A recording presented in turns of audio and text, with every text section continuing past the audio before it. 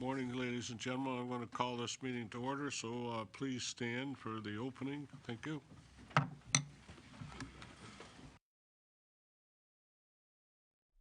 We begin this meeting by acknowledging that Quinte West is on Indigenous land that has been inhabited by Indigenous peoples from the beginning.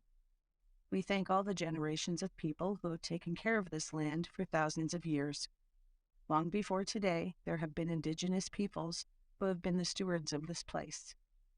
In particular, we acknowledge the traditional territories of the Anishinaabe, Huron-Wendat, Haudenosaunee, and the Mohawks of the Bay of Quinte First Nation.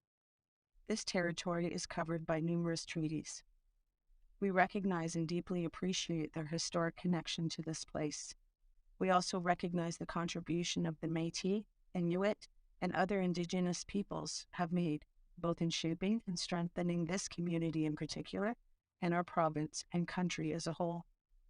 This acknowledgement serves as recognition of the contributions and historical significance of Indigenous peoples across Turtle Island and demonstrates our collective commitment to meet the promises and address the challenges of the Truth and Reconciliation Commission within our community.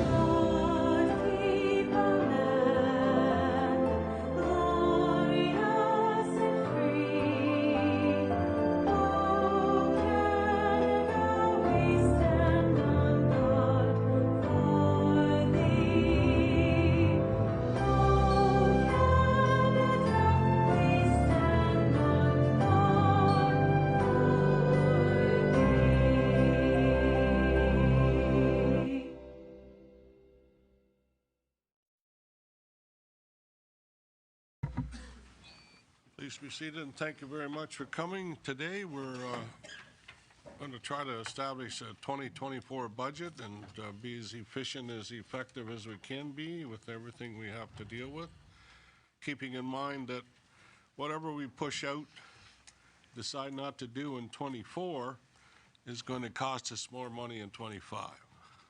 That's the way it is. Unfortunately, it seems that everything we do and everything we touch seems to want to go up in price. But we'll do our best, and thank you very much. Declare any, disclosure of pecuniary interest? Anyone? Declare that closed. Okay.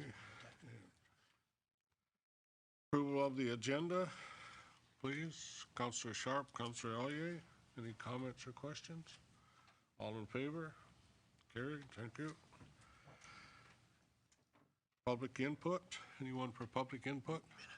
Minutes. Please. I'm sorry, what did I miss? Minutes. Agenda, okay, minutes, yes. Meeting of the, okay. Approval of,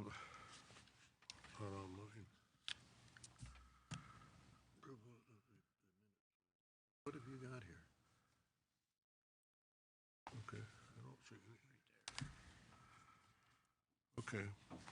Resolution that the minutes of the special council budget meeting held on December 6th, 7th, and 11th, 2023 be approved. Moved by, I need a mover and a seconder. Councillor Card, Councillor Boyce. Comments or questions on those meetings, or those minutes?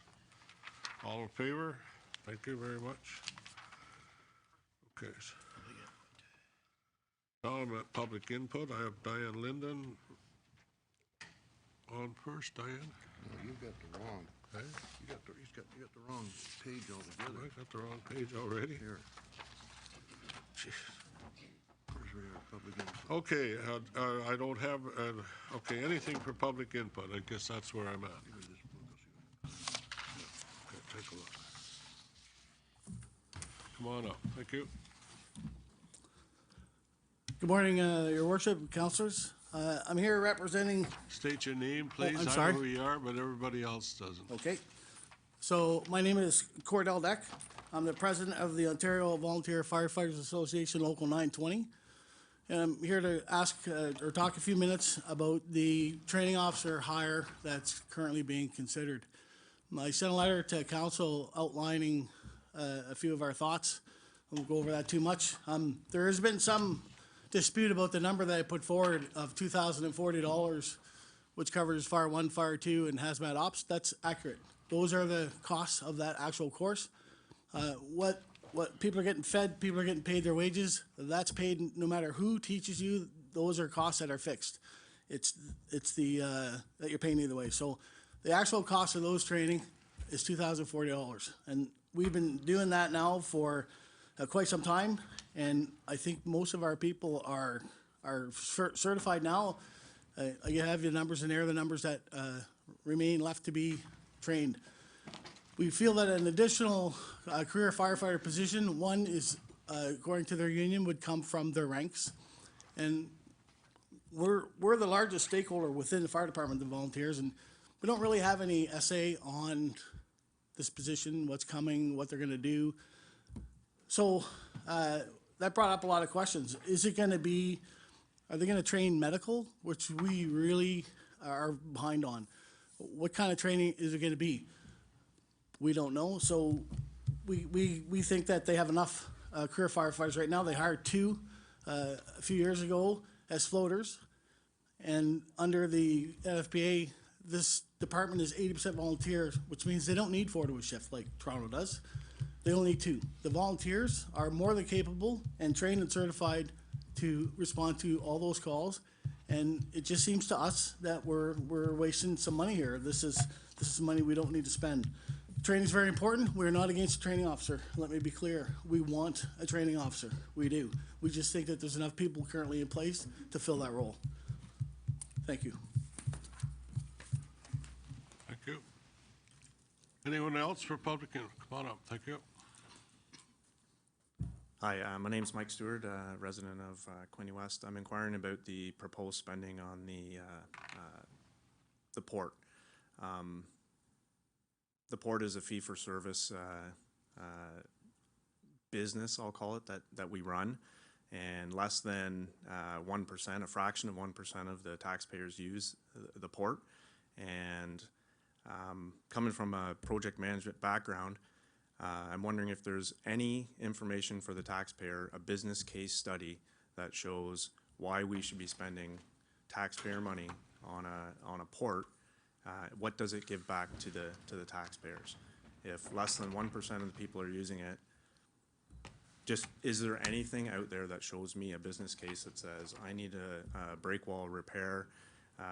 Here's the operating and maintenance costs of the marina. Here's the fees we pay to lease the land, and in return, here's what the city gets back from revenues. And the business case to go ahead with any expenditure should be based on that. Thanks for your time, and if somebody could point the taxpayer towards any documents that we could reference, that would be awesome. Thanks. Thank you. Anyone else? Come on up. Thank you. Good morning.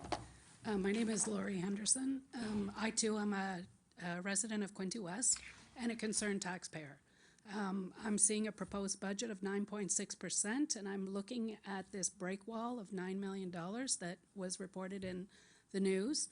And I don't understand why, as a taxpayer, we would be concerned with actually paying this, considering I understand that we don't even own the land. Is that correct? Is that a fact? Yes, it's a fact. Okay, so again, there's nothing that the taxpayer can look into in terms of revenue and expenses and what value added it is to the taxpayers. So is Quinte West, should they be in the business of running this marina, or should it be privately owned at this point? Because I don't see, or I would not want my taxpayer dollars going to support something like this. Thank you. we have any, I don't know whether it's Director Jardine or Director Grimman want to respond to anything here at this point, or?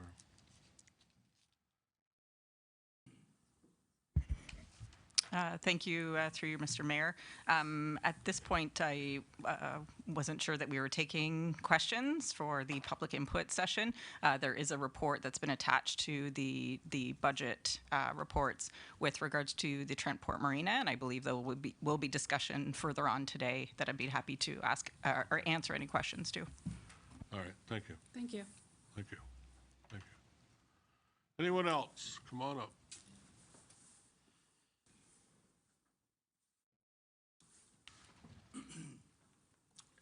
Good morning.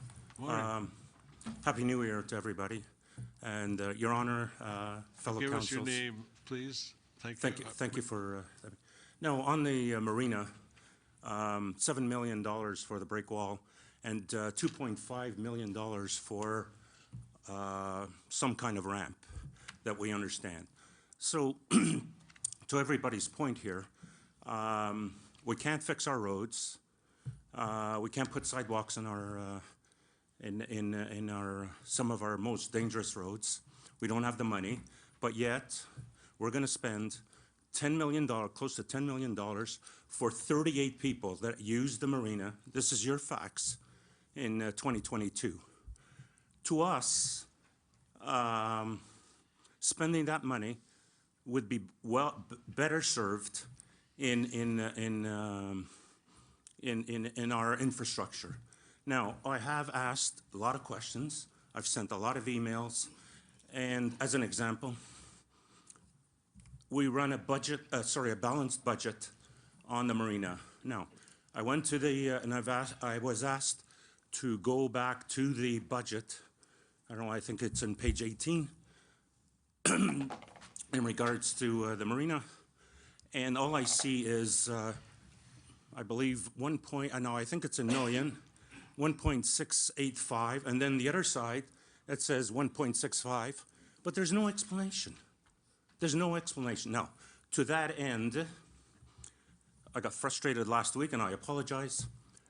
I have submitted a Freedom of Information under the Freedom of Information Act in regards to who owns it. Now, you've confirmed that we don't own it. Why would we invest $10 million on land that we don't own? Only 38 residents use the marina. That's 0.0008% of our population. Now, I've read the municipality Ontario bylaws, and basically they say that council is there to implement policies for the better of the community, not for the less of the community. So we ask you to reconsider that $10 million that we're going to spend and spend it on infrastructure. Sell it back to the private industry. Give it back to the federal government. We don't care. We don't think that we should be in the business, especially when only 38 people use the marina. Residents, I thank you for your time and have a, and I know this is tough for you guys. I know this is tough, but why would we spend $10 million on something that only 38 people use the marina? Thank you for your time. Thank you. Anyone else? Anyone else? Okay, thank you very much. We'll start on then with staff report. David Clazy, please, CAO. Sure. Thank you, Mr. Mayor. And I guess just before we get into the report, I guess just thinking about today and moving forward, I think when we finished up our budget meeting or our last meeting, there was kind of about three things that were kind of left outstanding or kind of major things. One being the discussion around the 4 staff positions, which this report speaks to. And then I think there's still some outstanding discussion on how much we wanted to put as our capital levy for 2024. Right now it's at 2%, but we really haven't had a full discussion on that. And then I believe the other kind of piece was basically going through the 24 capital list and just having discussion on those projects. So I guess that was kind of how I kind of felt we would move through today, if that seems to make sense for council. And so to that point, the report that I'd put forward was really, there was some discussion around how we got here and where we are kind of with staffing levels. And the point of the report was really to just bring some of that information forward. The organizational review and the consultant's report was done with the previous council, so just to bring some information forward so everybody's kind of on the same page moving forward. And again, really, the report highlighted that we are understaffed when it comes to looking at other municipalities of similar size. And so to that point, we've been trying to add some staff over the last few years, and council's certainly approved a number of new staff positions, and we've put four additional positions forward this year. And really, in looking at that and looking at where we are from a service level point of view and staffing and our growth, we certainly feel, and I certainly feel, that if we're not adding at least 4 new positions every year, we are going to really struggle to even maintain the level of service that we're providing right now. So to that's kind of my just overview, and then I'll turn it over if there's any specific questions. Councillor Quinte and then Councillor O'Neill. Thanks, Mr. Mayor. And just to add to that, not only performing the level of service, but actually getting the work done. There's been lots of demands placed on the city in the past number of years, and I doubt very much we would have got much of anything completed to this point in time if we hadn't added the staff that we did add, and feel strongly that we should continue on that path. Thanks. Councillor O'Neill. Thank you, Mr. Mayor. Through you to Director Clazy, a couple questions. For the staffing for new assessment, are you saying you want it at 38% of the new assessments, or you want 100% of the new assessments? And the other question is, what were the new assessments in 2022? Was it around $1 million a new assessment? Thank you, Mr. Mayor. Through you to Councillor O'Neill. So, yeah, the first question, basically the percentage.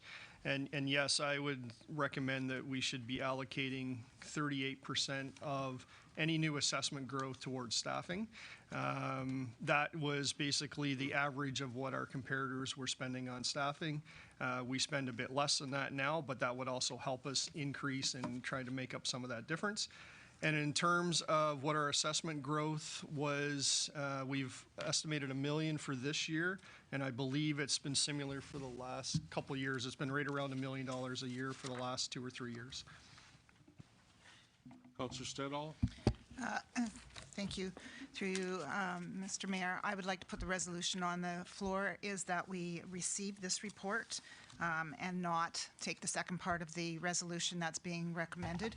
So I will put on that we just receive the report and not implement the increase. I'll second that, Your Worship. Okay, thank you.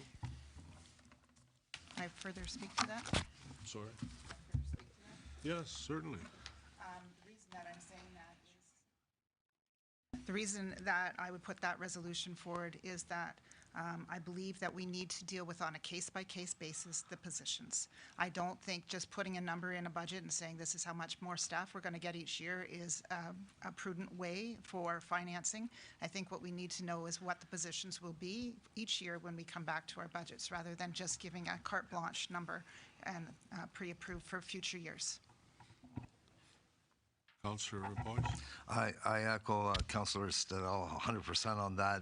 I don't believe that we need a policy in place. I think it needs to come to council each and every year without a blanket number, as I don't think that's the prudent way to do things. Thank you. Councillor Quinte. Thanks, Mr. Mayor. So we as a council select the CAO, and the CAO has his directors, and they spend their whole day, every day, all week, all year long, providing advice to us. And I've been on council for the last 15 years,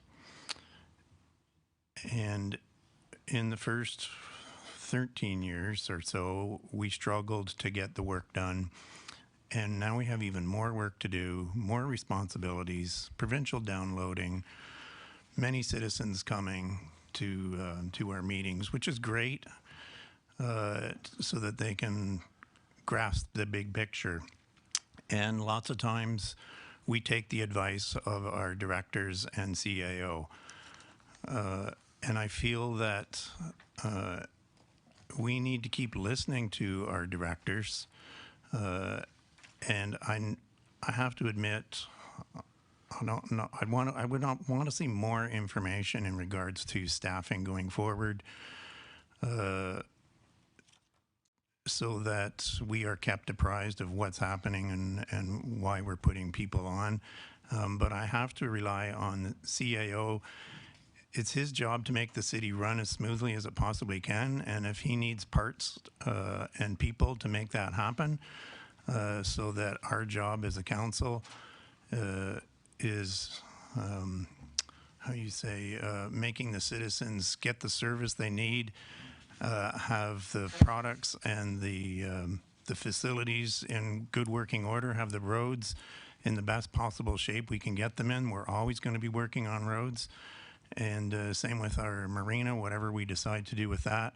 We need to have guidance from our staff. So I'm not going to support this motion as it's printed. I do want to see more information, but I'm not supporting the motion put forward. Thanks. Director, I'll see Clazy first, and then I'll come back to Councillor Sharp. Okay. Thank you, Mr. Mayor, and I just wanted to speak a little bit more to the intent of what this motion was. And I guess when putting the report together, I kind of looked at it similar to, I'm going to say, the policy or the direction that we have from council right now in regards to capital. So right now, we have direction from capital that we're adding, or direction from council that we're adding new money to capital every year, and then staff take that away and we build a plan, a capital plan moving forward. But what we don't have right now is the corresponding money and to go towards the staffing aspect to support that and everything else that we do. So the intent of this recommendation was to get some direction from council to basically, knowing that we have an allocation every year moving forward of some additional funds to put towards staffing. We can still, I'm willing to bring a list back to council every year, similar to what we do with capital, on the positions that we are recommending that we do that year. And if there needs to be a debate on that, that can happen. But it helps us from a planning perspective moving forward, knowing that there's a commitment from council that we need to add some new staff every year. And all the intent of this was to just give us a dollar amount that we can at least work with at a minimum to move forward. Okay. Anyone else? Any other? Councillor Sharp. Okay. Go ahead. Sorry. Thank you, Mr. Mayor. I'm not going to support I'm going to support the recommendation not to proceed.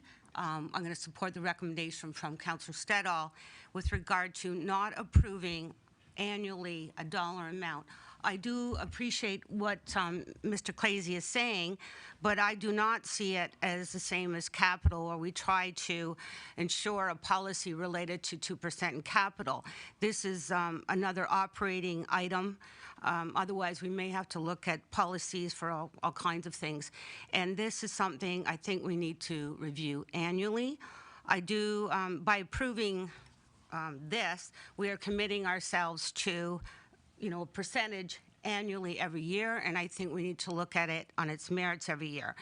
However, I also want to speak to the fact that we do need staff, and I do like to see the detail. I appreciate this report because we did ask for a report, but doesn't really detail the specific, what wouldn't happen on a service level, what increased the service level. It just speaks to the data primarily coming out of the consultant's report. So I would want more information on the 4 jobs. But again, if we don't approve this, we still haven't dealt with the operating nature of the jobs within the budget. So if we receive it, I'll receive it. I will not support putting the future year's budget of the funds in there. I would like to see more detail on the 4 jobs and go from there, but I will not be supporting this particular recommendation. I'll support what Councillor Stedall has recommended. But again, with the 4 jobs, like to see more detail going forward. And on those particular impacts to service level, do understand we need more staff, but I may not, in my view, need to be 4 this year. Thank you. Thank you. Anyone else? Any other comments? Councillor Card?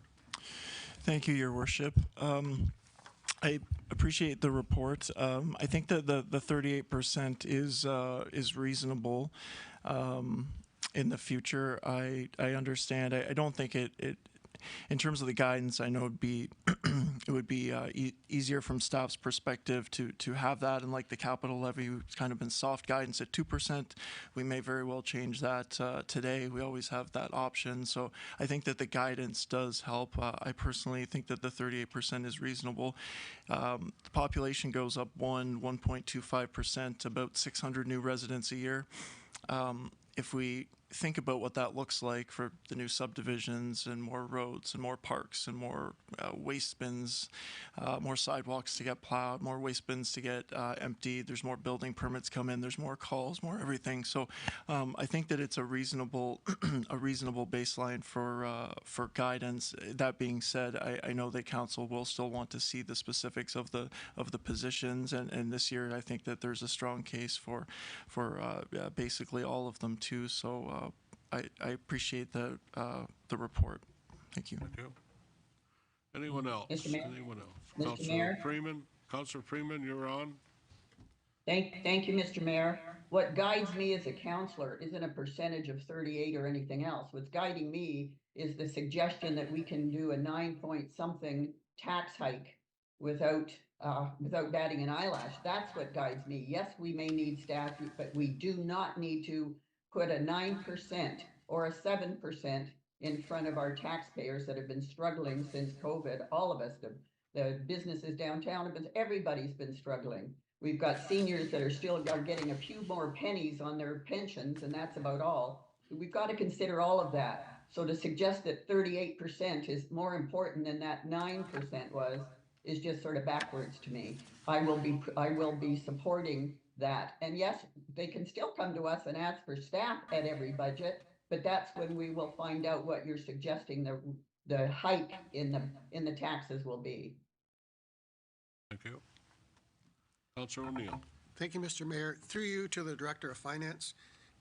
Is point of clarification, is the revised tax increase right now is 7%, right? 7.1%, not 9%? That is correct, 7.16%. Thanks. So we're going the right way in terms of Councillor Elliott. Yes, thank you, Your Worship, and I appreciate the comments, and I appreciate the report, and I know we were part of the organizational review and everything. There's recommendations, and most of them are recommendations.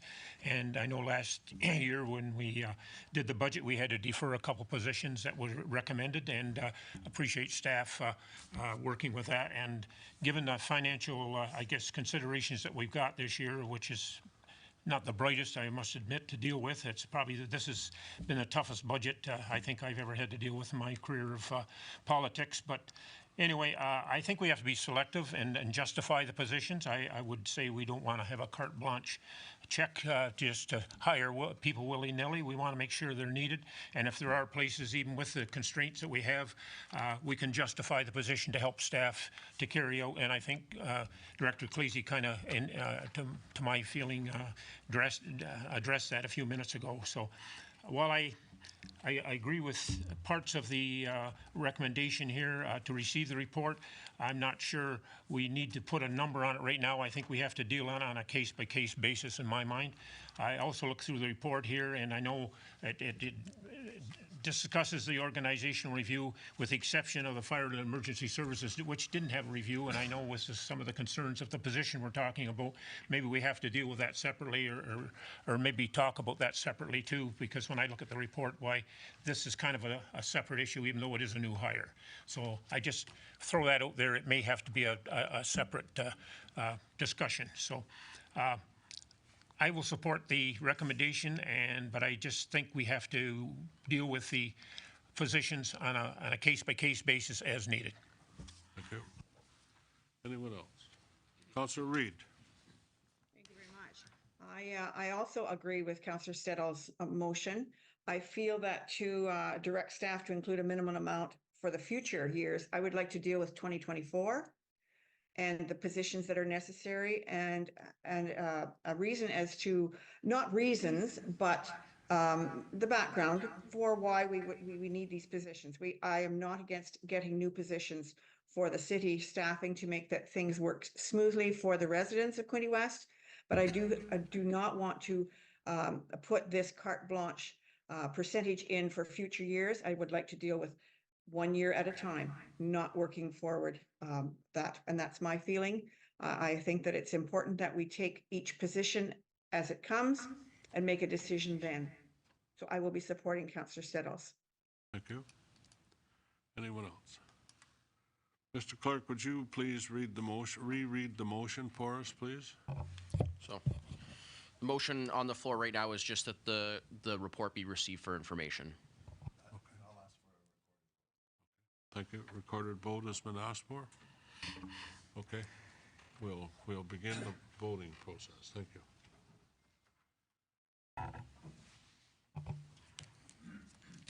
Councillor Ellier. Yes. Councillor Armstrong. Yes. Councillor Boyce. Yes. Councillor Card. Yes. Councillor Freeman. Yes. Councillor Kotsavos. Yes. Councillor No. Councillor McHugh. Yes. Councillor O'Neill. Yes. Councillor Reid. Yes. Councillor Sharp. Yes. Councillor Stettall. Yes. Mayor Harrison. No. So 11 yeas, 2 noes. Thank you. Motion is defeated. Thank you. Okay. Motion's carried, sorry, Mr. Mayor. I'm sorry. Motion is carried. Yeah, right. My mathematics isn't good today, is it? I guess I better start making snowballs and so.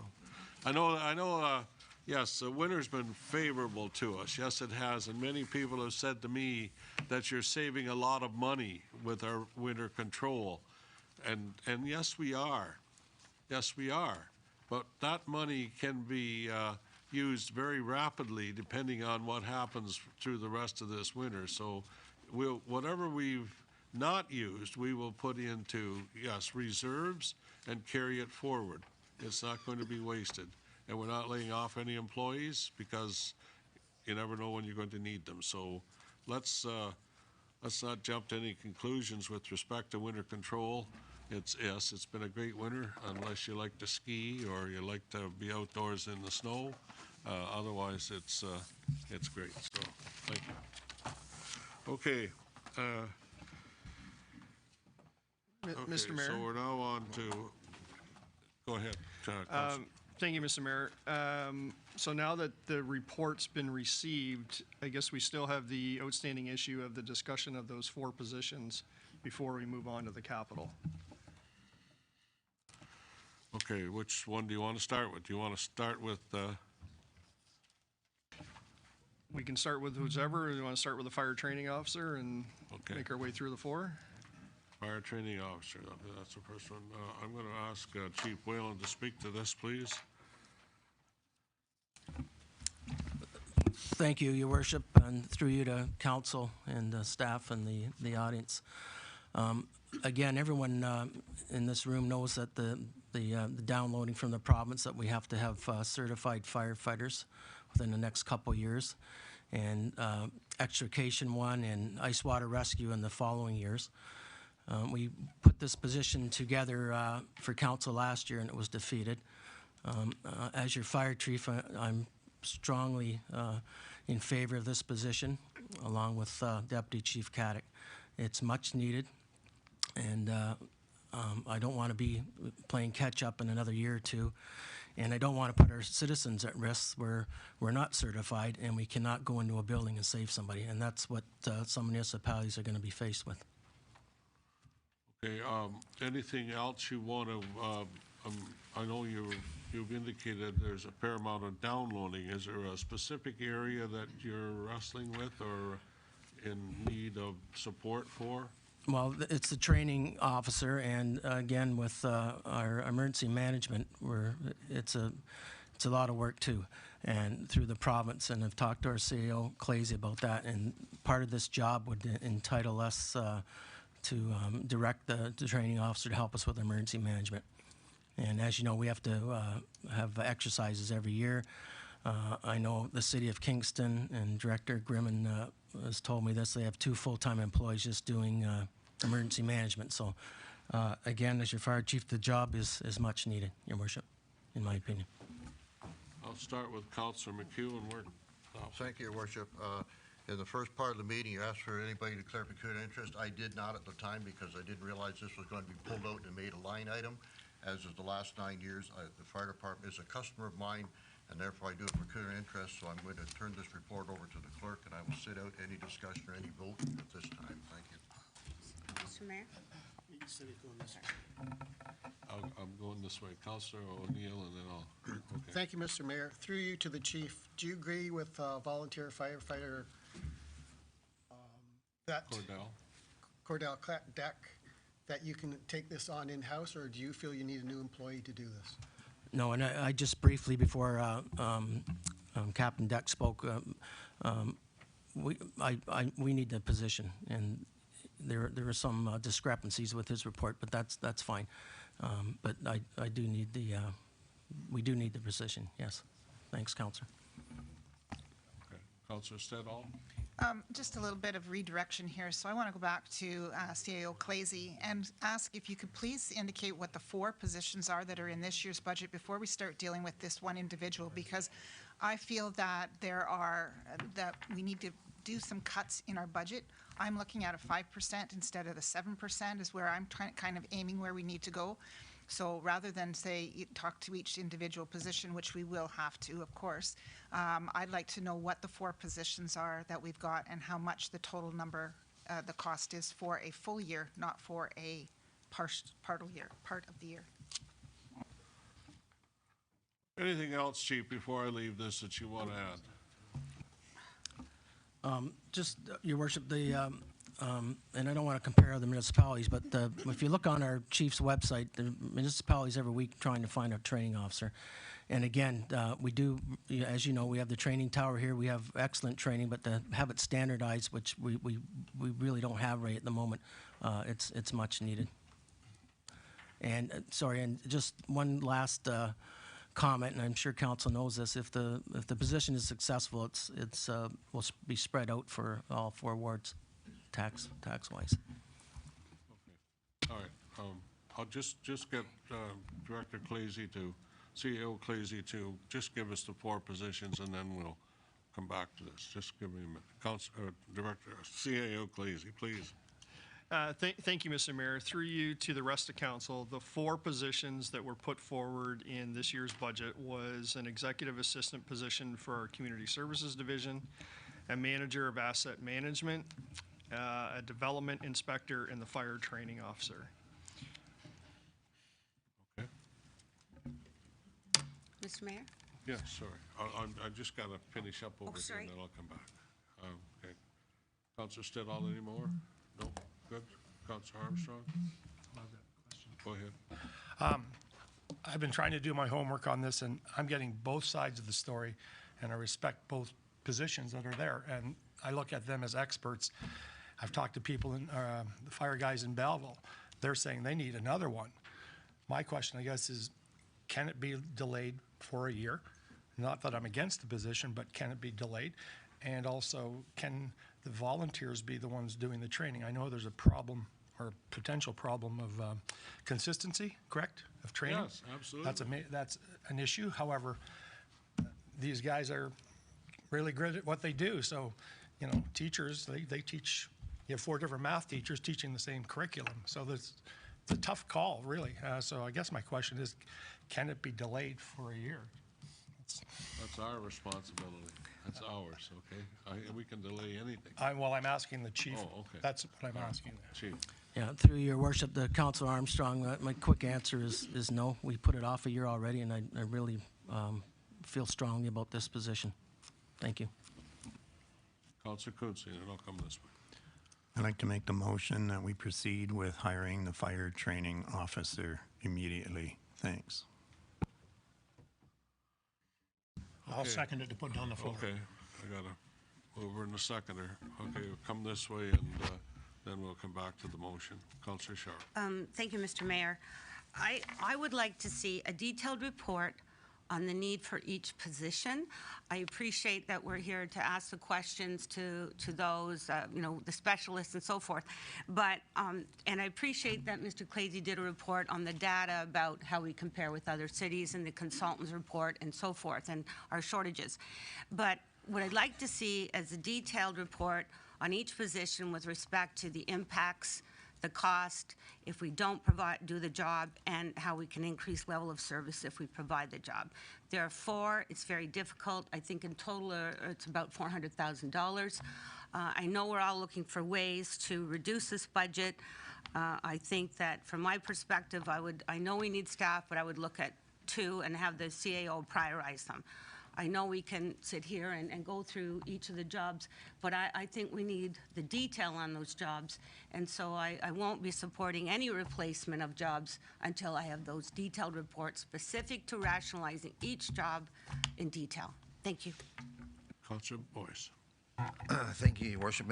And we can't compare Belleville and Quinte West Fire Departments. They're 2 completely different. So whereas Belleville may need an individual for the training, we're blessed here having such a good composite department. Like coming from a budget years ago on Belleville Council where the cost of the budget was so high. Like I came to Quinte West and saw the competency of both the volunteers and the full-times working together. So I need some information, perhaps from you, Chief, to tell me why the status quo right now of the volunteers doing the training might not work, and we need that full-time position. Through you, Your Worship, to Councillor Boyce, the training officer is very detailed. I mean, there's so much paperwork that has to go into the province, scheduling. It just goes on, and I know, and it's not fair to compare ourselves to Belleville, but I can certainly compare ourselves to Prince Edward County. And Chief Brown, they hired a training officer last week, as a matter of fact. But the workload is immense, and again, we'll redirect that position to help us with emergency management. And secondary, so how have we been doing it up until now? Well, through you again, Your Worship, to Councillor Boyce, we've been barely getting by. Our captains and our commanders they're volunteers in the volunteer stations, and you have to appreciate they all have jobs and families. So trying to coordinate that training on Wednesday nights with the downloading from the province with the certification, and Deputy Caddick's been doing a heck of a job trying to keep up, as well as our executive assistant, Lady Marshall. But we're having trouble keeping up, quite frankly. And then we have our emergency responses on top of that.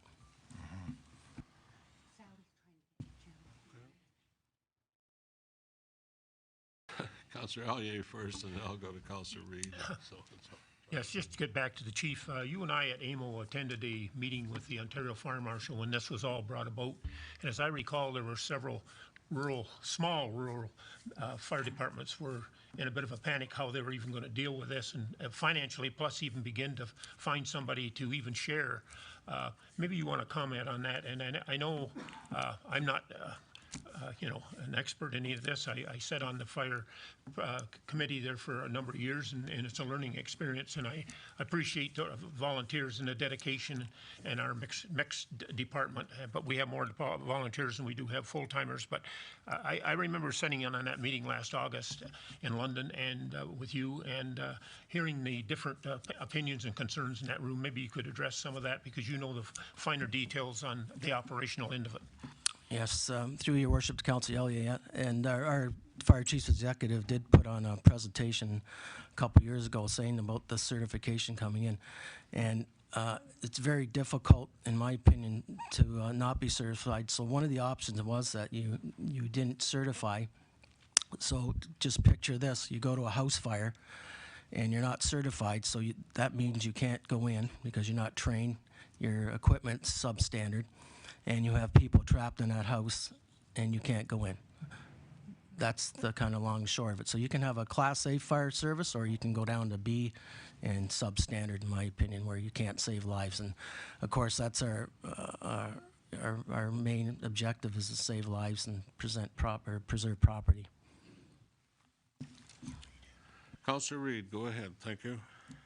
Thank you. Just a quick question. Will this training only be happening on Wednesday evenings then? And what will the fire training officer be doing the rest of the time? If he's only doing the training, the officer is only doing training on Wednesday evenings, what's happening the rest of the time with this officer?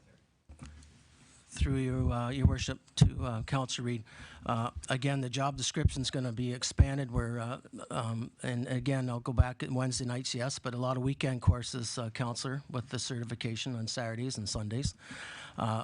A lot of paperwork to the job. Emergency management will be part of it. And I know that we can fill the position. We can branch it off to where the job will be fulfilled. Lots of avenues that we can help out. Okay, Thank you for explaining that, but thank you for explaining that, but that's what we kind of need to know.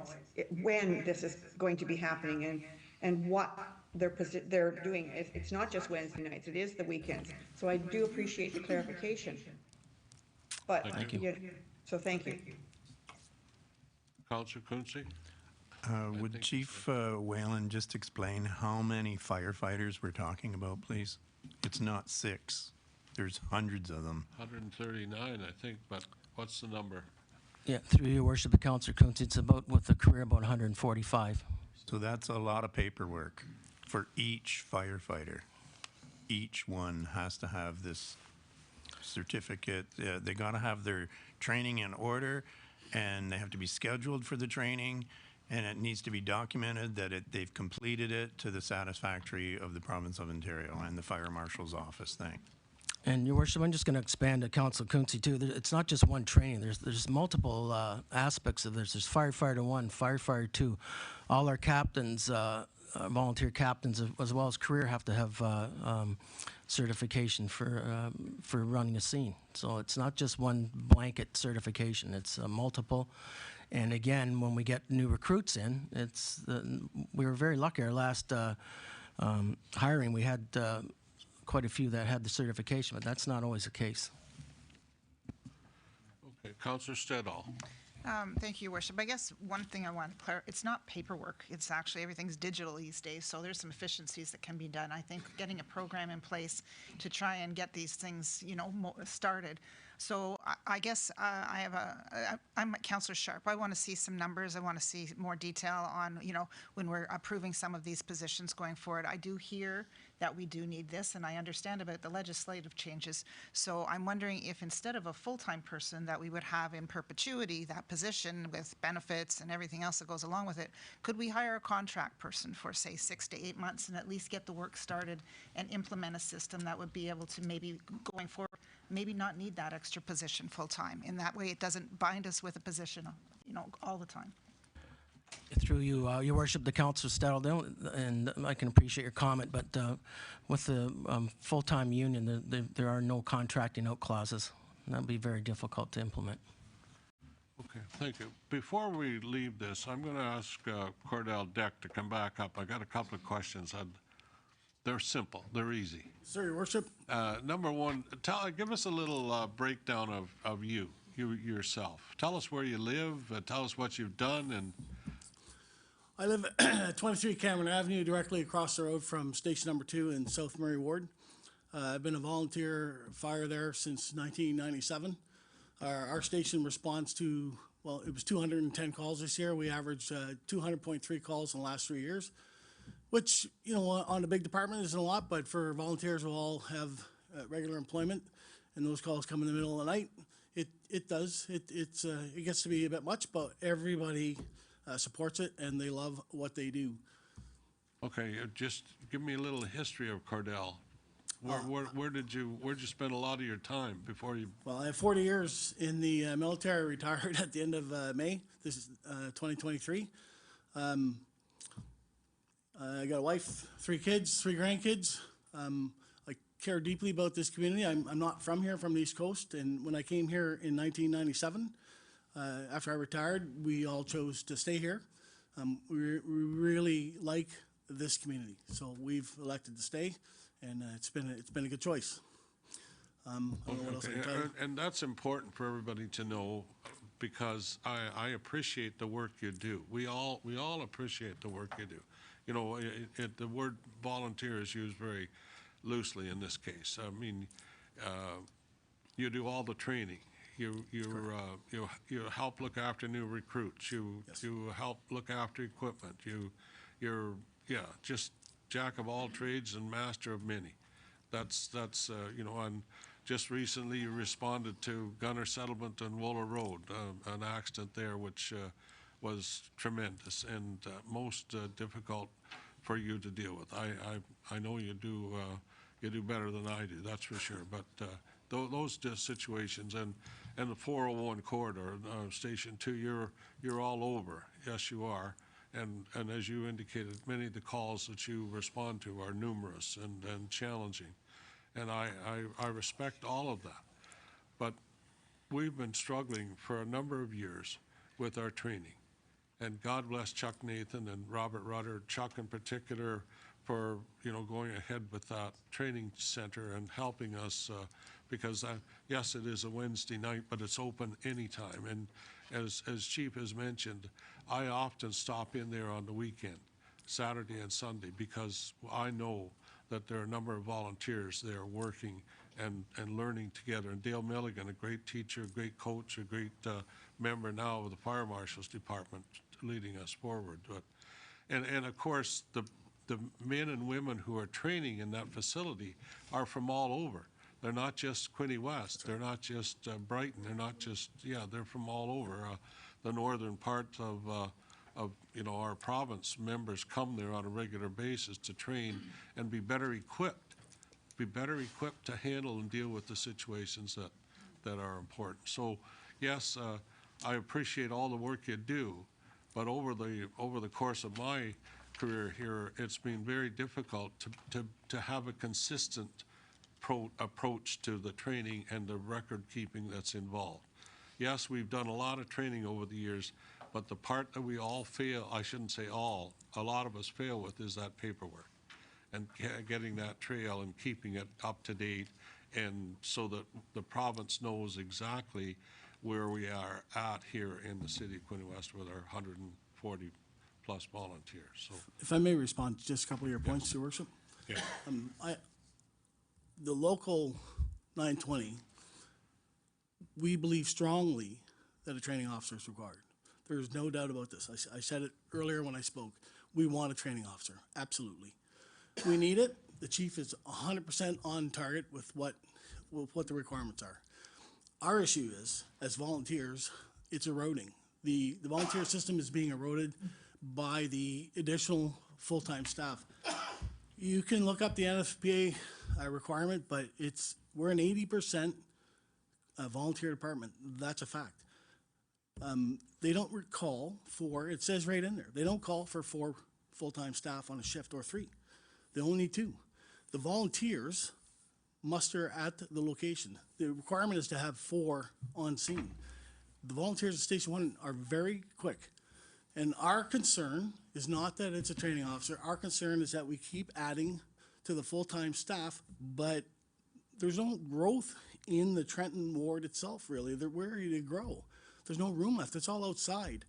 There's been several occasions where there's been attempts for the full-time to move outside their boundaries, to try and expand their reach. We won't get into that, but I would just say to you, we 100% support the training officer's position.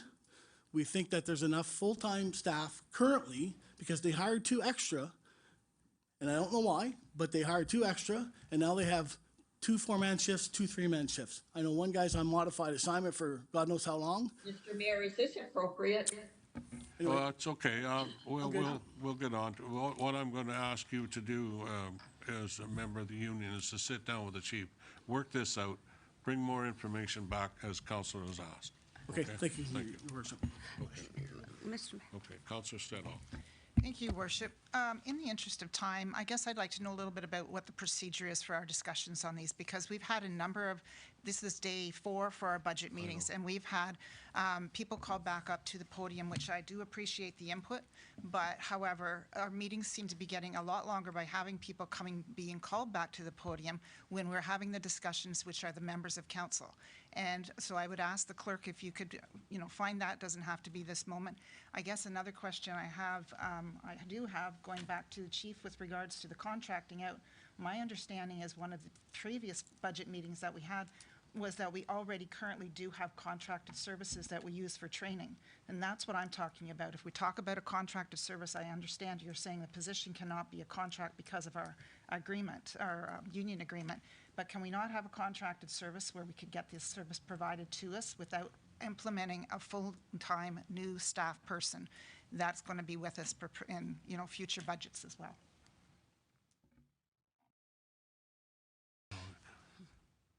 I'm not sure of the contract. I don't know. I can't answer details on that. I am only assuming that what the Mr. Mayor, through you to Councillor Stedall, I guess just to, comment or answer your question. Yes, and it was my understanding, and the chief can correct me if I'm wrong, but it's my understanding that yes, we do currently have a provider that does provide some of this training outside of the municipality, and that is an option that we can continue to use moving forward. However, in discussions with the chief, we do feel that we are at a point and a size where it makes sense to start bringing some of that in-house. And that's part of the reason this position is put forward, and part of, and what we've done in the budget to offset part of the cost of this new position. There's actually going to be savings, and I think we've got about 25 or 30,000 that we've actually reduced out of, I'm going to say, our training budgets across our fire service, for those costs that we used to contract out, that we can now provide that service in-house if this position was approved. So again, yes, some of that can be done, but having that in-house, I feel, gives us more control over that. And as the chief mentioned, part of our emergency management plan, we know we could use some additional help there. So this position would provide more than just training. Councillor Clark.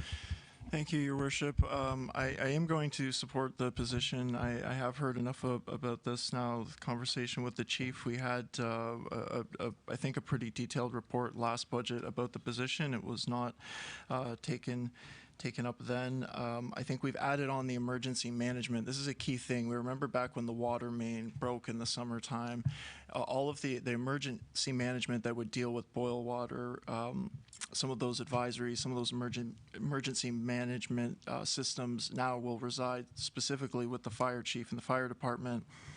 If it was just the training, and as the CAO just said, we're getting to the size where we can legitimate those cost savings, moving it in-house. Then we added on the emergency management responsibilities. That's even more stuff, more work to be done. Maybe that would have needed a coordinator on its own. But also, just correct me if I'm wrong, Chief, this officer will be able to jump in on calls, and like some of the stories that I hear about, driving ambulances and situations. This officer will be available to actually fight fires and do the day-to-day tasks as well if that need arises. Through Your Worship, the council card, that's correct. Again, just like our fire prevention officers, if the position is successful, it's a firefighter assigned to the training division. So yes, when they're on call, or working, I should say, then yes, they'll respond appropriately. Councillor Stedall, do you have another comment? Yes, Your Worship. Just to follow up with the clarification of the numbers. So if we're saving 30%, then that means we're going to be spending an additional 70% of this particular, and then it's going to be, like I said, it's going to be a position that we have full-time. So we can still contract this position out. That is what I'm hearing. Maybe not this particular position, but we can contract out these services. And if there's a discussion that's required, we need more firefighters, then I think that's a separate discussion. That's not included with this fire prevention or fire training officer. I don't disagree, but he was just elaborating on the role. Thank you. Thank you, Mr. Mayor. Once again, with these jobs, I really want to see, and these are obviously all good questions we have, and thank you, Chief, and also to yourself for the information, and some is recently coming to us. So I really feel we need a detailed report on the job description, what additional jobs would be done, if we could contract or not contract. Could existing firefighters take on this role or not? What the impact is on the safety. We don't want to mess with safety. I certainly understand that, but we have been able to function to date. Who is not trained? What training must be done? And so, for me, these are very important items that I'd like to have answered before I can say yes, we fill this particular job, we contract this job, or we defer this job. Which I really would like to have all of that in a written report and time for a cost benefit. I'm hearing that there could be savings, and then we would have there'd be savings in the operating budget, potentially in other areas. So these are the things that I would like to have. Thank you. Thank you. Anything else? Councillor Can I Quinte. request a recorded vote on the motion that's on the floor, please? Yes. Councillor Mr. Quinte. Mayor? Yes. Yes, thank you. What I would like to suggest is that the positions go to the end of the budget. Because if we come up with a dollar that's, I don't know, $500,000 by the time we're done here, or $250,000, what are we going to lose at the other end of the budget? The roads and the streets and the this and the that and all the other also important things. Why we're dealing with 4 staff positions first, I do not understand. We apparently need a lot more information for all 4, not just the one. We'll be here till 2 o'clock just discussing these 4 positions, and we still won't get anything done with the overall budget. Thank you. So we got a recorded, we're asked for a recorded vote, and we got a motion on the floor. City Clerk, do you want to read that one again? Yep. So the motion on the floor, as I understand it, is that council approve the position of fire training officer to be hired in 2024 and the salary to be included in the 2024 operating budget. Is that Okay, so that's duly moved and seconded. Recorded vote, then, please. Councillor Ellier? Yes. Councillor Armstrong? Yes. Councillor Boyce? No. Councillor Card? Yes. Councillor Freeman? No. Councillor Kotsavos? Yes. Councillor Quinte? Yes. Councillor O'Neill? Yes. Councillor Reed? No. Councillor Sharp? No. Councillor Stedall? No. Yes.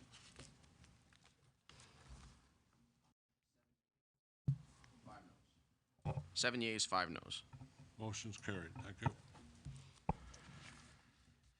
Okay, now, so that is removed from the list, and that means there are three positions that you're going to bring more detailed information on. Is that correct? That's what's been asked for? So we have a motion to direct staff then. Councillor Sharp, is that a motion? No. Or Councillor Sure, Stedall? that's fine. What was the motion, sorry?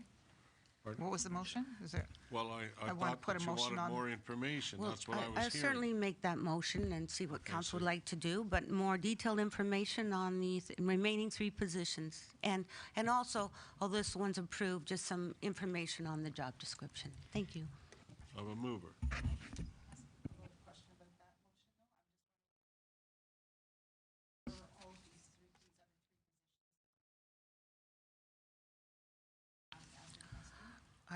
I wouldn't say defer all of them, no. I would, I just want to have more information. So my motion is not to defer all. Mr. Mayor. So you want more information before you determine? So that's what you're asking, That's correct? what I'm asking. That's the motion. I need a seconder for the motion, is what I need. Seconder by Councillor Stedall. Okay. Mr. Mayor, before we put that motion and vote on it, what about tabling any further discussion on the staff to the end of today? We can go through the rest of it. To Councillor Freeman's point, Yeah, if we okay. have some other conversation on some of these other items, then there might be room to have that discussion at the end of the day or after we've discussed some of the capital stuff. And then if we're in the same position, then that recommendation can be made and we can bring back more information. Councillor Boyce. And your worship, being that it's budget, can we then also reconsider the last position too and put all four positions to the very end? We've already passed the one. But as a reconsideration during a budget time? That's already Well, done. unless I have 2/3. Mr. Mayor, Yes. just a comment on these positions. CAO Clazy and Lori Coxwell-Duncan, Director of Human Resources, did provide us with detailed information on these positions earlier this year. So we already have been informed by Mr. Clazy about these positions. So asking for like a job description, it sounds like micromanaging to me. And I absolutely am not going to support anything where we're going to be micromanaging Mr. Clazy and Ms. Coxwell-Duncan on how to do their jobs. These positions have been requested. They all are very important in order for the city to function and go forward. And we do not need to see job descriptions. I'd like to ask, what other job description on any staff that's been hired in the last decade that we as a member of council have actually seen somebody's job description? Perhaps maybe CAO Clazy's job description we were made aware of, but in any other position, I don't recall ever seeing a job description for an actual employee. So I feel that micromanaging is not our job. That is Mr. Clazy's job. We are asking him to help run our city. He's asked us for help to run the city, and we need to listen to what his comments are. He has given reports. We already have information on these positions. Thanks. Councillor Stedall. Just to clarify, I think what the other information I'd like to see, and I believe Councillor Sharp is talking to you as well, is not just the job descriptions, but it's the business case for the positions. It's why, it's not just what they're doing, but it's why they're going to be doing it, what the efficiencies are going to be coming out of hiring the new position. Is it going to save us in staff overtime? Is it going to save us, like the chief just mentioned, going to save us in a contract? Is there going to be some new revenue that's going to be facilitated by getting this new position? There's a number of different things. It's a business case is what we're looking for, not just a job description. Because if we as councillors, I think, are entrusted with the responsibility to make sure that we are spending the city taxpayers' money wisely. And so we want to know what the money is being, if it's a new position, maybe there should be a new position. Maybe it's going to save us a lot of money and a lot of time. It's going to make things more efficient. Maybe it's going to result in better customer service. So I think we are entrusted to ask these questions and request more information on the positions. Okay. Mr. Clerk? So, Mr. Mayor, we do have Councillor Sharp's motion on the floor. I'm not sure if your intention, in light of CAO Clazy's suggestion, is to remove your motion, or if you want to keep it. We do have a seconder, so we can vote on it if... A seconder for Councillor Sharp's motion? Councillor Stedall already seconded it. Okay, So it is on the floor, but I don't know if... all right, so are you asking for a recorded vote for this one or no? No, Yes? But if I could, read the motion. Mr. Mayor, I'd be happy to withdraw and wait till the end of the meeting. Okay, If, all right, I'd be that's happy fine. to do that based upon. Withdraw it, and the seconder yeah. withdraw it till the wait till the Sure. end of the meeting? As long as we will get that information coming forward, yes. Okay, well, let's not forget it, then, okay. Director Denelden, I think you're on next. All right, Mayor. So looking at the next report, I believe that's the capital budget. And so we can put on the screen either a list of capital projects, or we can go project by project, as you can see on the screen, as you've seen in your budget book. And I'll let you kind of run this list in terms of what's getting approved or not approved in the capital budget, however council wants to deal with that. Direction, I'm asking for direction. How do you want to deal with it? Individual. Individual? Individual, okay, individual. All right. First one, I can't even read it. I hope somebody else can. Canopies.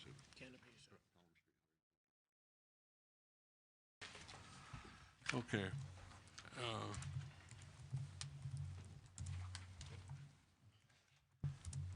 Director Cleasy, CEO Cleasy. Thank you, Mr. Mayor. I just wanted to make a brief comment just before we get in and start going through these capital projects, and it's more just a reminder for council and I guess as well for the public. So just a reminder that all of these projects are basically funded through our capital reserve or other reserves. So if we remove one of these projects that does not have a direct impact on the tax rate, the only way we will have a direct impact on the tax rate is if there's an adjustment made to the 2% capital levy that's currently proposed. So I just want to remind council that as we go through. So if you're taking out a project for $100,000, that doesn't mean the tax rate goes down correspondingly. It just means we'll take less money out of our reserve and we'll have more money in that reserve for other projects that are moving forward. So I just wanted to make that comment just before we start going through this list. All right. Okay, so the first one, I guess that's the first one. Any comments on the first one on the list? We got Yeah, this can wait. project category. Councilor Armstrong. To Director Angelo, is this who it should go towards, this project? Through your worship, I suggest to Director Grimmin. Grimmin? Okay. It's not just the doorways, correct? Is it going to be over the, like, I've heard damage to the gas and the air conditioning units too because of this. So is there any? You're talking to Director Grimman, but I can't hear you because you're forgetting about the mic, so. Anyway, please talk into the thank mics. you. So that's my question, is this money, is it going just to the canopies over the doorways? Or are you also including these other issues that are related to, which are safety issues? Or are you aware of those? Excuse me, through you, Mr. Mayor, to Councillor Armstrong. This would be for the entranceways off the back of the facility, which would include the storage bays as well. There's some door entrances, but then there's some larger storage bay type entrances. Right. That would encompass all of those. We did, and I think I spoke with a number of members of council, we did look at alternative options, like installing snow guards on the roof. That isn't possible with the roof structure that we have on that building. We do have a membrane roof on that facility, and when we did do the upgrades back in 2019, we did need to kind of add some 3/4 plywood as well as some rock solid insulation. That did add additional weight load to the roof, and so to manage snow, we have suggested these canopies, which really are the only option for us that would mirror again the front of the building and the treatment that was put on the entrances on the front. Okay. Well, anyone else? Okay, next one. We're gonna vote, well, okay. Okay. Need a motion, okay. The Councilor Stedall, or Councilor Armstrong, sorry. Wrong arm, wrong body, sorry. You're moving the motion? Yes. Seconded by, need a seconder. Councilor Card. Okay, Sorry, Mr. Mayor, is this to approve or remove? approve. Motion to approve. All in favor? Could I just, Your Worship, thank you. Briefly, again, to Director Grimman, this is basically like a significant a safety concern. I guess that's how this came to light through facilities management. Is that correct? Yes, that's correct, through Mr. Mayor to Councillor Card. There's a safety concern with the roof being able to kind of run off snow, and certainly with the ability for the existing roof to bear the additional weight of the snow loads, which is why we're suggesting the canopies for safety for any of the users of that facility entering and exiting the building. Thank you. Councillor O'Neill. My initial concern when I brought this up was a priority score of 10. I didn't think that was needed to be done if it was only a 10. But after talking to the manager of building facilities and stuff, it should be a higher score than priority of 10 from what I hear. And the install ice jams over the top, after talking to various staff, I see it's not possible, so I will be supporting this. Thank you. Thank you. Councillor Armstrong. I've talked to Craig Olivier about this too, and he's provided pictures of the snow loads that come off that roof. He said it's 3 and 4 inches of ice and piles that you'd see at the end of your driveway hitting down. And I don't think anybody would like to be underneath of that. So just that safety issue right away. If nothing else can be done, this is, a lawsuit waiting to be happen. Any other comments? Anyone else? All in favor, I guess that's what, okay, carried, thank you. Okay, next one.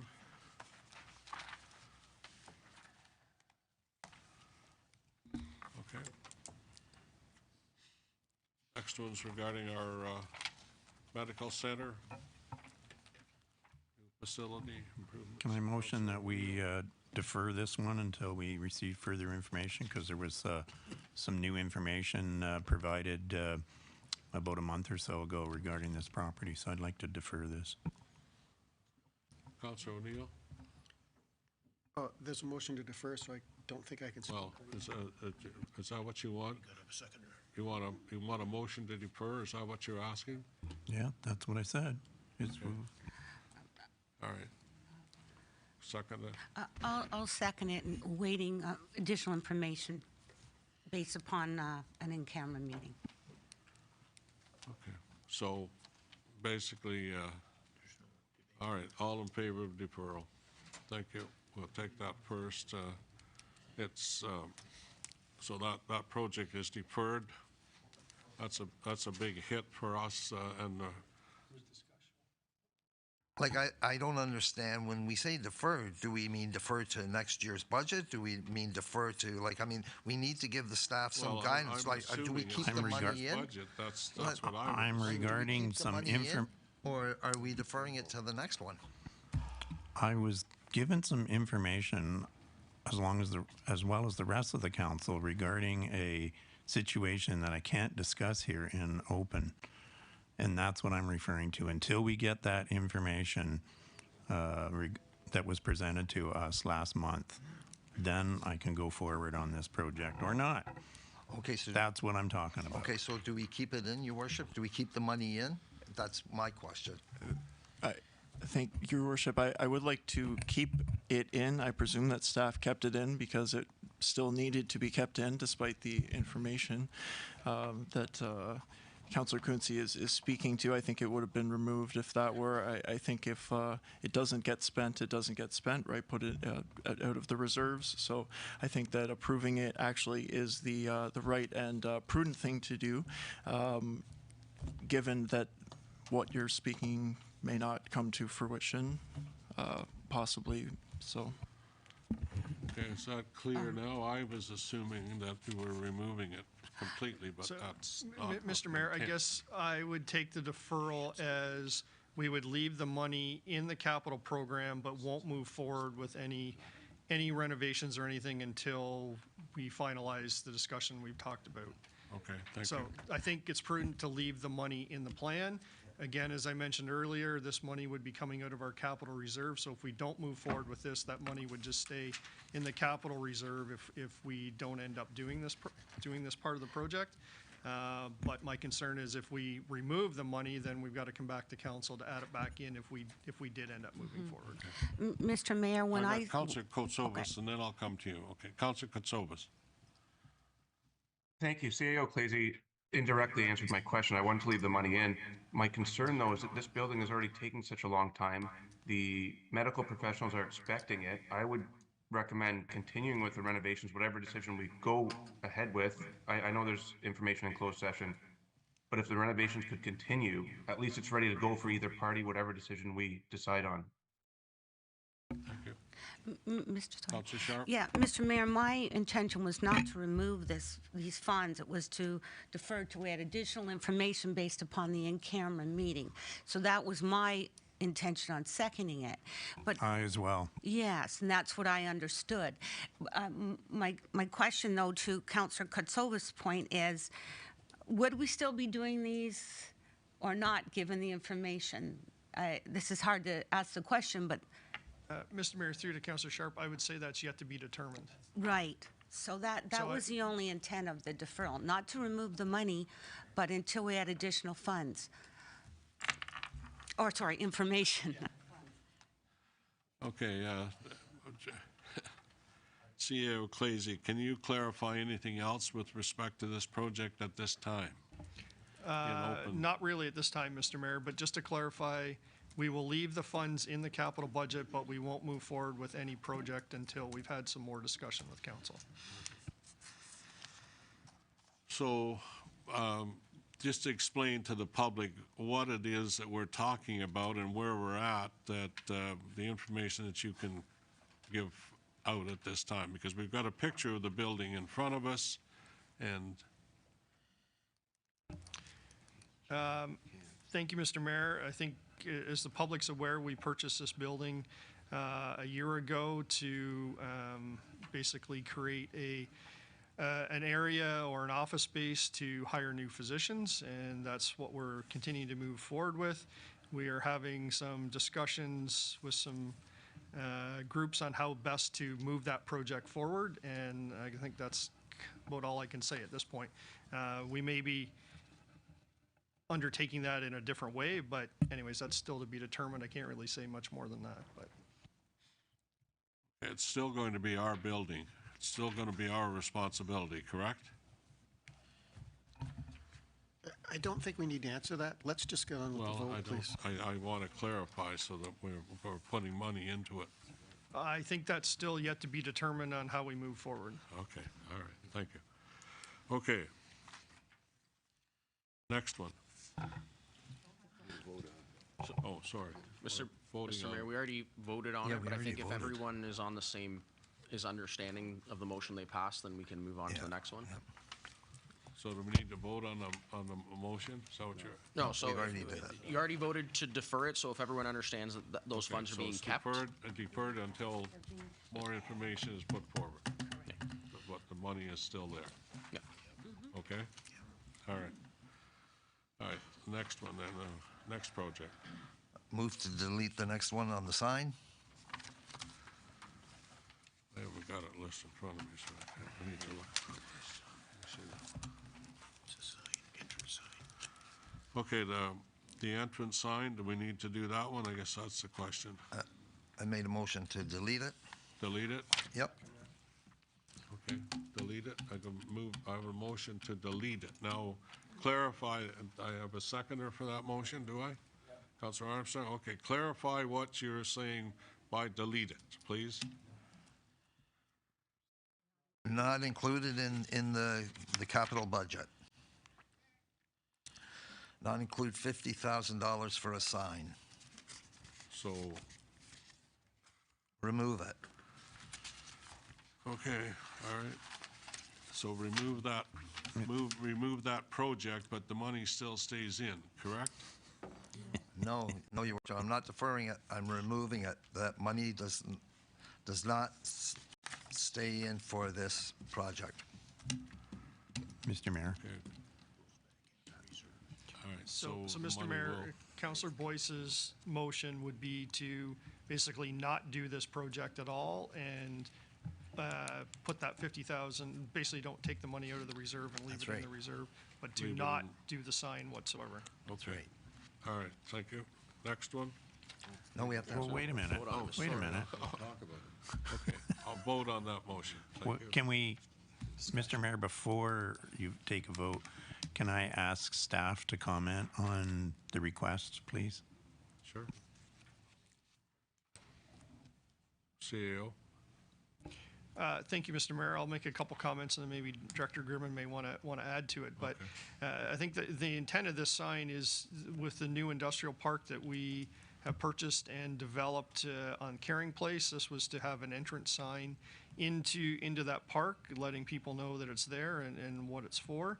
And I think this is consistent with all of our other industrial parks. We have entrance signs welcoming people and identifying the industrial area for our other industrial parks. So the intent was to do that with this one.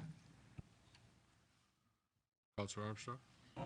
I'm not sure if I'm allowed to bring this up, but you discussed it previously about that land is designated as industrial, but maybe it shouldn't be designated as industrial, correct? It's already designated, but, so.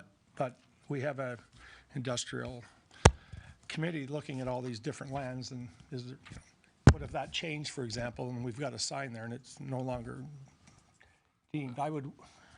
I'm not allowed to really talk about this, I guess, in a sense, but my view is why put a sign up if it changes?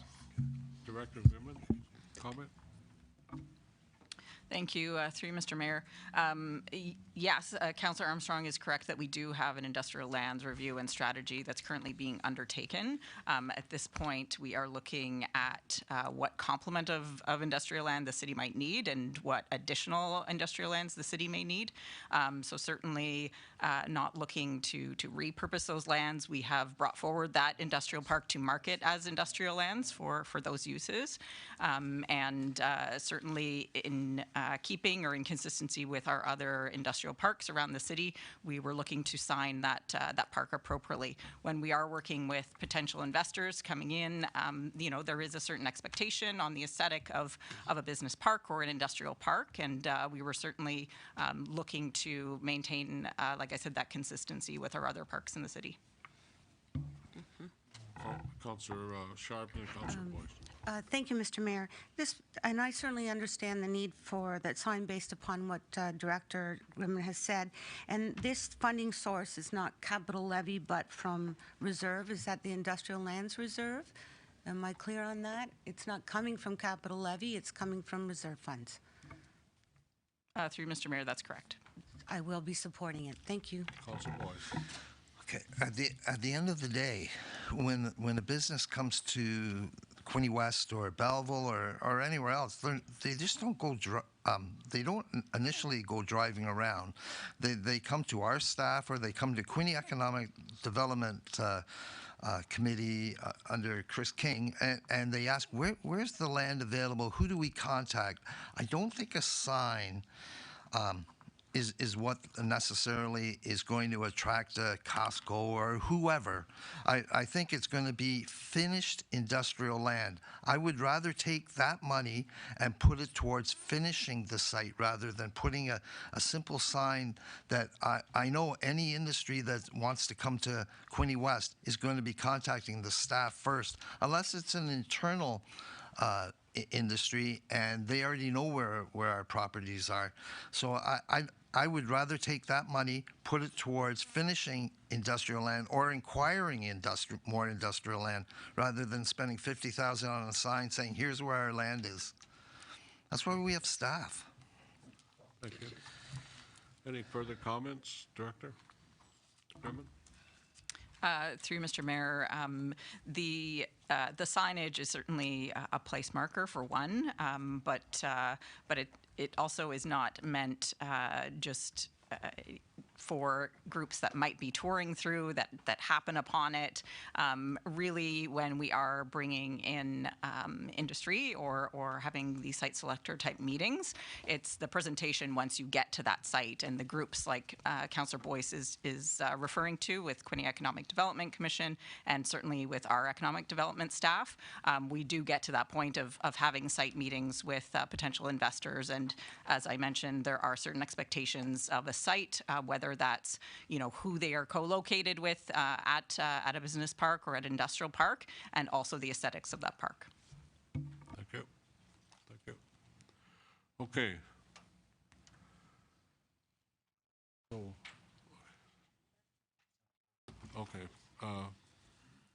So everybody's clear on what we're suggesting here?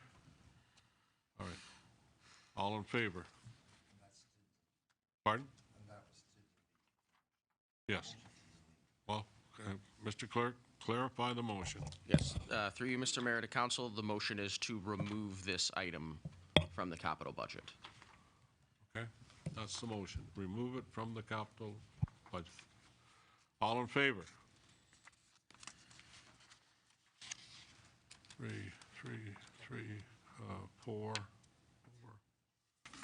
Four people, so what I see, is that correct?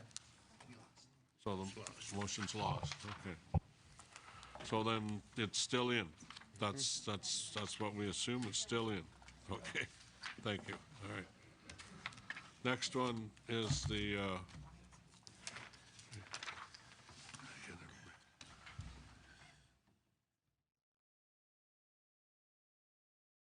okay, so this is, yes, improving the facade of exterior ductwork, okay. I'd like to make the motion to leave it in. Thank you. Motion. I'll second it. To leave it in, seconded by Councillor Quinte, leave it in. Any further discussion? All in favor? Carried, thank you. Next one is the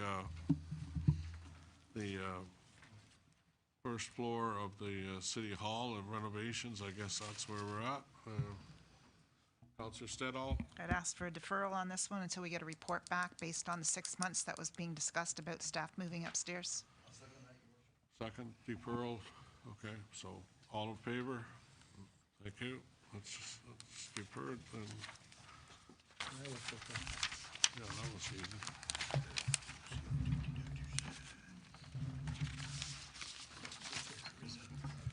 Okay, CO2 detection replacement in the arena.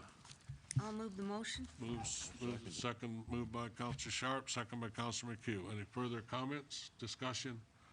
Anyone? All in favor?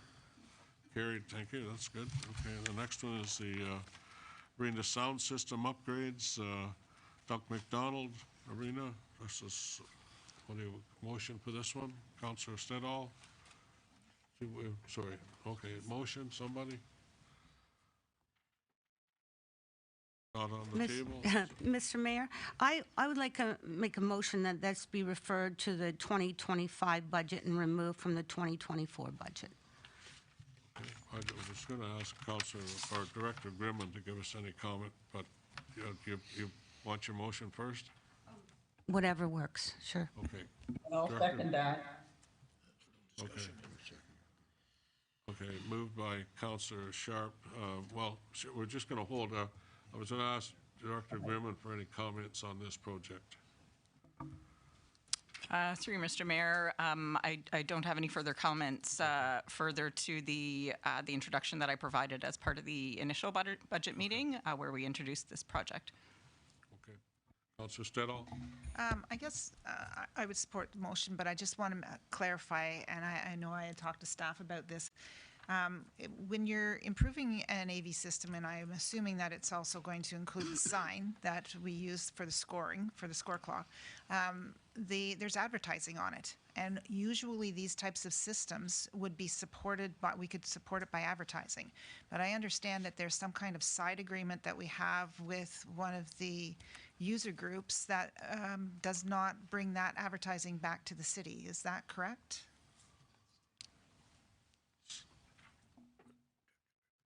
Director Grimman? Thank you, through Mr. Mayor, to Councillor Stedall.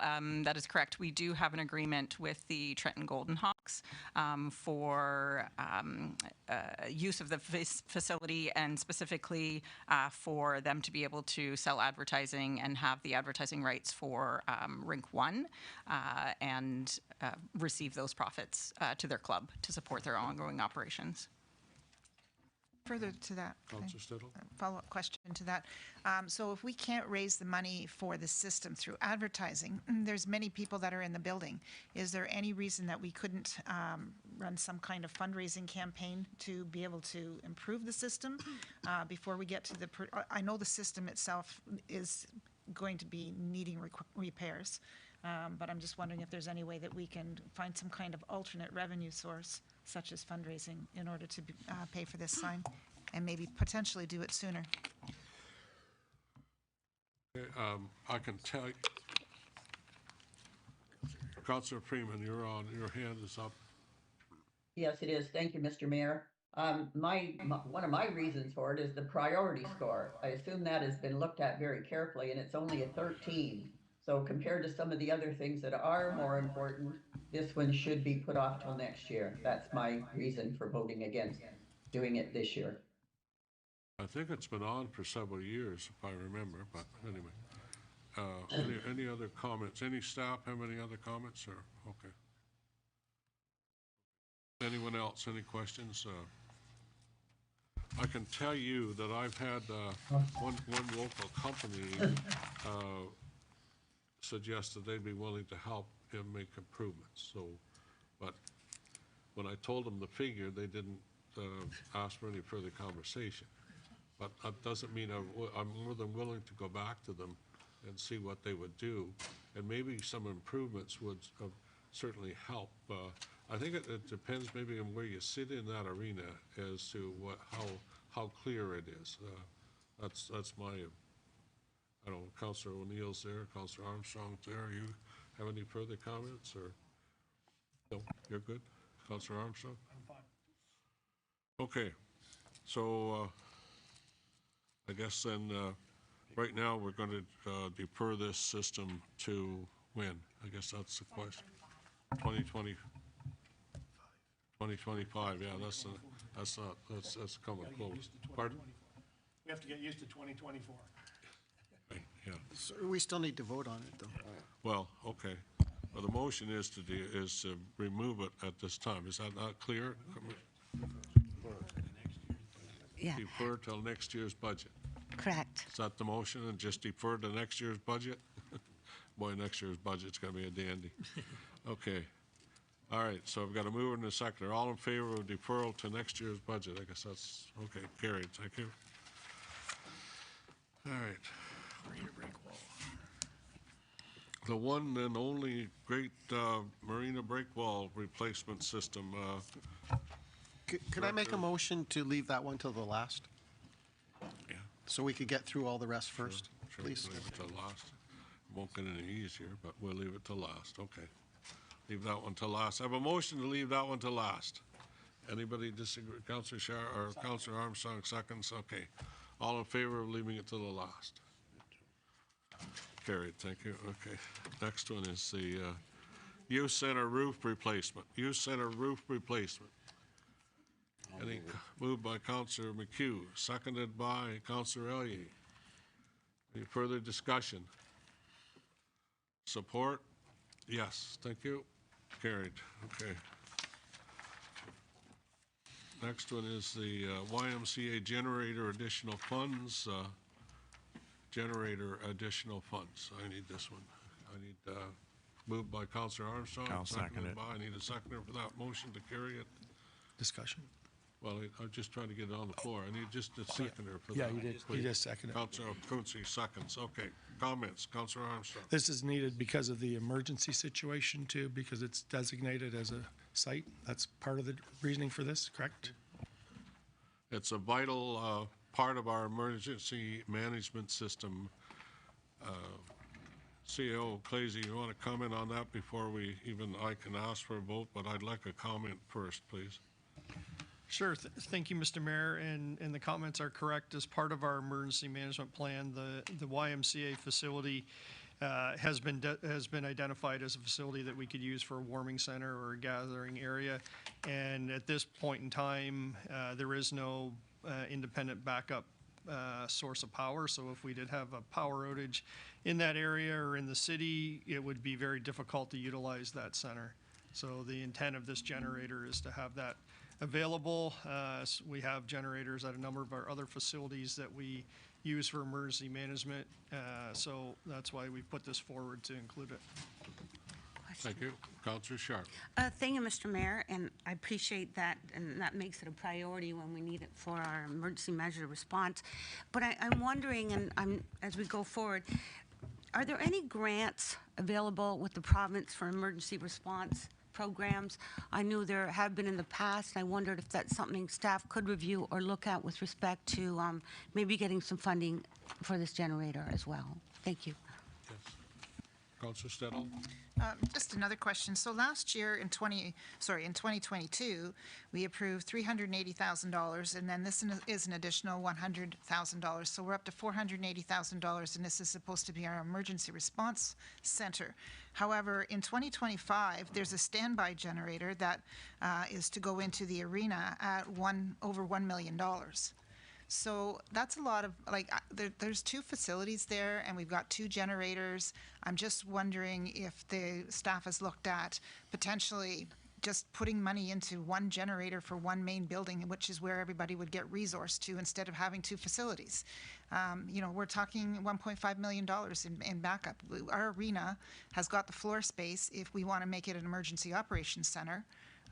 You know, we've got the room upstairs, et cetera, and if it's in the summertime, we've got the ice would be out. So, I mean, there's some alternatives I think that we can look at, and I'm just wondering if the staff has talked to engineer and if we can take a look at that, because I can't support $1.5 million in generators for two separate buildings. CAO? Thank you, Mr. Mayor. Through you to Councillor Stedall and the rest of council. Yes, we continue to look at a number of different options. The YMCA and the proximity to 401 certainly is an advantage, being much closer to that major highway than the arena. But those are all things we are looking at. And again, these are put forward as part of our emergency plan to be as prepared as we can if the unforeseen happens. Hopefully we never have to utilize this generator, or potentially one at the arena, but in order to be prepared if we need them, that's why we put them forward. Councillor Stedall? So just follow up to that. I think I would request that this be deferred until we can get a staff report back on both of those generators, and just where we're going to go before we decide to put money into this. You know, like I said, $480,000. And wait and find out what the other $1 million is going to be, and if we require them for both facilities, perhaps we don't require the $1 million then next year. But if we can defer this for a staff report, I put that motion on the floor. Yeah, and I'll second that, Okay. the deferral. Those are exactly. Defer for staff report. I think it's unfortunate, but we're all in the same boat. These storms that we seem to you know, have are serious to the point that it's really impacting the hydro. And I know myself, I have generators, and I know many other people have generators just so that we can mine. I have to have it because I have a water pump, and I have to have water for cattle, and I need that generator to do that. So we're all in different situations, but generators, and you know, once the demand for anything soars, the price seems to go the same way. And that seems to be what's my feeling on this. I don't disagree with what you're saying at all, because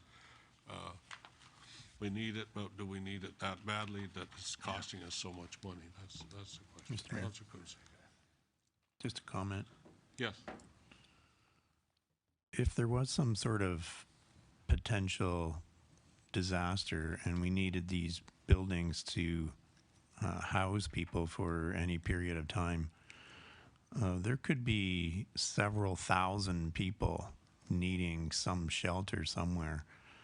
And both the arena and the YMCA would be very hard pressed to handle, you know, like 8,000 or 10,000 people. So I think we definitely need to proceed and put this generator in place. Thanks. Thank you. Councillor Armstrong? I've raised this question before about the schools being potential sites for emergencies.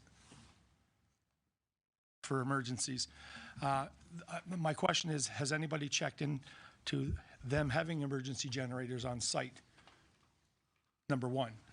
They don't have any that I know of. That's why I'm asking for possibly a report, or part of the report, to say, yes, these schools have them, and then if so, negotiating with them in times of need, that they'd be converted, and they've been converted before.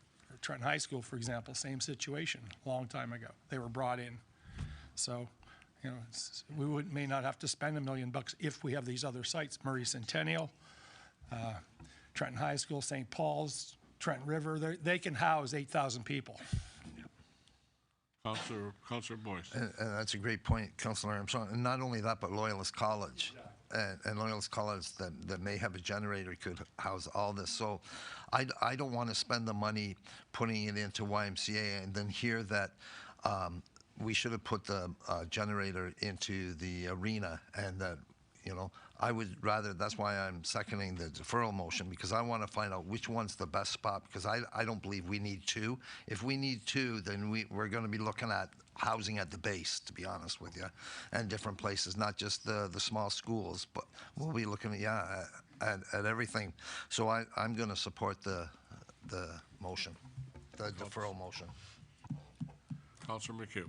Yeah, I'm actually in favor of this, whether we have an emergency or not, and whether we house anybody or not. We can put them all in schools, but if we don't have a generator on this building to maintain the building, and we own the building, and it goes on for days at a time, now we're going to have some major repairs on a building. That's why people are buying standby generators for the houses and everything else. Not that if they go on vacation for 2 weeks, sure, they're not in the house, but if the heat doesn't come on, sump pump doesn't work or something, they come home to a disaster. It's going to cost them more. So basically, I'm assuming this is a standby generator for an emergency. Again, whether it's housing people or not, we have to protect our investment that we currently have right now, I think. Mr. Mayor? And it's fine if it's warm weather. Councillor Sharp. Thank you, Mr. Mayor. I'm going to support the need for the generator. This is our facility, and I think we need to be prepared as we were when there was the accidents on the 401 in the close proximity. And I also, with respect to the Y, if we have to house a lot of people, we have childcare areas there. We have showers. We have the space. We own it. Lots of gym space. This is a very good location. We need to be prepared, and this is one more step to being prepared. Thank you. Thank you. Councillor Stedall. So just to clarify, my motion that's on the floor is not that it wouldn't be done, that there would not be a generator. I support that we do need a generator for an emergency situation. I'm just, I'd like to find out why we have two for $1.5 million. And, you know, why one location, why we even have the one that's in the budget maybe for next year, but I just like the deferral with the staff report until we get that back. It's not taking the money out, not saying that we wouldn't have a generator. It's just saying I think we need to just make sure what we're going to do in the future. Okay. So the deferral is clear. Everybody understands it. I've got a seconder for it. Okay. All in favor of the deferral? 2, 3. 4, 5. Motion's lost. So project will continue, I guess that's the point, or we, yeah, okay. All right, so we'll carry on.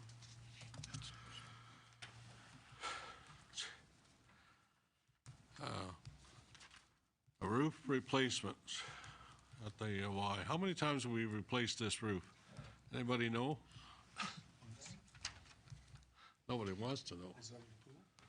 We've replaced it at least, I think, 3 times. Anyways, needs it again, I guess. So, any further discussion, or it's in the budget? Carried. Can I clarify something?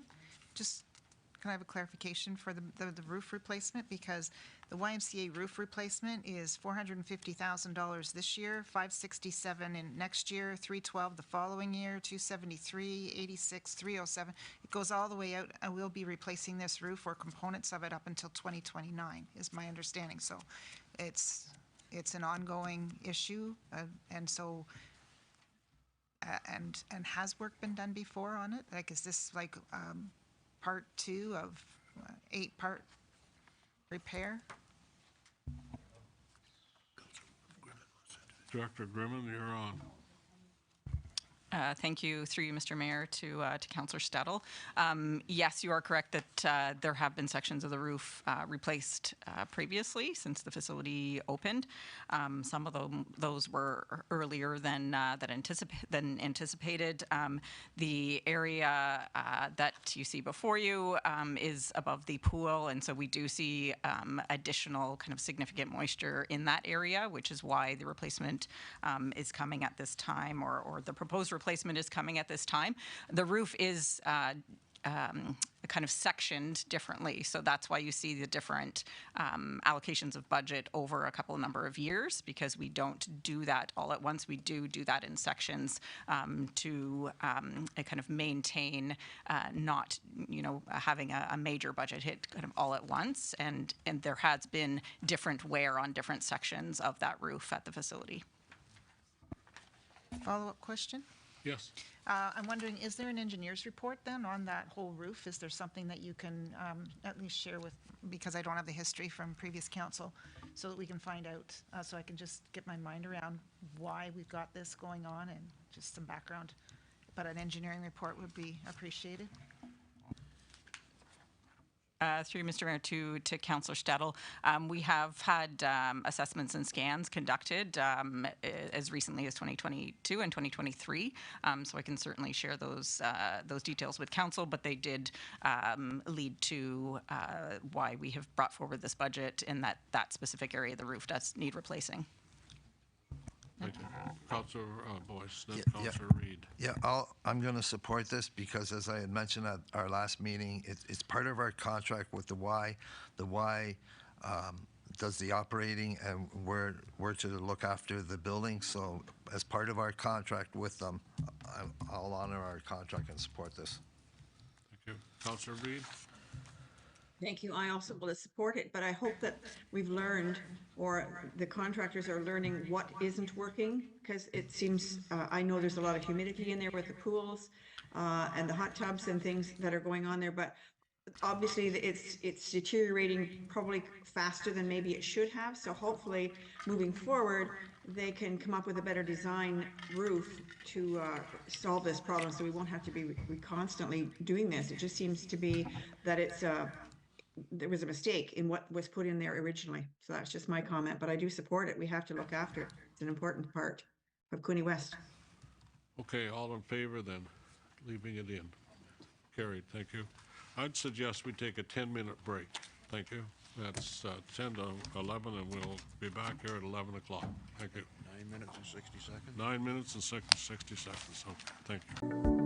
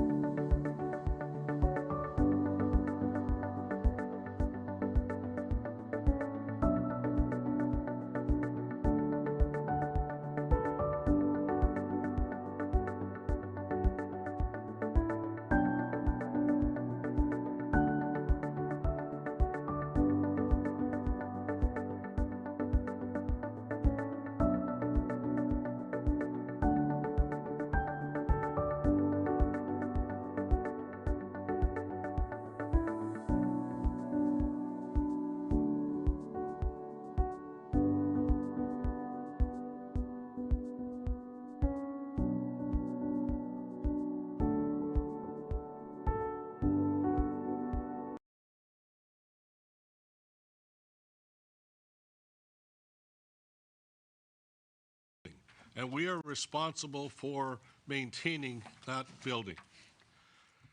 So, and the next one is the steam room tiles, floor, and walls. Any moved by Councillor McHugh? I need a seconder, please.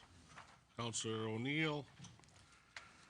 So you're moving that project to be carried forth in 2024. All in favor? Carried, thank you. Next one is the community safety technology. Community safety technology. Moved by Councillor Quinte. I need a second to Councillor Boyce. Further comments or questions? Further comments or questions?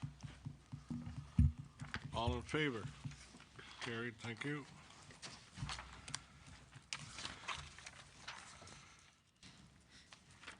Operations Center Technology Upgrade. Emergency Operations Center Technology Upgrade. Mover and a second. Councillor Neal moves. Councillor McHugh second. Comments or questions? Comments or questions? Councillor Stedall? Can this not be deferred? We currently have AV equipment that is being purchased that was actually in the 2022 budget that hasn't been done yet. I'm just wondering.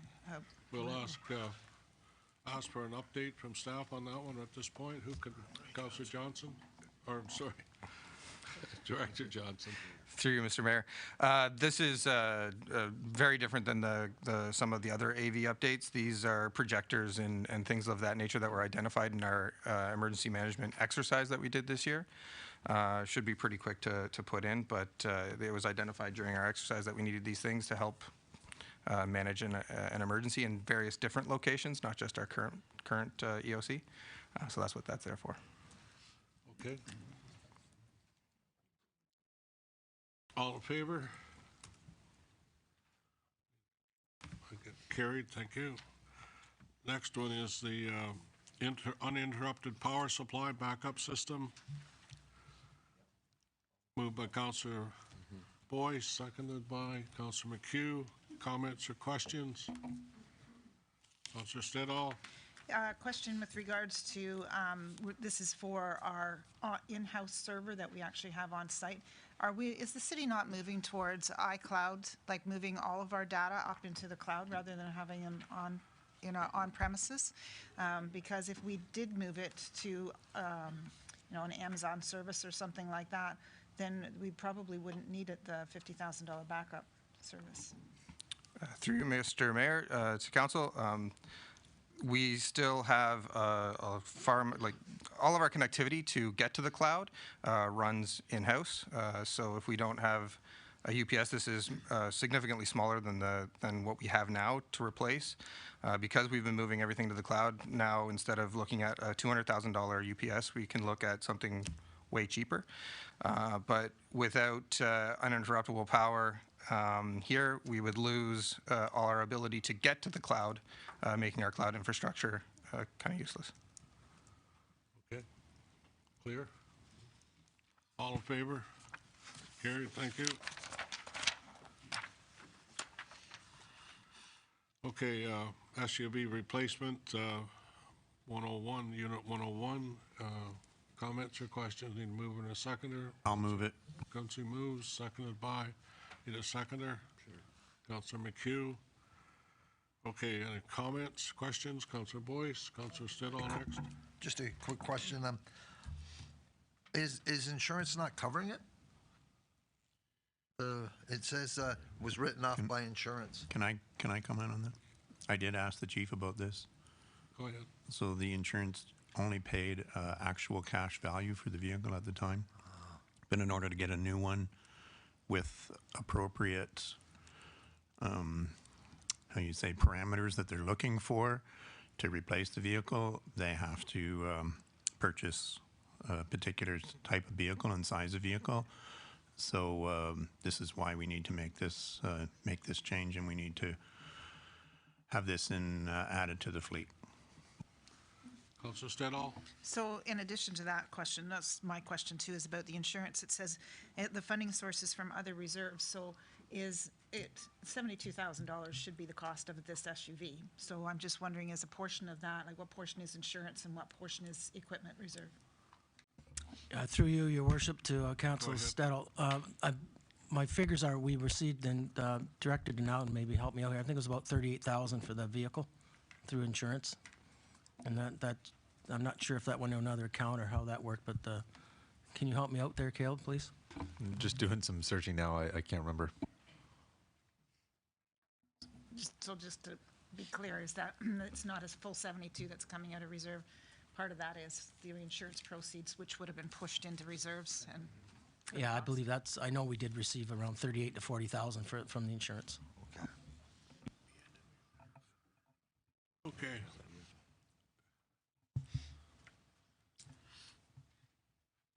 All right, all in favor of this, can you bring it in? 1, 2, 3, 4, 5. Carried, thank you. Next one, replacement pickup truck, unit 632. It's in there, so. Need a mover, Councillor Quinte moves it, seconded by Councillor McHugh. Any comments or questions on this one? Comments or questions? Councillor Stedall.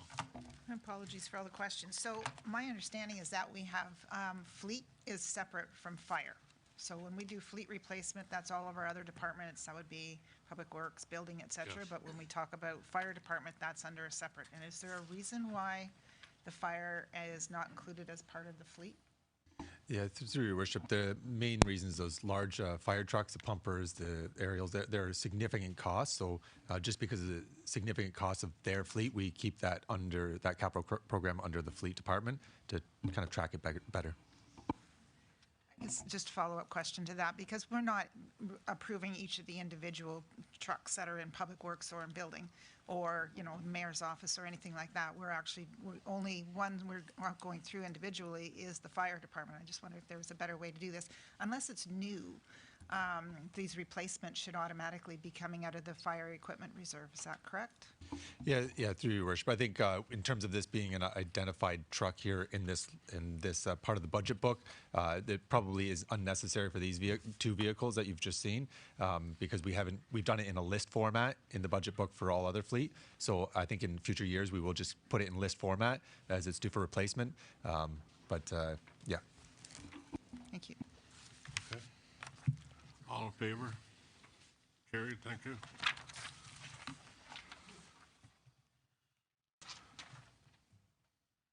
Unit 642, again, services tanker replacement. That's a cheap one. Except for. Moved by Councillor Armstrong, second by Councillor McHugh. Any comments or questions? Question? Question, Councillor Sharp. Yeah. Thank you, Mr. Mayor. If I could, through the chief, since this fire truck is 20 years old, in need of replacement, generally, what is the lifespan for a fire truck? I thought it would be much more than 20 years. Through you, Your Worship, to Councilor Sharp. No, actually, through the underwriter's insurance, 20 years is the max on them. Now, saying that, they do recognize that aerial trucks are now approaching $2 million. So if we have our aerial truck is in good shape with all the inspections and the certifications, we can hold on to that for a few more years. But the problem with these trucks when they're 20 years old, we find we get into major mechanical issues. Thank you, Chief. Which station is this going to again? 6 or 5? Yeah, yes, that's correct. Through Your Worship, Councilor, it's going to the Murray North Station 6. The one that wasn't replaced last year? Or That's delayed? a good point too. Yes, we didn't replace any capital trucks last year, Council. All in favor? Carried, thank you. Next one is the ballpark field renovations, Public Works. Need a mover and a seconder for this one to get on the Bain Park, sorry, ball field renovation, sorry. Councillor Armstrong moves, second by Councillor Boyce. Comments or questions? Excuse me. All in favor? Carried, thank you.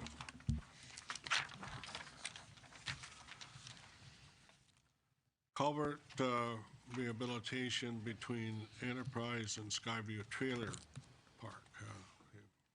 I need a mover and a seconder for this one, please.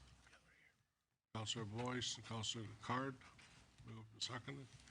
Comments or questions? All in favor? Carried, thank you. The next one is east-west link between Bain Park and Centennial Park. This is the trail project. Okay. Moved by, I need a mover and a second. Oh, I'm sorry. Okay. Councillor Card moves, second by Councillor Elliott. Okay. Go I'm ahead. not moving of support. I have questions with this one, and I have in the past, and I've Go talked ahead. Go ahead. with the Director of Public Works. It's 3.7 million. I realize there is a provincial grant for this, but my understanding is that the rights of way across at least 5 landowners has never been established yet. I think it's kind of putting the cart before the horse, because even if you got 4 out of the 5, you got a trail that goes nowhere. It seems to me that should be put in place, and I think Director Angelo indicated to me that the provincial grant had to be replaced or used by 2026. So we've still got a couple of years, and I would ask that this be deferred. It's 3.7 million. Even if we get 700,000 of it's 1%. Well, we have to have 705,000 to make 1%. But maybe the finance department wants to define this a little bit more, how that's broken up on there. But this is a big ticket item. We talk about the marina break wall and everything. When you get into the millions, it soon adds up, and it could be, I think in this case, be deferred. Maybe we need some more comment from the staff, but that's my feeling and my background that I've done into it. I just find that we need to take another look at this down the road, and if there's some money can be saved here, we should take a look at it. Okay. Question? Is that we'll make a motion to defer? Yeah, I'll make the motion to defer. Okay, motion to defer, seconded. Okay. All in favor, I guess that's Could the I have a question on that first? Discussion? So 25% for our share would be about $925,000.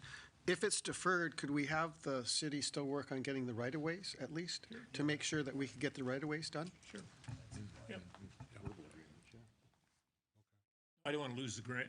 I don't want to lose the provincial grant if we can still get it, but I think we got to, first of all, have our ducks in a row and get the approvals, otherwise. Yep, so we can it's work, to no, have the city So do that. the deferral is carried? And that means then that we're going to ask staff to continue with the investigation of the necessary right-of-ways and so on. Mr. Ray. Okay. Director Angelo. Thank you, Your Worship. So my comment or question to council, if council wishes to defer the project, there's no funds then allocated to acquire the land. So is there still direction from council for staff to investigate and bring those costs back to either acquire the easements or acquire the land, and then move forward with a project perhaps in 2025? Okay. Councilor McHugh. Yeah, I believe that's the intent of the deferral that I'm backing anyhow, and that Councilor Aye put forward. We'd like to just set the money aside right now, not spend the money, but keep the idea going. Hopefully next year, if we've got, as he stated, the ducks in a row, then we can get the funding put back on the table. That's my understanding. Yes. Yes, that's the understanding. Dr. Angelo. Supplemental, Your Worship. So additional question. The funds have to be used by March of 2026. So it's really a 2025 then project. So staff, if we're able to acquire the easements or the properties from the 5 landowners, we would bring a report back to council mid to end of 2024 for council to look forward to perhaps approving the project for early 2025 then. Because there's also design work on the trail that needs to be done and costs incurred to have that designed and tendered as well. All right. Okay. All in favor? Carried, thank you.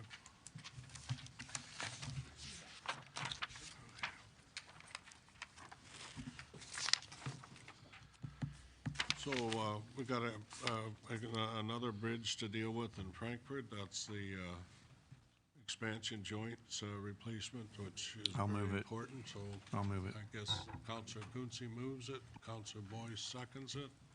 Any comments or questions? favor? Thank you, carried. Public Works Tourist Park Canteen Access Control System. Moving and seconder for the access control system. Pardon? Councilor Reed moves, seconded by Councilor Sharp. Okay. Any comments or questions? All in favor? Carried, thank you.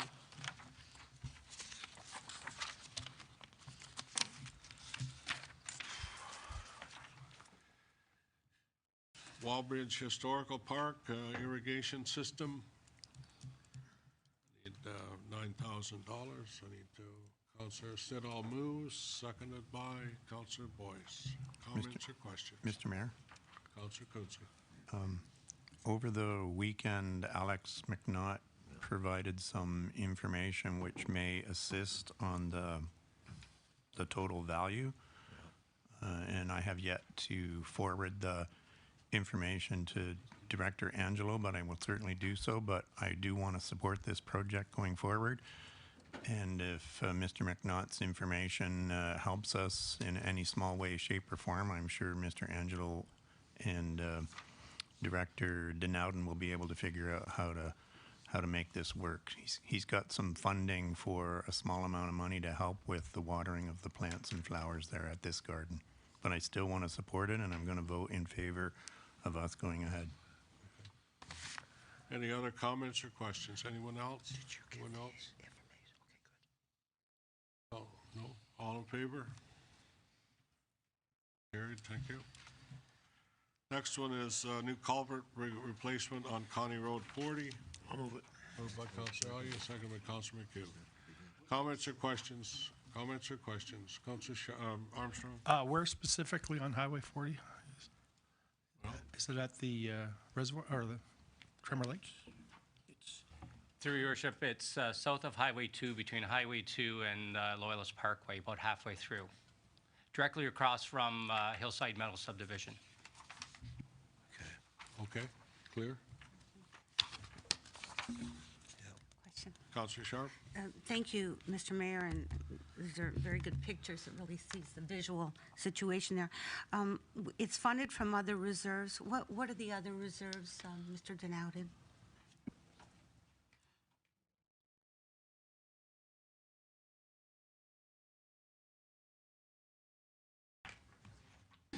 Through your worship, we do have a bridge culvert reserve that we've established, so the rest of the funding would come from there. Is it the full amount? Yes, 100% would come from that reserve. Thank you.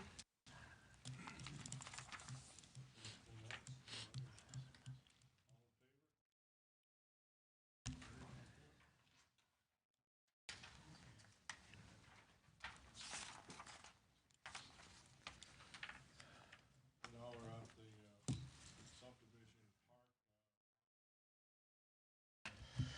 park. Move to approve. Microphone, please. Sorry, thought it was on. Sorry.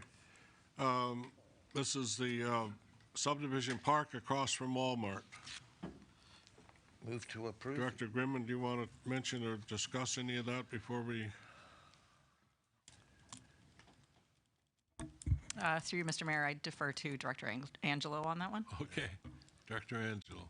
Thank you, Your Worship. As many council members will recall, back in November when we presented the capital operating budgets, normally in new subdivisions, after there's 50% build out in those subdivisions, we'll end up constructing a new park with playground equipment in that park, and this is one of those ones that is on the list to be done this year.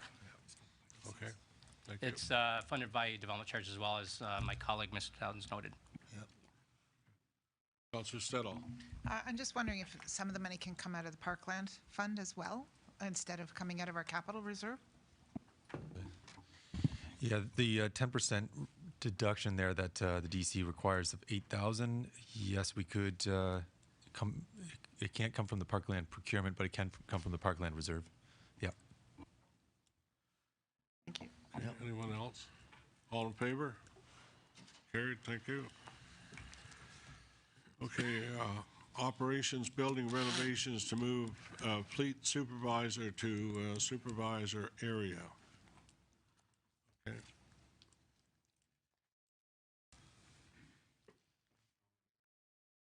I need a mover and a seconder, and then Councillor Quinte moves it. I need a seconder, please. Seconder, get it on the table. Councillor Allier. Okay, comments, questions? Councillor Quinte? Can I ask Director Angelo to comment on this project, please? Certainly. Through your worship, to Councillor Quinte and the rest of council, many of you will recall that we moved into the operations center in September of 2017. Since that time, we've recognized that there's some efficiencies to be made, and one of those is moving the fleet supervisor, which is out with the mechanics, with his office there, into where the balance of the supervisors are. There's numerous times where they're having those discussions on a regular basis with all the supervisors, and it'd make it more efficient if he was located in with the rest of the team in the non-union areas. So that's one of the recommendations that staff are making. Okay, Councillor Stedall? It says minor renovations, and yet it's $75,000. So I know we did some major renovations here at the City Hall, and that was $250,000. So I'm just wondering what minor renovation means. Go ahead, Director. Through your worship, I guess we're envisioning, and I had a chance to talk with a consultant that designed the building, is just removing some walls and putting up some partitions. You'll see in the diagram that I sort of roughed out.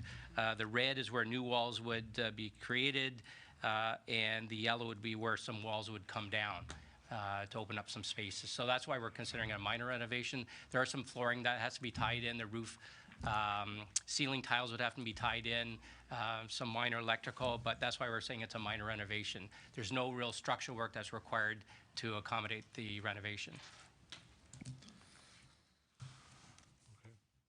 Yeah, it just seems like a lot of money in comparison to the other work that we've had, so that was why I questioned that. So if there was any differences, would we get a report back to tell us what the difference in the project? I know we get a capital report partway through the year. I'm just wondering if it would be shown there. Through your worship, yes, there would be, absolutely. Thank you. Anything else? All in favor? Carried, thank you. Sidewalk replacement program, Public Works. Director Angelo, do you want to speak to that? That's $400,000. Thank you, Worship. And again, back to our original capital budget meetings in the end of November. One of the things that staff identified is large sections of sidewalk that need to be replaced throughout the urban areas. This year, we're targeting the section on Dundas Street from really Queen Street all the way west to McClellan Avenue, both sides of the street. There's a number of trips and falls we're having on those large sections of sidewalks that are adding to our liability and insurance claims, and it's something that we need to resolve going forward. Thank you. Further questions from Councillor O'Neill? Thank you, Mr. Mayor. Through you to Director Angelo. There's quite a number of other sidewalks that need to be done too, like Henry Street. But I notice on Henry Street, there's sidewalks on both sides. Do you ever consider of just putting sidewalks on one of the sides and getting rid of the sidewalk on the other side to save money? Through your worship, great question. And yes, as we reconstruct streets, we take a look at whether they're local streets or arterial collectors. On local streets, we're only replacing on one side of the street. So usually there's a consultation with the landowners on that entire block when we decide to eliminate one of the sidewalks on one of the sides. But our arterial roads like Dundas Street or Dufferin Avenue, we're having two sidewalks on those sections. Okay, thank you. Councillor Elliott? Yes, just in the same vein, I know we had a request, and I think we've given an agreement in principle to look at a sidewalk on Second Doug with the recent tragedy that was there, but this does not include that. And I think we need some clarification because we did somewhat commit to doing something there. So I just, in case the audience or somebody interprets this is all part of it, that would be a whole separate project. Is that not right, Mr. Angelo? Through your worship to Councillor Elliott, true. This $400,000 only includes a sidewalk replacement on Dundas Street West from Queen to McClellan, both sides. Anything else? Any other comments or questions? Councillor Freeman. I just want to make the motion, Mr. Mayor. Thank you. Thank you. Motion's Mr. Mayor? made. Need a seconder for I the have a motion? question. With respect to that, we did at our meeting indicate to request that the director move forward with design for some sidewalk work. Design for south end of Second Dog Hill Road, yes. That's right. That's So that's already done. Okay, so that design work is funded in operating? Because we did commit to the design work, and I want to know where it is. Yes, okay. Okay. Well, Is it in the budget? Are we Well, going to address that? I don't think it's in the budget, but I think Director Angelo will answer your question. Mr. Angelo, with respect to moving that forward, where are the funds to move forward the design work? Through your worship, to you, to Councillor Sharp, very good question. I know the minutes are coming to council meeting this Wednesday. I was unfortunately unavailable to attend the last council meeting where council had that discussion. I understand I'm supposed to bring a report back to council on that design work plan and timing of construction. It all depends on the staffing resources on whether I can design that in-house or I have to ask council for funds to go to a consultant and get that design. So I'm not sure how that fits in with the capital plan. It all depends on what council approves for this year's capital plan, whether I'll have the resources to do that with the internal staff we have. So I have to talk to staff about whether we have that, and then hopefully I'll bring that report back to council in short order. Thank you, Mr. Mayor. Mr. Mayor? Yes. Through you to Director Angelo, is there any way we can pre-approve the project for Second Dog Hill earlier, so we can, anything we can do earlier, we can? Didn't we get it moving as soon as possible? Through your worship to Councillor Neal, I guess you could approve the project in principle. It's $6.5 million to reconstruct that entire section of Second Dog Hill Road from Highway 2 south to Hillside Meadows subdivision, including the paved trail on the one side, the sidewalk on the other, and street lighting, and all the infrastructure upgrades required. And I wouldn't want to design a sidewalk on one side without looking at the entire road profile to see how it all fits in and how it's all going to be aligned. So that's something we have to do.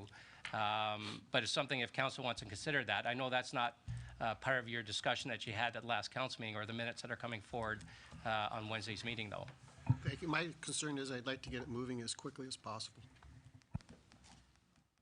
Thank you. Okay. All right, so did we get the sidewalks finished on the replacement program? We got that, did we vote on that? We So need that's a good. seconder still, Mr. Mayor, and we still need to vote. I'll second it. Seconded by Sharp. All in favor of that? Carried, thank you. They were at soccer tournament, concrete pads for benches, shelters, and bleachers. This is at, yeah. From Keeley Byron, Councillor Stedall. I'd ask that we defer this. I Defer know it's this? not a lot of money, but the reason for requesting deferral is that I believe staff can probably come back. There's no other agreements for raising funds for this. And there's probably some interested parties that could probably assist the city in with advertising they may want to put on if they're talking about some type of bleachers that look like, you know, those bus stops. Types of thing, and they can put some advertising on it, and probably instead of it coming out of our capital levy, it could be funded by donations and advertising.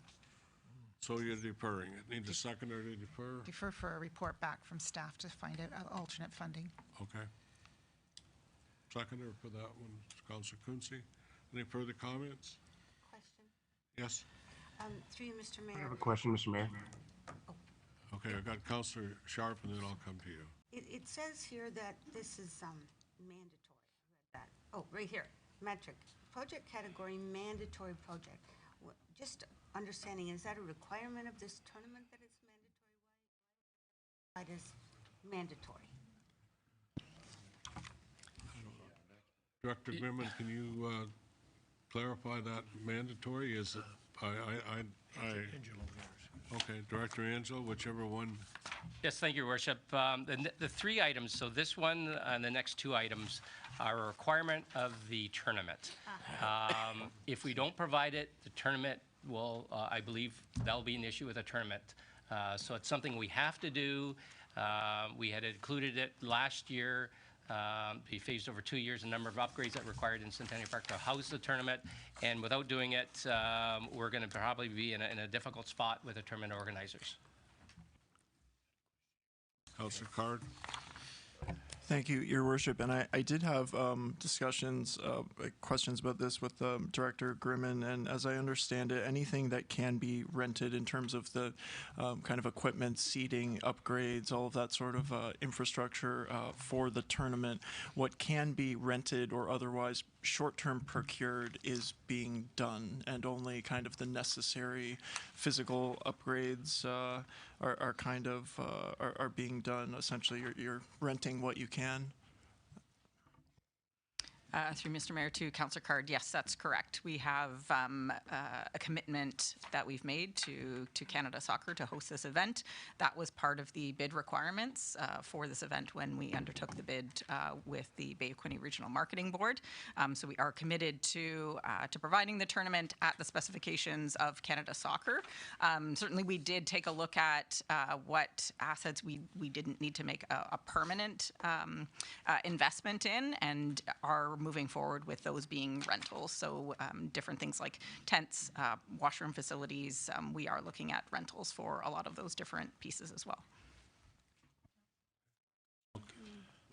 Councillor McHugh? Sorry, Councillor Katsoulis. Thank you, Mr. Mayor. My comment would be that it is mandatory. And then from just a personal and business point of view, it says a national championship. So this is a very high-level tournament. We don't want someone coming and not viewing this facility as what it is. It has to be top-notch. It has to be visually appealing, and we want people to come back. So this is kind of a way to generate that excitement around our city. Thank you. Councillor McHugh. I'd just like to say, I appreciate this, I appreciate the tournament coming. I've got 3 pages here, total $75,000 all. Could we just not pass it all as one as opposed to going through all 3 of them? They're for bleachers, benches, and cement pads for park, all for the same end result. So my motion would be, if it's not too late, would be to pass all 3 of these at once. Yep. Okay, we can do that. That can be included in the motion. Move her in a second. Well, there's already a motion on the floor. Yeah. You'd have to ask first. I'm just asking the mover in a second to agree to that. No? No. Okay. Comment. All right, so we'll do it one by one. I have a comment on it, though, on this one.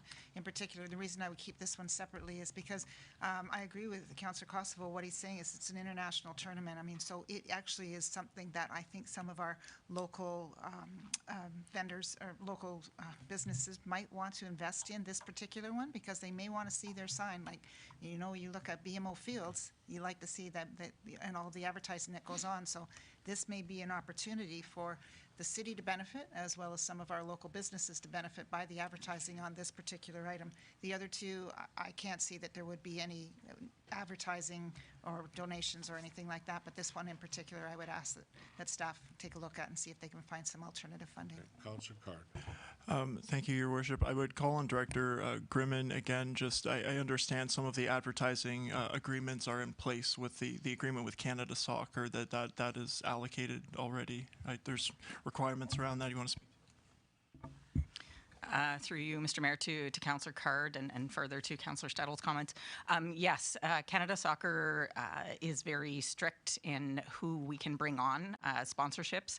There is a title sponsor already through Canada Soccer, that is Toyota, and they do have a number of other exclusivity agreements for sponsorship. So it does certainly limit us in the ability to go out and seek sponsorships for different pieces of this tournament. The bleachers might be one of them. So if that is something that we do look at potentially donations for, it might not be something that we are able to recognize the sponsorship for until after the tournament, just because of the agreements that are standing with Canada Soccer. Thank you, because I thought the same thing actually, and asked that before. Councillor McHugh. Yeah, and I'm in agreement there, but if we go ahead and build it, after the term is over, then we can go and seek advertisers to go on it, but we have to have it first in order to do that. Anything else? Councilor Armstrong. Has there been any investigation into using bus shelters as benches? You see that at soccer games where they look like a bus shelter? And that possibly they could be used later for bus shelters. What's the cost of a bus shelter, I guess? Killing two birds with one stone. The cost of bus shelters we're currently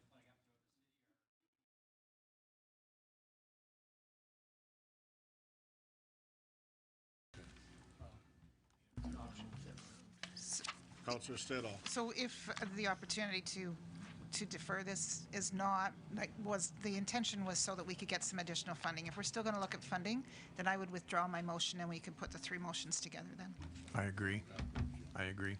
All right, okay, so put them all three together, okay, and your motion and a seconder for that is fine? Yeah. Okay. All right, any other comments or questions? All in favor? Thank you. Okay. Okay. Okay. Public Works Surface Treatment Program and areas that are identified. Any comments or questions on this one? Mr. Mayor? Yes. I'd go like ahead. to move forward the recommendation with regard to the surface treatment detailed program as outlined by, in the capital report. Seconded by Councilor Boyce. Okay. Further comments or questions? Can I ask a question? All in favor? Oh, sorry. I wanted to ask a question first. My question on the road resurfacing, if city staff could have a look at the section of roadway on Catalina north of Richards Way that runs north and all the way around to where it joins up with Colonial, that road is constantly being patched, and just wanted the city staff to have a good look at it. And it needs some drainage in a couple of spots as well. Thanks. It's not on the list, but I'd like the staff to go and have a look. Okay, so we're dealing with the list today. That's what we're dealing with. That's a future, obviously. I understand that, but Okay. Director Angelo also can make changes to the list as he sees fit if he determines that a certain road is in a certain condition and he feels that it needs to be done. I just wanted to ask if they could give it some consideration. Director Angelo. Through your worship, I'm happy to do that. As I mentioned earlier, and I think it's included in the budget report, is this list is always subject to a spring review by staff. I believe Councillor Settle had mentioned back at the end of November to take a look at Moyer Street West in our area as well. So there's different roads that we'll bring forward. If there's any changes to the list, I'll bring that forward early spring for council to consider. Okay. Councillor Armstrong? This is an annual program, correct? Yes. Are there any roads listed here that were done last year and they're being redone again this year because of a problem with this? Nothing? Nothing, no. Any idea of the average length of time between the last time they were resurfaced, or are they some of them? Through worship, it depends. Some could be 7 years, some could be 10 years. It's the average is roughly around 7 years. Okay. Anything else? All in favor? Carried, thank you. Okay. Okay. Public Works, I guess we're, surface treatment continued. Anything further on that one, or we're all good with that? Everything's good?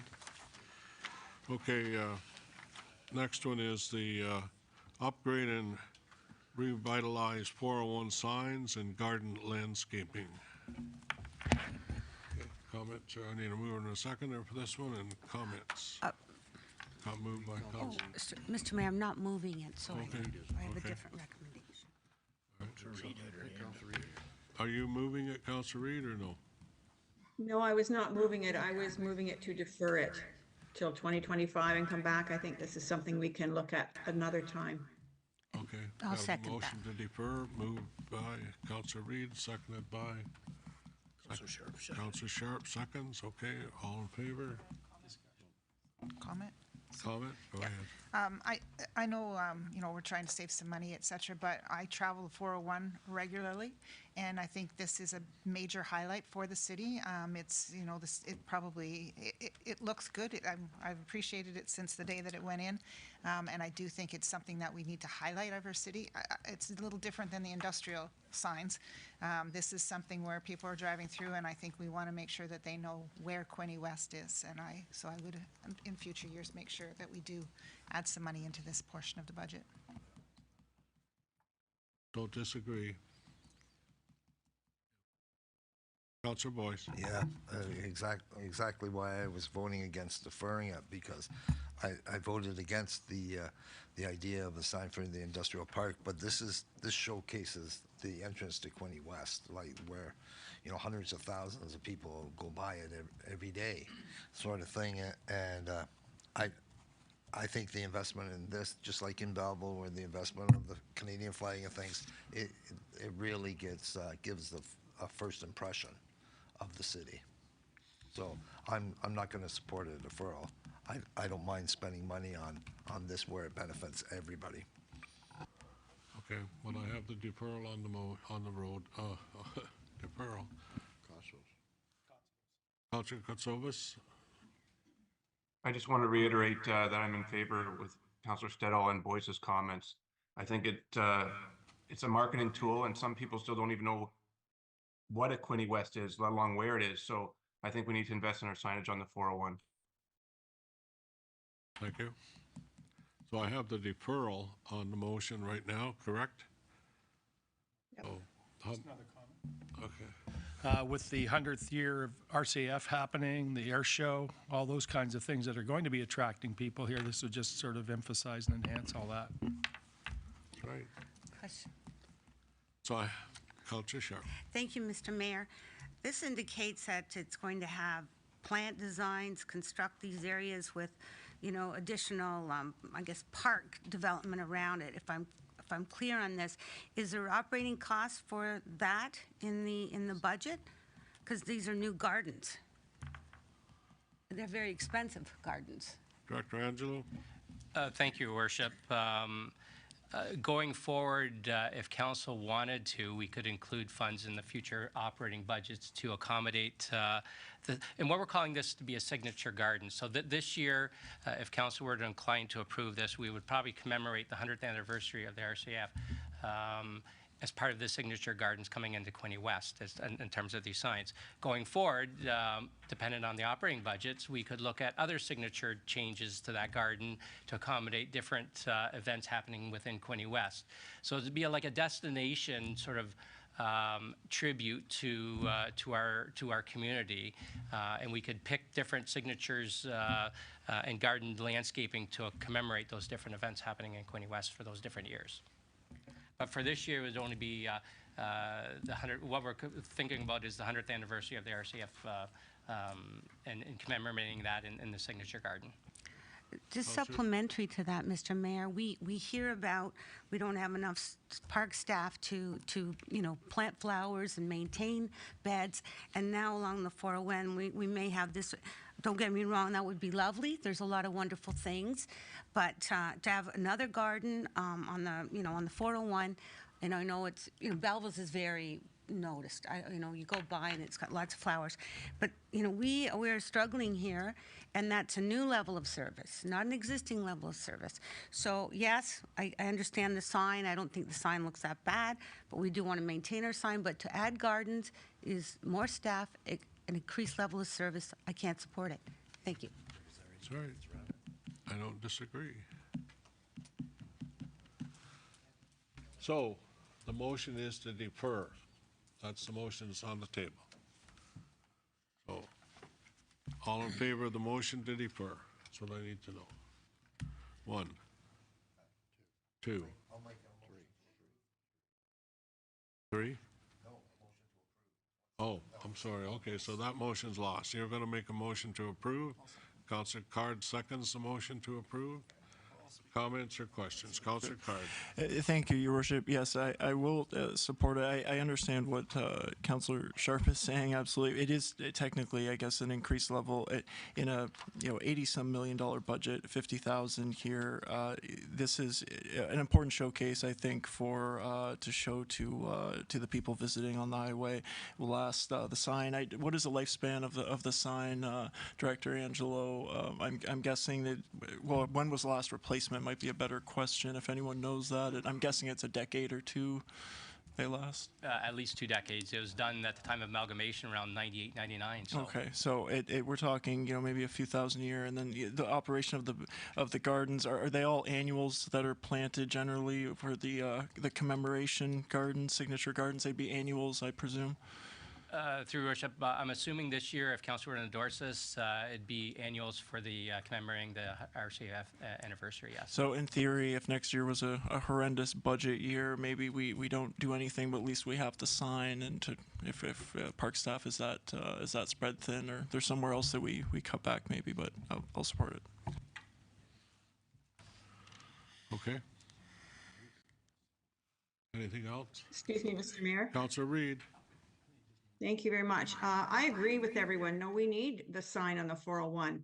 I think that the sign, I go by it frequently as well. I think it's very good. And I appreciate Director Angelo saying it would be nice to change it up differently. But let's not create more work for our staff that we already have. Let's come up with a design that will be utilized for another 10 years. Without having to revisit it every few years to change it out for this anniversary or that event. Let's make it signify what Quinte West is about all the time, and not try to change it up every few years. We're just adding more expense into our budget, and I don't feel that we need to do that. We need to come up with a design that represents Quinte West, all wards of Quinte West, and put in plants that are going to be able to withstand the heat. We're already talking about Walbridge Park needing a watering system. So now are we going to add another few $1,000s to create a watering system for this? We have to come up with something that can withstand the heat and yet look appealing to all the visitors that we hope to get from Quinte West. That's my only suggestion.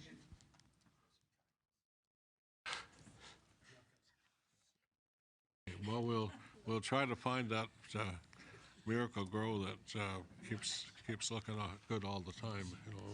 No, it can work. Trust me, it can work. I'm a gardener. I know it can work, but it's still a challenge. Well, I don't want it to be changed out. Okay, so now this year we're going to really elaborate on the 100th anniversary of the RCAF. It's just fantastic. But then in 2 years' time, we're going to elaborate on some other festival. And we're changing it out, unless it can be something that can be added and deleted, but not to totally change the whole design of it. That's what I'm saying. Let's do something that can work for many years. I'm sure he'll look out into that. Director Angelo? I'd be happy to give council some options and a report and let you look at that, and then we can pick sort of that signature that you want to go forward with and this year. Okay, thank you. All in favor then? Carried, thank you. Oh, I'm sorry. Councillor Freeman, I missed your hand, sorry.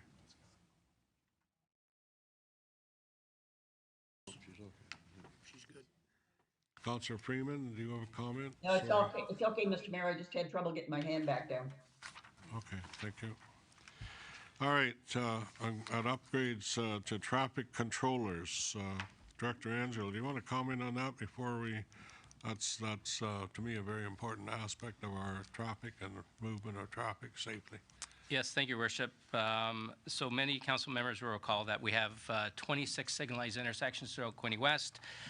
Every year we pick one intersection that the controller that controls the traffic signals needs to be replaced. I believe this controller is over 2.5 decades old, can accommodate future sort of traffic changes that we need to make in the future as signal plans and traffic increases. So this is one of the controllers we've outlined for council to replace this year.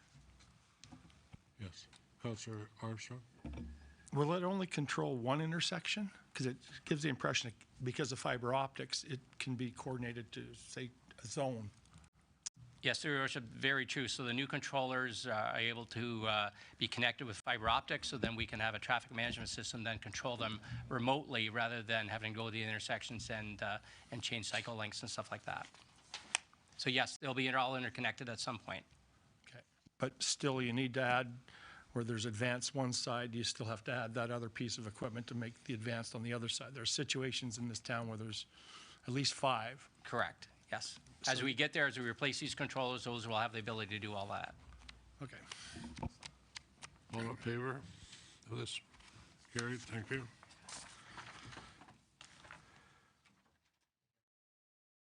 Okay, we're at the various roads program, the arterial portion.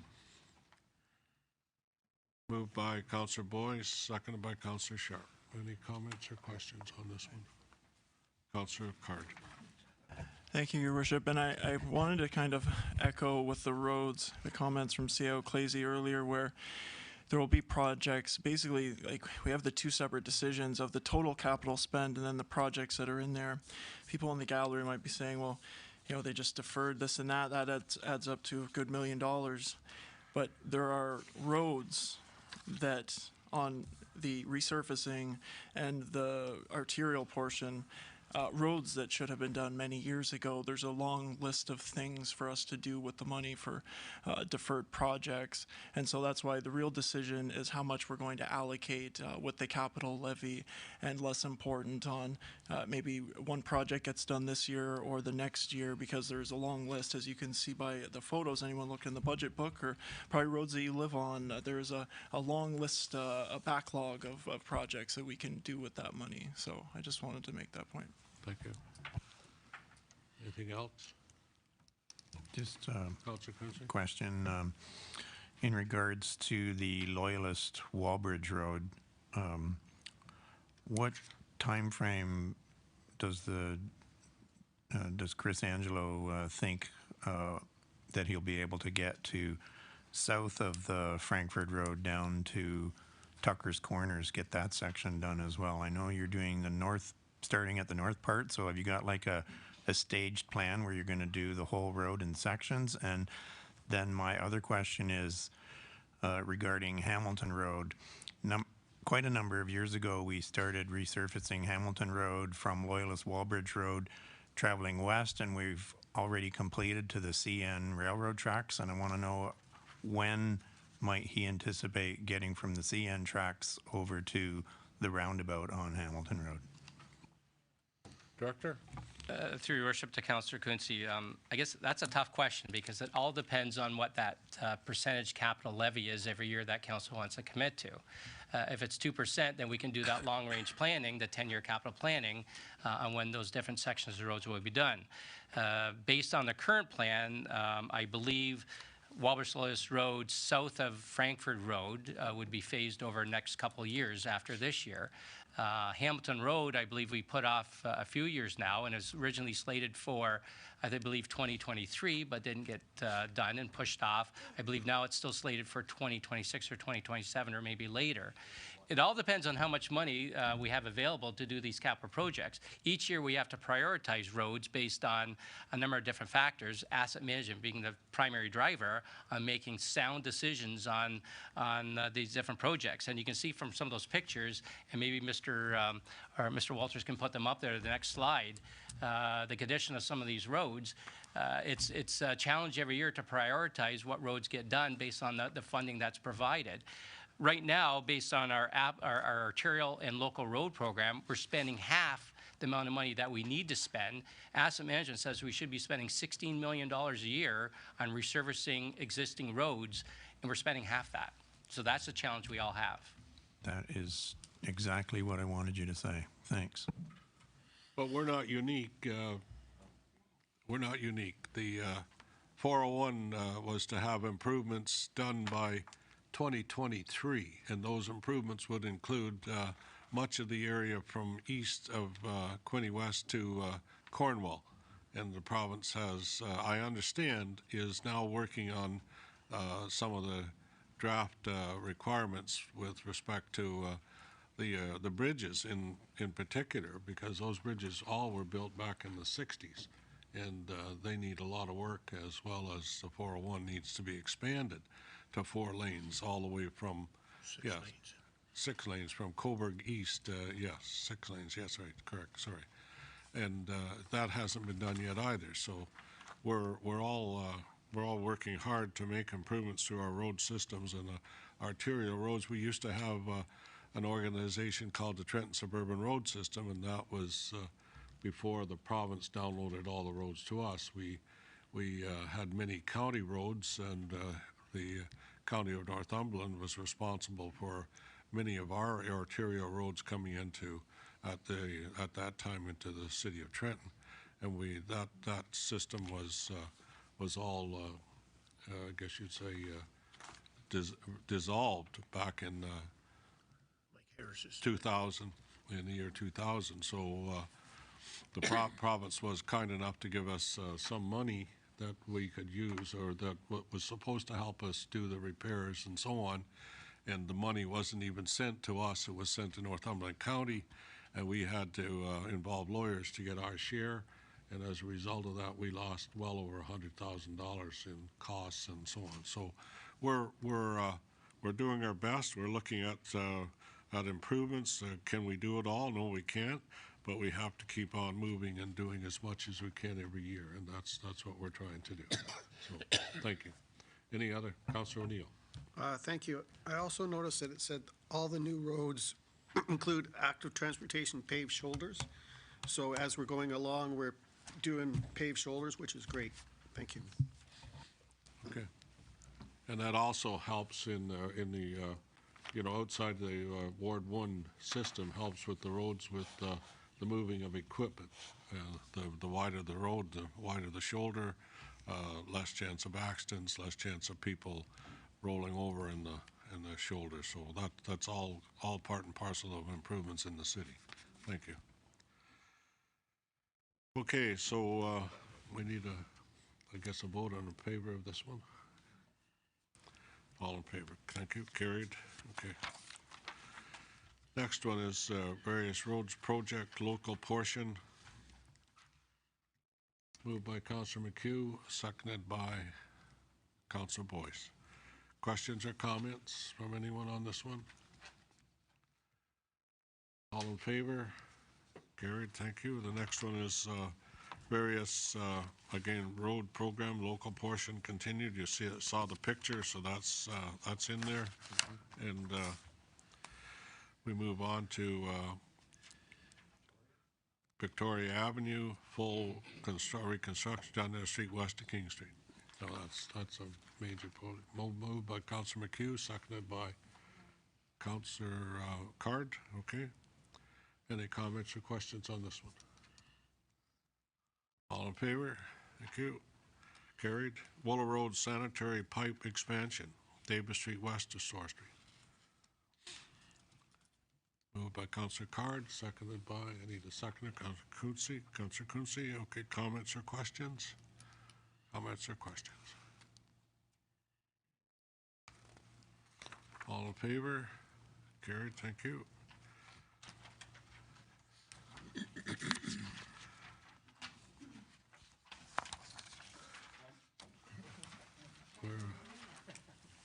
Okay, we got one left to do, correct? That's at this time, it's a marina project for a small amount of money, called $7 million. Yes, it's a lot of money. Mr. Mayor? Yes. Could we have the director comment on the length of the lease, the different options, the cost, to give us a whole background on it before all the questions are asked, please? Director Grimond. Thank you. Thank you, Mr. Mayor. Through you to members of council, there is a complimentary report that's been provided as part of the budget process, but to Councillor O'Neill's questions, the marina break walls, we know, are in a state of disrepair. They do contain a styrofoam within the concrete encasement that has been breaking away, that we know we need to get out of the water and replace those with a more suitable product. We have done some costing on what that replacement would look like, and council had previously directed staff to come back with some further information regarding a permanent rock structure. After proceeding with researching some more information on that and doing some life cycle modeling, staff are recommending that we proceed with replacing the break walls with a floating steel structures. The break walls and the marina itself are on leased lands that we lease from TCS Realty Company. We are in a lease for 25 years with an option to renew for one additional 25-year term. We have been in conversations with the property owner, who is certainly understanding and sympathetic to what we're being faced with, and the significant investment that that council is looking to make a decision on in terms of the replacement of those structures, and are more than willing to work with us on a new term or an extension to the term if that is council's desire. Does that answer your question? Anything else? Well, further to that, can you give how long an extension they're willing to give? The length of time when we do the new break wall, how long it's going to last? So to make sure that if we're going to put this investment in, we have the length of lease to cover how long this investment will take us. Thank you. Further to Councillor O'Neill's comments, the life cycle, as we understand, for the steel floating structures is 40 plus years. We have been in contact with other marinas that have more recently, within the last 5 years, gone through some replacements, and they have had those floating steel structures last 40 years or more. So we're certainly seeing that is a reasonable target. In terms of the lease for the land, the property owner is willing to work with us on a term that is comfortable for council. So whether that is 40 years, that is the cycle or the life cycle of that product, we can certainly work with them to bring that back to council for their consideration under a new lease agreement. Any other? Councillor Armstrong. What's their position on us farming it out to private operations, private ownership or operation, I guess, to run it? Or do they expect us to run it? Through you, Mr. Mayor, to Councillor Armstrong.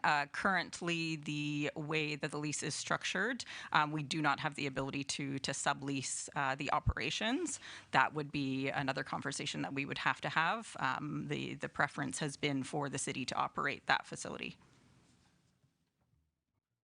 Anything else? Anyone else? Councillor Quinte, sorry. Thanks, Mr. Mayor.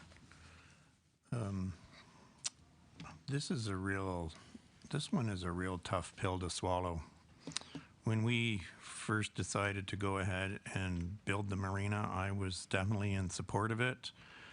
However, once the final cost came in, I had to say I was at my limit.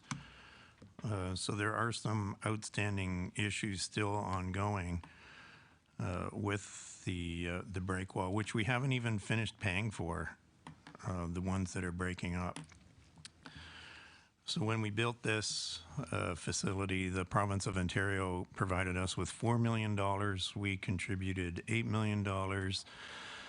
Then we invested another $750,000 when we purchased additional docks, or I don't remember exactly, maybe I don't have it correct, but we certainly spent another $750,000, and then another $710,000 when we moved the refueling station to its present spot.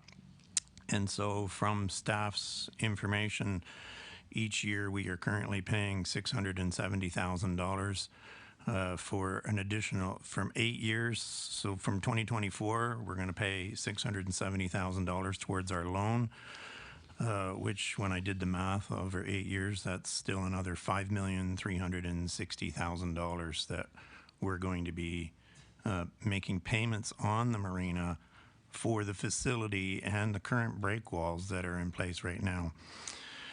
So for me to turn around and say, oh, sure, yeah, let's borrow another $7 million, I'm really not in favor of doing that. Mother Nature has not been nice to the current break walls. We did receive advice that the current break walls were the way to go, but at the same time, there wasn't any guarantees that they were going to last 20 minutes or 20 years, and obviously they're not surviving well. And it's going to cost a good chunk of money just to get those out. So the $7 million that we're looking at borrowing to replace the break walls, the cost of borrowing $7 million, can the staff comment on what the total cost would be to borrow? Because the interest rates today are not the interest rates that were back in place in 2017 or 2016. Director Denelton, can you comment on that? Through your worship, we're seeing rates, originally projected rates just below 5%. Lately, they've been around 4.5% for a 20-year debenture with Infrastructure Ontario. On a $7 million loan, we'd see about $500,000 payment per year on that. So over 20 years, that would be $10 million in total payments over the 20 years. And then we would still have to include borrowing money to remove the existing break walls, or is the $7 million including removing the existing break walls? Or does anybody know? Through Mr. Mayor to Councillor Quinte, the $7 million includes the removal and disposal of the current break walls. Thank you. Anything else? Anyone else? No. Mr. Mayor. Councillor Freeman, and then, Councillor Freeman and Councillor Card is what I've got, but obviously, okay. Councillor Okay, Freeman. thank you. Thank you, Mr. Mayor. Nobody that's sitting in that horseshoe or anywhere nearby is happy about this. It's very, very sad that it was done the way it was done. But we now run that marina. It's something we should all be proud of, not just the ones from Trenton Ward. It belongs to the whole city, and it enhances our city. And it has people, somebody mentioned how many people, local people, have their boat there. Well, the people that have their boat there came here visiting in their boat to our marina, realized what we had to offer between the base and the museum at the base and our downtown being so close to the boats. It was the perfect place to put a marina to benefit all of us and help the people that have stores downtown. And it has paid off, especially paid off for the downtown core of stores. So and it's a cultural thing too. I mean, this is all part of enhancing a city. We've got marinas, we've got museums, we've got arenas, we've got a lot of wonderful things to offer people to come to this area, to bring their businesses to this area. People that own huge businesses quite often have boats, and that's an attraction to bring them. This is not something that we did over a couple of years. This has been about a 40-year-old project, or 40-year project to try to get a marina here. Belleville got one, Coburg got one. They were getting them all around us, and we didn't get one. Finally, Louis, God love him, Lou Rinaldi, gave us that step up to do this project. Now, yes, we should not have gone with that particular way of doing a break wall, but we did do it. And now we have to take ownership of that break wall. We did it wrong. It's got to be fixed. We cannot allow that styrofoam to float all through the area. And more importantly, the building is an amazing building. Every one of us have been to events there. It's rented a lot constantly. We can't just shutter the place and walk away and say we're no longer responsible. We are responsible and we have to fix it. Thank you. Thank you. Councillor Card? Thank you, Your Worship. I apologize. This may be a little bit, a lot of stuff to say on this. So I think if we're being honest, the marina does not have a lot of support in the community because people can, because of its low numbers of boaters that we're talking about ultimately. Some are local, some are outsiders. The outsiders are good. That's tourism spend.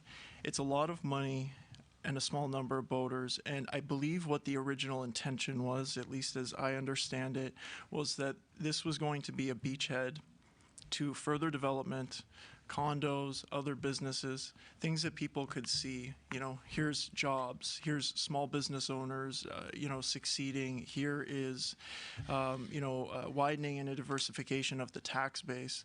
Why this is a very tough pill to swallow, and I'll get to the reasons why we really don't even have a choice with this, is that follow-up development hasn't actually happened. And so part of what I'm going to propose is trying to maximize that and see that the status quo is not maintained, because the status quo is not acceptable. I don't believe that is. I don't believe it's serving all of the members of the community, and I think that's one of the biggest issues with an arena, for instance. If there was a poorly designed, poorly engineered, poorly manufactured roof at an arena, there'd be more understanding, I believe, in the community for replacing it. Because it affects so many people, you don't have to be a hockey player. Maybe your neighbor's kids play hockey in the Pee Wee League every Saturday morning. Maybe you go to the Hawks games. The marina just seems so far away, especially from the people in the outer wards. They don't necessarily interact with it. That frustration comes from there. So I'll get to kind of what I would like to see happen. But if you go through all the options, so we can't repair it. In the report, and I would invite anyone in the gallery. Staff can send you a copy of the report. It goes over a lot of this good information. So we can't repair it because of the Keeping Polystyrene Out of Ontario's Lakes and Rivers Act of 2021. And Director Goodman can speak to this. That precludes a repair of the existing, even if the engineers thought that could happen. We can't do nothing. Which Councillor Quinte didn't mention, but we have the unfolding environmental liability, and also the Ministry of the Environment has the ability to fine us $100,000 per day, which I can have Director Goodman speak to if this isn't dealt with. And I'll hand it to her in a moment. We can't compel any other body or organization to pay for it. We've talked about that. Is there anyone that legal action can be taken? Is there any insurance or warranty? And we can't give it back. We have a long-term lease. We'd be giving back a huge liability. The only option that we have is to replace it because of the situation that we're in. We could spend $6 million on ministry fines and still have to replace the wall at the end. And so what I would like to see happen is, if we do fund this, and it will be debt funded, it's not going to have a levy effect, it will not affect the tax rate whether we pass this or not. What I would like to see is two things. I would like to see a staff report to look at options for developing the waterfront further, what we can do, public-private partnerships, what the city can do on its own to further see waterfront development and supporting development around the marina. And the second thing is, I would like a full-scale, in-depth look at the business plan included in the Parks and Rec master plan RFQ that's going to go out, so that we can get some different options on community partnerships, possibly just selling it straight out, public-private partnerships. There's many different ownership and operations management options that we have. I think we should look at them all. I think everything should be on the table. I don't think that the status quo is good, and I don't think if someone has a legitimate option, I will take that to not replace the breakwaters. I don't see one. I will gladly take one if someone has an idea to avoid doing this. But regardless, the status quo I don't think is sustainable, and I would like to see I would like to see my proposal passed if possible. Thank you. Okay. Or I should go to Director Grimman to talk about the MOE fines, talk about the fact, do we have insurance? Do we have a warranty? Is the warranty still in effect? Can we sue somebody? Are there any legal remedies? Are there any other options, essentially, and the MOE fines? I'll ask Director Grimman, and I'll go to Director Grimman. Thank you. Through Mr. Mayor, to address some of Councillor Card's questions. Yes, he's correct in that we have been in contact and very clearly communicated the issue that we face with the break walls to the Ministry of the Environment, as well as other partners overseeing the waterways. Department of Fisheries and Oceans is another major one. The MOE is very understanding of the fact that this is an unforeseen circumstance and that we are looking to remedy it, and that we have been working on bringing forward information to council to be able to make a decision. I would say at this point, we are getting to the point where we are on a bit of borrowed time. As Councillor Card referred to, the fines for styrofoam under the new act could be up to $100,000 per day. We have mitigation measures in place that we put in place, knowing that that system has been failing with the break walls, and so we did install containment booms last season to be able to contain that within the area of the break wall, and staff have been removing that from the water and not being able to let that kind of leach out into the larger water area. But again, certainly on borrowed time in terms of being able to move forward and make a decision on the replacement. Further to the comments with regards to the master planning project, we do have a number of different master plans that the marina touches on. More recently, the tourism development strategy that was approved by council in 2021 certainly talks about the marina being an asset, a tourism asset for the city, and continuing to operate that and develop that. We are a waterfront community, and we've certainly realized that more so with the development that's gone on at the marina. The waterfront master plan is another one, and then we are undertaking a parks and recreation master plan. So certainly that's something that we can flag for the consultant once we have that confirmed. The RFP has gone out and has since closed, so we are looking to make a decision and move that project forward. So those are conversations, again, that would come out through that process. Do you want to mention warranty?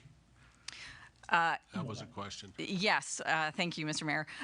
No, there is not a warranty in place for the product that is in the water now and has failed. And as Councillor Card also asked, no, there are no kind of legal repercussions that we're able to pursue either. We had the option to purchase warranty when that marina was first built, and we chose not to put the money in the warranty. That's exactly what happened. So we're stuck with what is there. Yes. Thank you. And may as a very brief supplemental too, in the report, I also noticed that if the $100,000 fine a day wasn't enough of an axe hanging over our head, but if there's a complete collapse of, I think maybe the east breakwater is the worst one, perhaps, it would be $2 million off the top to do an emergency short-term solution to then spend the $7 million the next year for the larger permanent solution of the steel structure. Is that correct? So we could be on the hook for $2 million for an emergency if it completely breaks, plus the fines. Councillor Boyce. Thank you, Your Worship, and I think everyone knows where I stand on this issue. And we've heard different numbers thrown around, 38, 98, regardless of the amount of locals. It is not many. It's under 100. And we hear about comments about, people are coming here to more. I worked at a marina for a summer, so I can tell you, people come to this area to more because it's cheap. It's cheap as compared to the real rates in Toronto, where you try to get a spot and you're paying $10,000 just for an initiation fee to get a spot, and then you pay what their fees are. So we're underpriced in terms of our of our costs for the marina. I said that last year as well for this. So people are coming down, and I mentioned this at the last council. People are coming down with their groceries. They're coming down. They're putting the groceries in their boat on a Friday afternoon. They're heading to the Thousand Islands, or they're heading to Kingston, or they're heading elsewhere. They're not just sitting on their boat. Trust me, they're heading out to these places. So I mean, tourism dollars, and I don't believe that the argument of oh we're getting so much tourism dollars. We would get the exact same amount if it was a private marina. They would still be coming to anyone that decides to would still be coming to our stores. I learned a long time ago as a counselor, you never build property on stuff you don't own. And so I mean that we're in a lease now on this property. We don't own it. I in all good consciousness, I cannot spend $7 million on property that the city doesn't own, even if they extended the lease for another 20 years. We walk away, we remove the break wall in its current state, and we take the loss, or we look for somebody to invest in it. But I simply am not going to support putting money into a marina. It doesn't make money. Docks cost money. Everything costs money. And this $7 million, I've thought about this long and hard. I know many boaters, not many from here. I'll tell you, I don't think knocking on doors, I heard anybody tell me, you make sure you keep that marina. I've got a boat there. So I missed those 98 doors in this city when I knocked on doors. But I'm not going to support it. That's $7 million. We heard Director Angelo talk about roads. He mentioned Hamilton Road. I think it's 2031 before that's going to be finished. There's so many other things that we can spend the money on, or we can simply not collect the money and let the taxpayers have that money and not see a 7.16% tax rate this year. I'm not going to support it.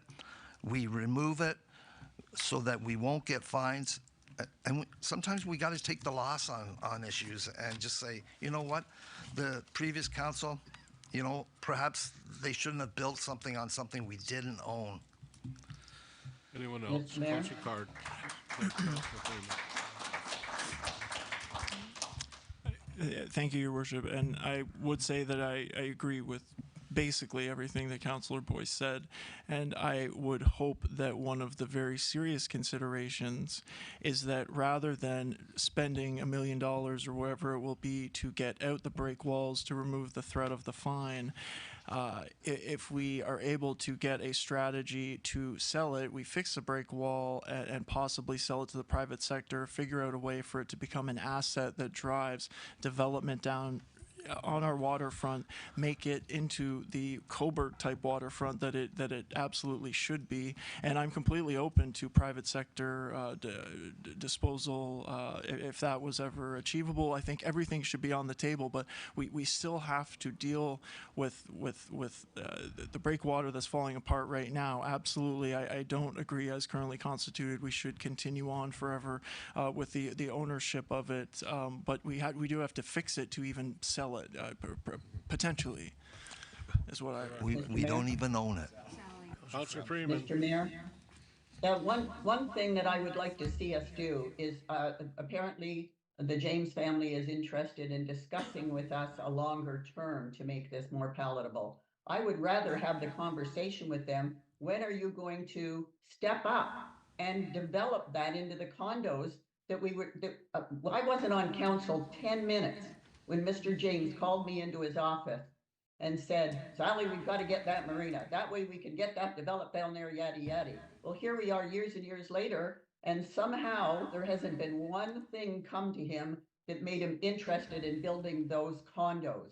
Well, now is our opportunity to say, we will step up because we have to. We made our deal and we'll do it. But we would like you to step up too.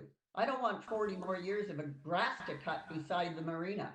So that should be our staff's responsibility too, to bring that to their attention and say, let's work together to make this work palatable to the entire city. Director Grimman first, then Councilor Armstrong. Thank you, through Mr. Mayor, to Councillor Freeman. We have, as noted in the report, had initial conversations with TCS Realty, who we have the lease for the lands with. And as I mentioned, they are certainly open to the extension or a longer term for that lease. We are happy to have further conversations with them to Councillor Freeman's point about their investment and their potential future uses for the properties surrounding the marina, to the point of many of the councillors that have been made this afternoon. I was going to say this morning, but we're into the afternoon. Yes, there was some other development that was discussed and promised to the community as part of the city investing in that property and at the marina. So we are happy to have those discussions with them as well to see what their plans are for the future. Thank you, that's very important. Could you reiterate about the business of private ownership? Are we handcuffed with this agreement saying we can't pass it off? I know it has to be repaired no matter what, I guess, or remove it. No, you remove it, would they take it back? Like it's like taking a wagon back with 3 wheels fixed. Like, are we in a situation where we're stuck? Through Mr. Mayor to Councillor Armstrong, yes, we are obligated to either remove and repair or replace, the existing break walls that are there.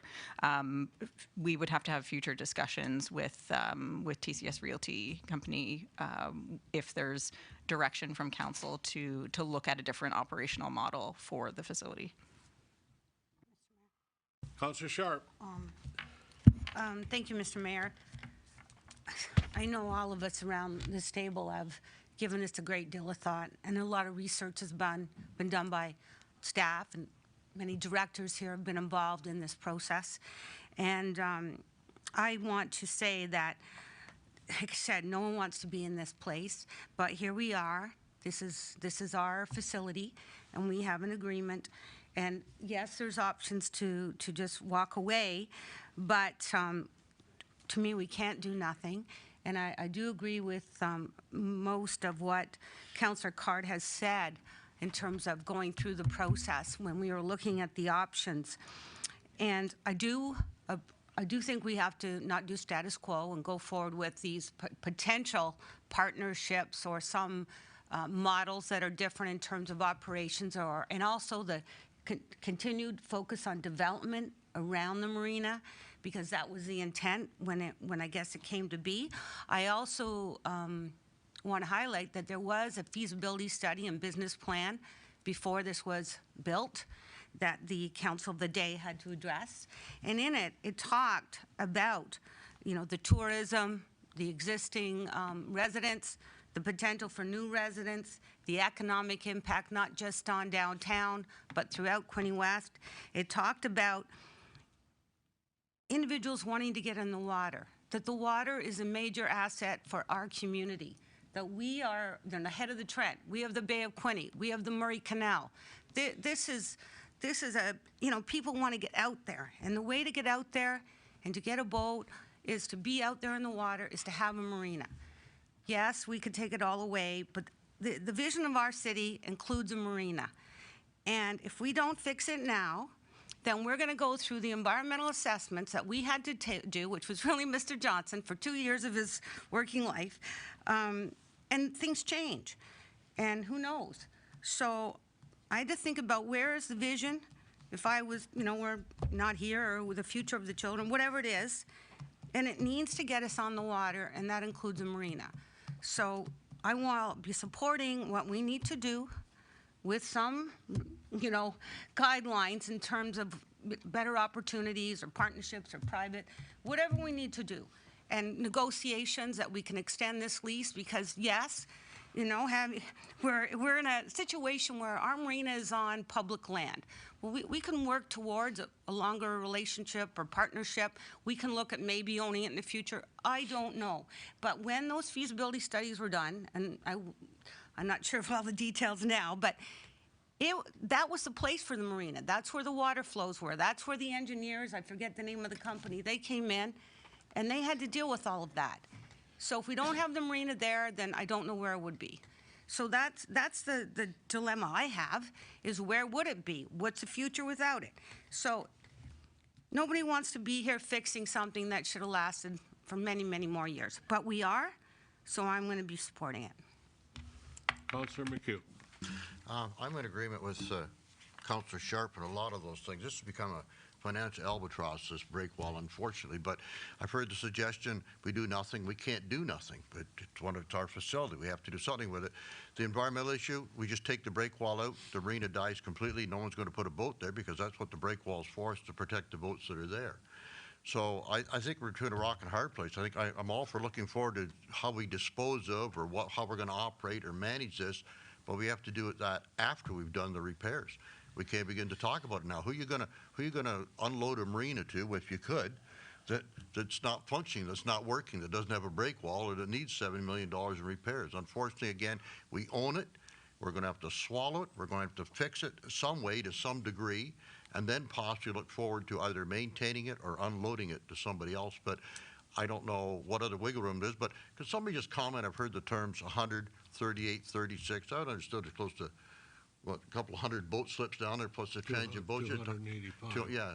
So those figures are erroneous that have been thrown out there. But regardless of that, the break wall has to be fixed, repaired, removed, or something has to be done, and then go forward from there. But we're going to have to bite the bullet and get this repaired one way, either removed and or repaired. But even removing it, again, the marina won't be saleable to anybody if we could find somebody, because they'd have to put that kind of money into it. We have to have something that's working to sell it. So Yeah, just a point of order, Your Worship, that the 98 that I said were 98 local residents, and I went on to say that the majority of the boaters that are there are transits from, are seasonals from Toronto that are here just because we are so cheap. Well, we have voted to increase the rates, but anyways. Councillor Card. Thank you, Your Worship. And as part of the report that I would ask for, I think absolutely we can raise the rates too, but Councillor McHugh is exactly right. We're stuck either way with this fines hanging over our head. We try to drag it out, 100,000. We can spend $6 million in 2 months and then still have to do it. The status quo is not acceptable, but we have to get serious about development on the waterfront, and I don't know what that looks like, but kind of just waiting and hoping for things to happen and that will turn into Coburg or some of these other places that are pointed as great waterfronts that benefit the entire community, versus just I understand completely why folks that don't have boats say that doesn't benefit me. That doesn't benefit me. I don't have a boat. That has nothing to do with my life. Why are my tax dollars, or even if it's being borrowed and it's not levied this year, I understand that. I'm very sympathetic to that. It's how I would probably feel too. So I just hope that we can. I guess it's maybe time to make a motion, but I would make that motion that it be approved, but the business plan be included in the RFQ, or sorry, be added with whatever consultant we go with, and that we ask for a serious report about what serious options that we have to get some waterfront development and have that marina be a beachhead for the waterfront that the community deserves, and not just kind of out there on its own, like Councillor Freeman said, cutting the grass, another 20 years or 40 years. Okay, Councillor Freeman seconds the I'll second that motion. Okay, motion's on the table. Any further comments? Mike's got his hand up. Councillor Kutsovas? Before the motions, yes, thank you, Mr. Mayor. Just a few things that haven't been mentioned. The council of the day, I was on it. However, the information they were given by the MOE was that this polystyrene was environmentally friendly. And now they're coming back and saying, oh, it's detrimental to the water and it has to be taken out. So we need to lobby the province at some point and get some money for this break wall, because it was their advice that allowed the council to choose that product, and now they're pulling it back and saying we're not allowed to have it in the waters. So that would be my one point. My second point is whoever we decide for this RFP, I would strongly urge not to use the consultants that were in the past. I don't believe in rewarding poor advice. So I think they should be taken off the table. I'm not sure if they submitted a proposal or not, but I'm not in favor of choosing that company again. And the third and final point is to what other councilors have said. There has to be a strong stipulation that development has to happen around the marina because nothing has been built around that since its inception. Thank you. Further comments? Yeah, recorded vote. Recorded vote, okay. Oh, Councillor Stedall, go ahead. Yeah, I've kind of kept my comments quiet on this. At one point in time, you know, I believed that we just should get rid of the marina. But my understanding from discussions that have gone on now is that we can't walk away from this, like that we can't just take down the break wall and then leave it as is, that we are required or obligated to rebuild the break wall. Is that correct? Yes. Or take it right back to its natural state. What are our options there? Through Mr. Mayor to Councillor Stedall, if we were to, if council was to direct staff to remove the marina operations in cooperation with the break wall and not replace, we would be into potentially several millions of dollars just to kind of decommission that site back to its original original condition. That is a condition of the lease that we are in with TCS Realty Company, is that if we do cease to operate the marina, then we do need to return it to its original condition. So I guess just further to that is that clarification is that we either, one way or the other, the city is in on this for millions of dollars, whether we repair the break wall or whether we take the marina right out and remove the break wall. So if that's true, I personally, when this originally was, I was not on council, I hadn't even considered coming on council at the time, but, you know, and lots of Sydney residents that I knocked on doors with, nobody, you know, in Sydney Ward doesn't seem to think that it's required. It's not necessary. And you know, I'd like to get a copy of the report that was spoken to, Councillor Sharp talked about with regards to the feasibility plan, because I'd like to see, it sounds as if there was bigger and grander plans, and they haven't come through to fruition. And if they did, then we probably would probably get the assessment. We'd have more residents downtown. It might, you know, be a different type of downtown. So there's all kinds of things that could happen, I believe, if we could move to the next level. But we're not there yet. We're talking about this $7 million. My real concern here is that even if we didn't do it, we're potentially going to get fined. And yes, hearing what Councillor Kosovo just indicated is that if the ministry changed what they said was, you know, acceptable into the break wall, and now they're saying it's not acceptable and we could be fined, then I think we need to be going back to the ministry and saying, hey, you need to ante up here because you made a mistake. So there's a few different things going that way. But at the end of the day, we're having this discussion whether or not we should be in the marina business, and I don't think that's the question. The question is, do we fix the break wall? I think the question is, well, if we're going to fix the break wall, we're going to have to fix the break wall. We don't have any options. If we had any, our option is to spend millions to get completely out of the business, or these millions to fix this. But either way, we're going to get hit with either a fine or we're going to get sued by the people that we have the lease from. So I think, unfortunately, that this is not where I ever considered that I would have to vote for. But and unfortunately, it sounds like we don't have any other options. And if anybody has anything that they can say that would, you know, convince me that there are some other options, I'd be really open to hearing them. It's a sad day that we have to spend this kind of money again. Director Jardine, do you have any comments? You spent a lot of time on this project, a lot of time.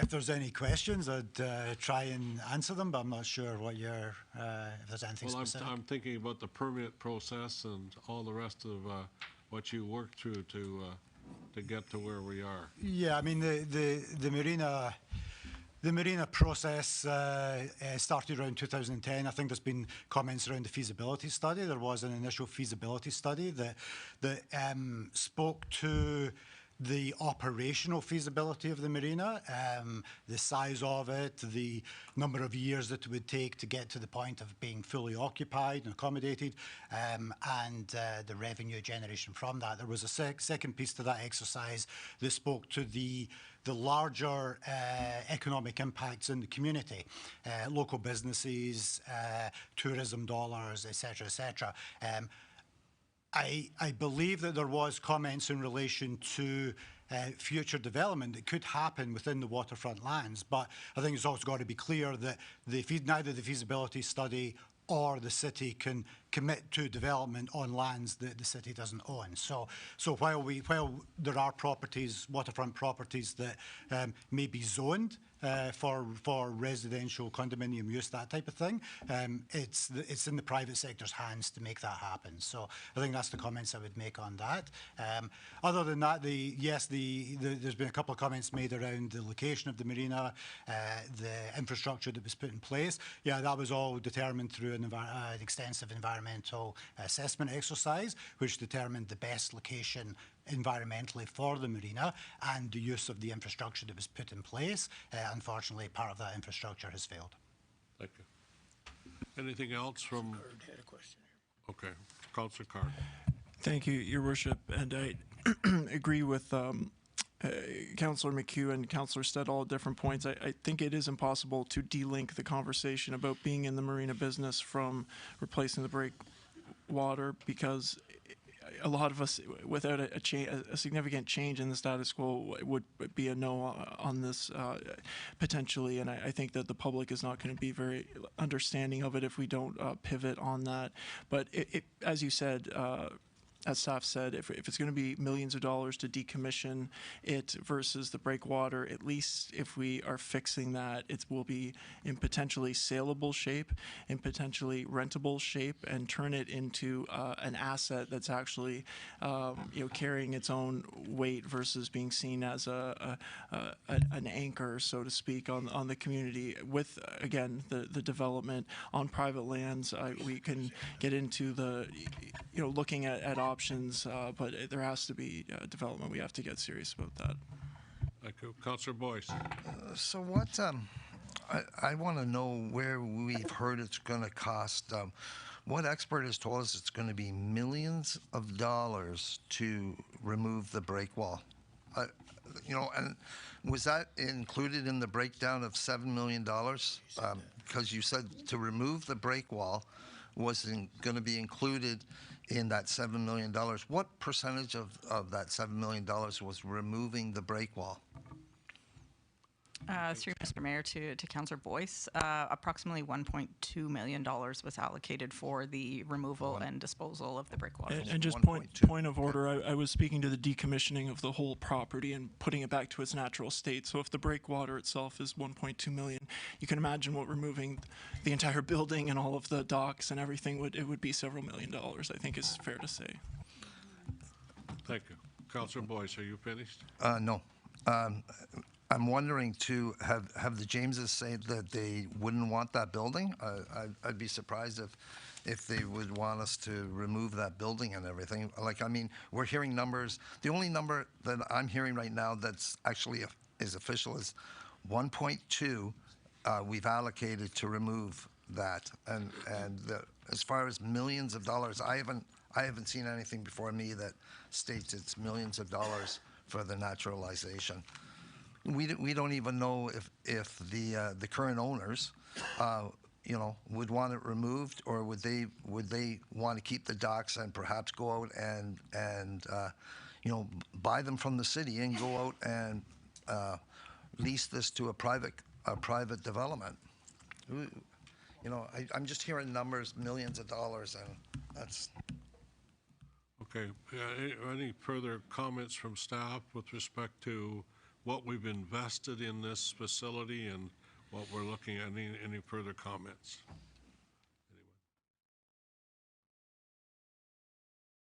Anyone? Okay. So we need a recorded vote. Is that what you're asking for? A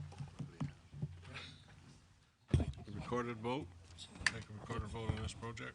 All right, just so everyone's clear, the motion on the floor is that the replacement cost be approved, There was a request for a business plan from the consultant and a request for a report from staff regarding waterfront development options. So that's all part of the motion, is that correct? Yeah, yes, that is correct. Okay. All right. Councillor Ellier? Yes. Councillor Armstrong? Yes. Councillor Boyce? No. Councillor Card? Yes. Councillor Freeman? Yes. Councillor Kotsovos? Yes. Councillor No. Councillor McHugh? Yes. Councillor O'Neill? Yes. Councillor Reed? Yes. Councillor Sharp? Yes. Councillor Stedall? Yes. Mayor Harrison? Yes. Passes 11-2.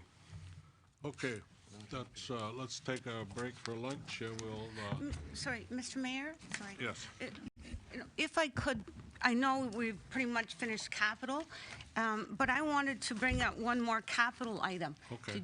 Could we do it now so we could finish Sure, capital? Or sure, do you want to break? I know everybody's. Councillor Kunze, we want to deal with one more item, but you're left. Okay, thank you. Okay. Go ahead. It's something for Sydney Ward, just Mr. Councillor Coot. I just wanted to bring up, if I could, that the tennis courts at Tucker's Corners have deteriorated greatly. They have not been resurfaced in, I think, over 20 years. I don't have the exact number. But this is a very important park at the Four Corners in Sydney Ward. And in the capital budget, there's some park work being done and certainly needed. But I really would like council to consider, with the growth of pickleball in particular, but also with tennis in that particular park, it's all, the fence around it has disintegrated. We hear often, or I do, and I know my fellow councillors have, about this facility. And so I would like to ask if it could be considered. I'm hearing, I know it's cost, and we've tried to reduce the budget here today, but we need that park. It isn't a new park. This is repairing what we own, not new level of service, fixing what we own. And I would like some funds put in the budget. I think it's approximately $100,000. And we do have parkland reserves. I think it's about $350,000. And there is growth, so DCs, the development charges, maybe could be a portion of this, because we do have we've had a lot of growth, as we know. But I would ask Mr. Mayor and to council that this be added to the budget and offset by the reserves. We have made a number of cuts, but I would like to see it from the Parkland Reserve and also from DCs to fund and repair exactly what we have for the tennis courts at Tucker's Corners. Thank you. I make a motion. I make that motion. I would second that. Okay. Can I ask a question? Councillor Stedall. I'm just wondering, I'm not sure that the $100,000 will cover it, but I don't know. I guess we'd have to get staff to come back with a report, but at a minimum, we put that in. I'm not sure either whether or not it could be covered by DCs, just because it's not a growth-related project. I believe I think it's a repair, so it has to be either just capital and potentially parkland. But is this just for tennis courts, or is it also talking pickleball? Can we get something that has both? Pickleball. Can we ask? So it's just pickleball, or it's both? No, it's a combination. Maybe I could ask, I think it was, maybe it was Director Grimman or Director Angelo, just when I was getting some preliminary information. Again, this is preliminary, and it might have come from the parks manager, but we could develop the site to include and allow for both. What about basketball? Basketball as well. There is basketball, like some courts there at the end, but again, the disintegration of the fencing has not been good. I guess, could we ask for a staff report to be brought back to council, and then we look at this multi-purpose report, I guess, okay?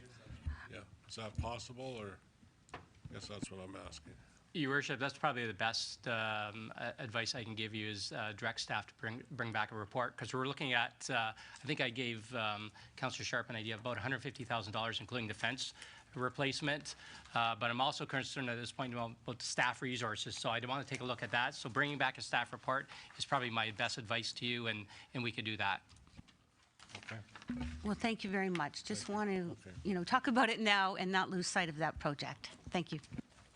So, we'll take a lunch break and. Mr. Mayor, just before we break, we should probably, if that's the intent, we should probably have a seconder and a motion from I council. thought we did have. Counselor Stendhal I think, seconded the motion. I think Councillor O'Neill seconded. O'Neill seconded. Oh, Yeah, okay. sure. Counselor O'Neill, Counselor O'Neill seconded it. We give him. Okay. So we've got a mover and a seconder, and all in favor of that, I guess. That's the question. Okay, thank you. For a report, yeah. Carried. Okay, we'll take lunch break, and we'll try to start back here by 1:25 to 1:30. Thank you. Thank you.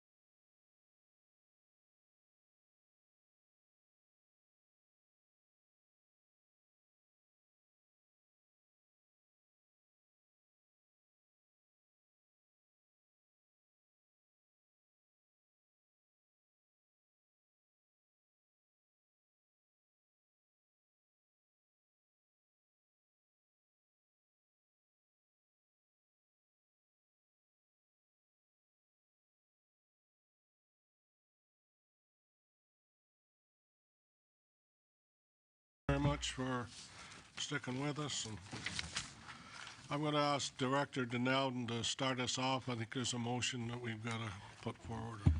Thank you, Mayor.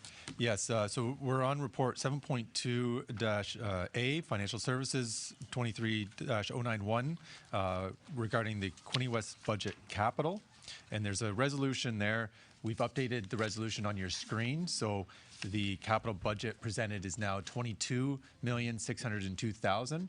So that includes the deferral of the Centennial Park, Bain to Centennial Link, as well as the deferral of the sound system. And then the next two lines are the approval of the fleet budget, which we didn't go line by line, but it is in the budget book for 2.417, and the 2025 to 2026 fleet, so we can begin the procurement on some of those vehicles for $6,009,000. So if that resolution could be passed, then we would have capital approved. Okay. Thank you very much. I need a motion, mover and a seconder for the motion, and we'll talk about it. Can I put the motion a little bit different? Can we take the third part of that motion out, the discussion about the 2025 to 2026 fleet, and vote on that separately? And just deal with this year's 2024 budget, the first two parts separate? Let's do those two first. Do this later. Okay. All right. Yep. Want to do the first two parts and then the third part last? Is that what you're asking? Yes, please.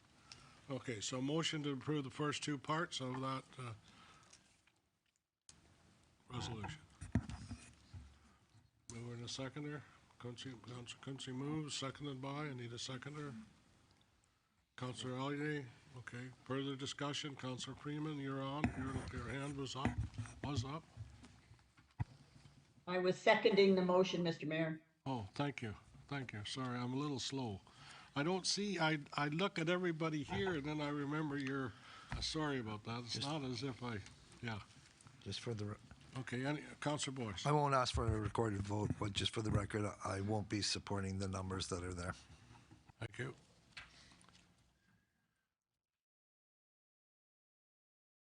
Just further comment.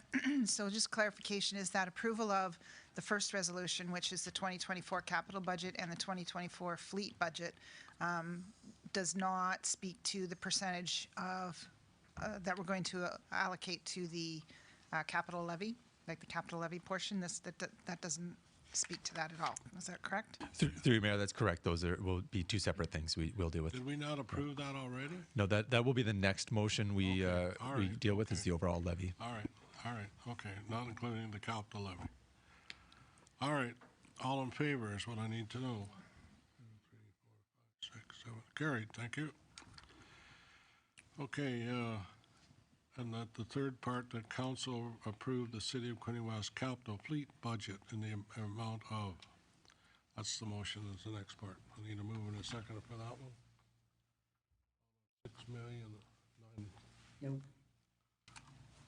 6,009,100. Councilor Card moves it. Councilor Freeman, do you want to second this one?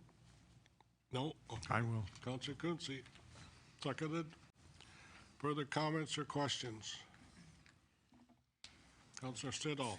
The reason I asked for this to be separated is that I have an issue with this budget, this whole fleet, and I think what we need to do, my feeling is, I would recommend, is that we deal with the future years' capital budget, the long-range financial budgets, as well as the fleet at the same time. Maybe and I'm suggesting that we might do that in the summer of 2024 to look at the 2025 and the next 10 years. So that would include the fleet at the time, because I don't have a really good understanding about, not just where the vehicles are, but where it's all, each of them are being funded from, what their life expectancy is.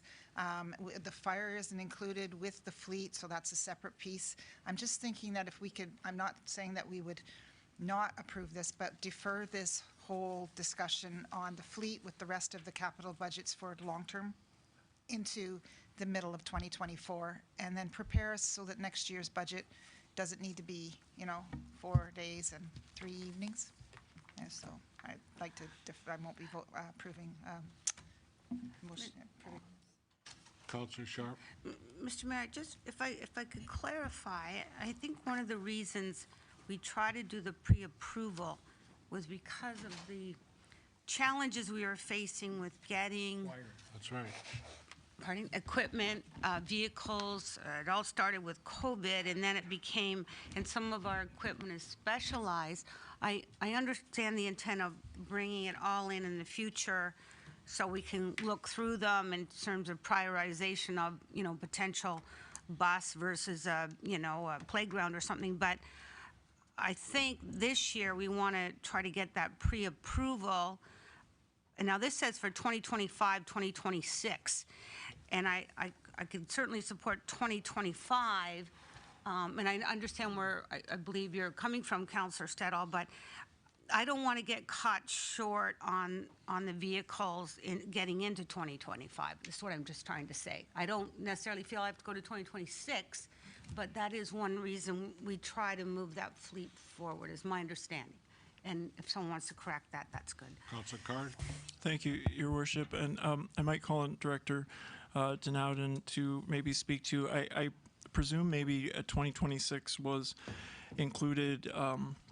Is that the timeline that you feel is necessary to go in with some group buys with other municipalities and kind of get those savings, make sure that the schedule, we're getting the specific vehicles that we need with specific requirements? Is that kind of the, so I understand the point about the pre-approval, but I presume that there was a compelling reason.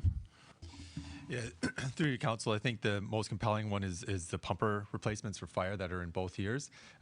Beyond that, definitely having the 25 approved would be good, and having the 26 allows us those opportunities if they do come up in terms of bulk purchasing or cooperative purchasing. So I'm open when it comes to 2026 other fleet other than pumper, but we do know that the timelines for pumpers are a year and more. And having both approved gives us the flexibility. Again, we won't receive any of these before the year in which they're required. It'll just allow us the flexibility when it comes to procurement. If I may, I would be inclined to give the maximum flexibility, just in light of especially Chief Whalen mentioning some of the numbers that these figures are going up year by year on some of these. If we're able to lock in some of these purchases, whether it be pay deposits or sign contracts to get them and save maybe 50, 100 grand a vehicle, I think that would be significant. So I would be in support of that if you think that those sorts of things are achievable by the pre-approval. Councillor Stedall? So again, I mean, that's all great information about, what it is. First of all, there was a discussion just now about the fact that fire's in here, but the discussion earlier was that fire was not in here into the fleet. So there's a discrepancy there, plus the fact that if there is some specific equipment that can be purchased together in a group, let's see what the equipment is. Tell us a little bit more about it. Tell us what the useful lives are. Tell us a little bit more. And I mean, I'm not saying delay this straight through for another year. I'm saying delay this 6 months to the summertime. We can take a look at the whole budget and the fleet at the same time, but bring us back. I mean, it's great that Councillor Card's had some discussions with Director Denowden in regards to, the reasoning why we're putting this on.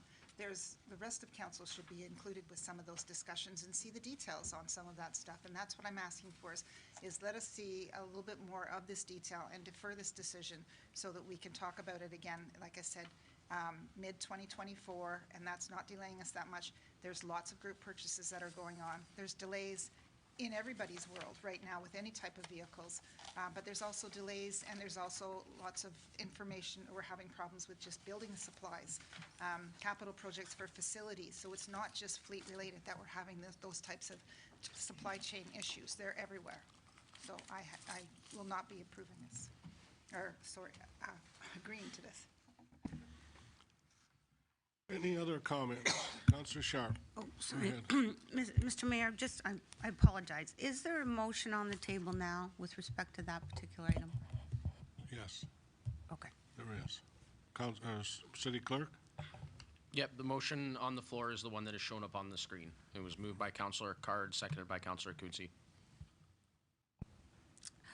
Okay. See, My challenge is I would pre-approve for 2025, but not for 2026, so which makes me have to turn down the motion.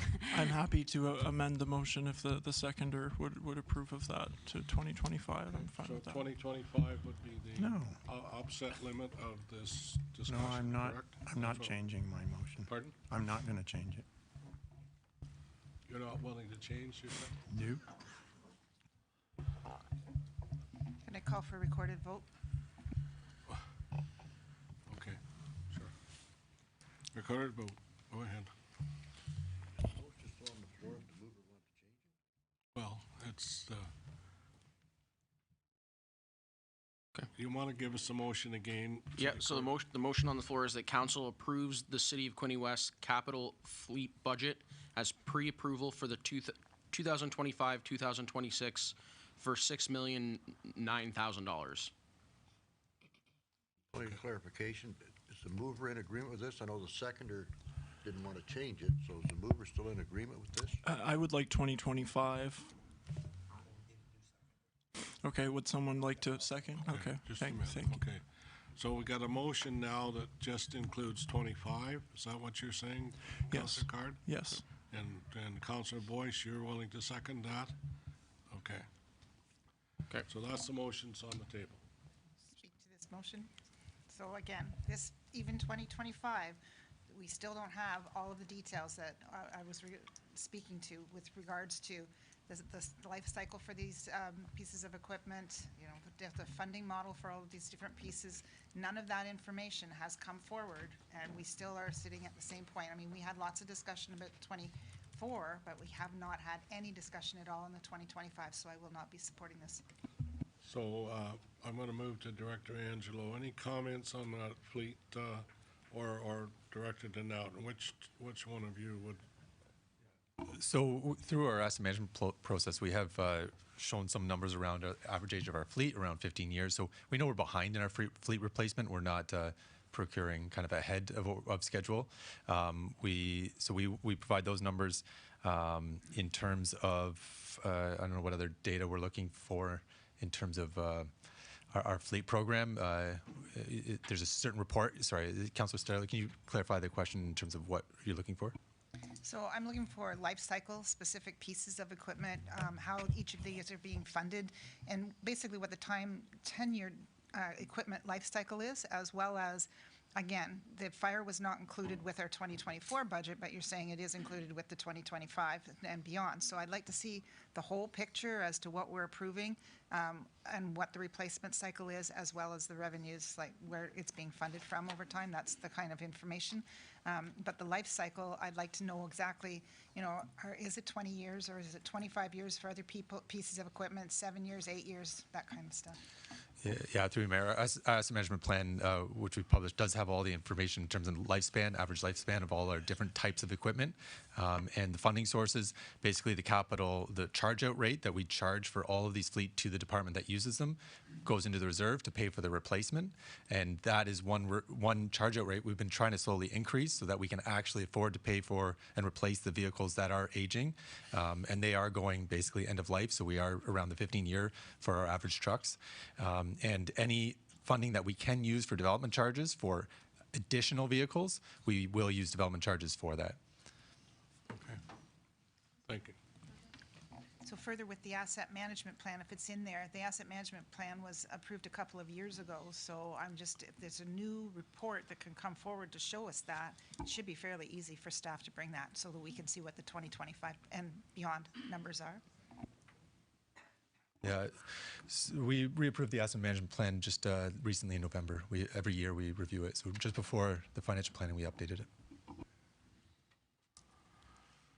Okay, Councillor Quinte. Well, thanks, Mr. Mayor.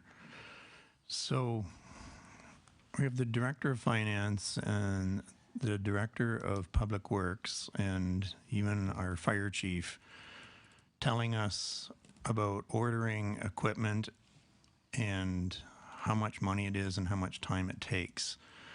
And if we want to be in an advantageous position, we need to act now, not decide 2 years from now that the equipment that we wanted we actually should have ordered it today instead of 2 years from now, because it'll be even more expensive, and our wear and tear on our existing equipment will be that much more under stress and costing us even more money. So I exactly see what the directors and our department heads are trying to tell us, that in order for this to work efficiently as possible, we need to act now to replace this equipment that we're talking about. And that's why they're bringing this forward and wanting permission to go ahead and at least make the plans to get the equipment. We don't actually have to pay for it until the truck arrives, or perhaps maybe we give them a deposit to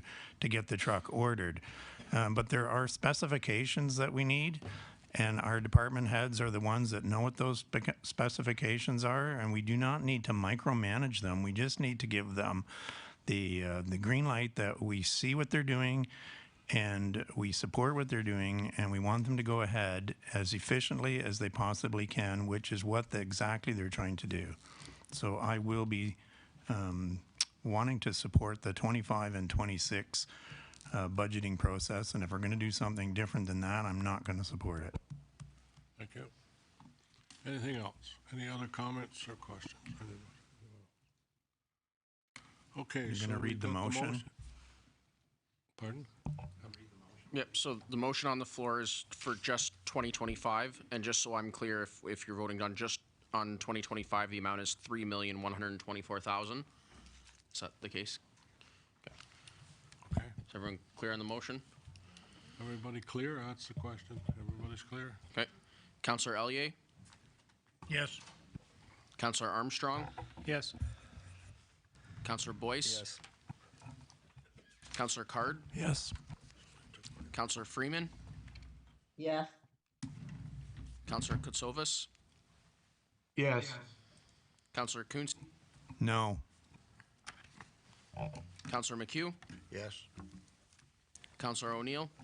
Yes. Councillor Reed? Yes. Councillor Sharp? Yes. Councillor Stedall? No. Mayor Harrison? Yes. Passes. Thank you. Okay. Next one, the resolution that,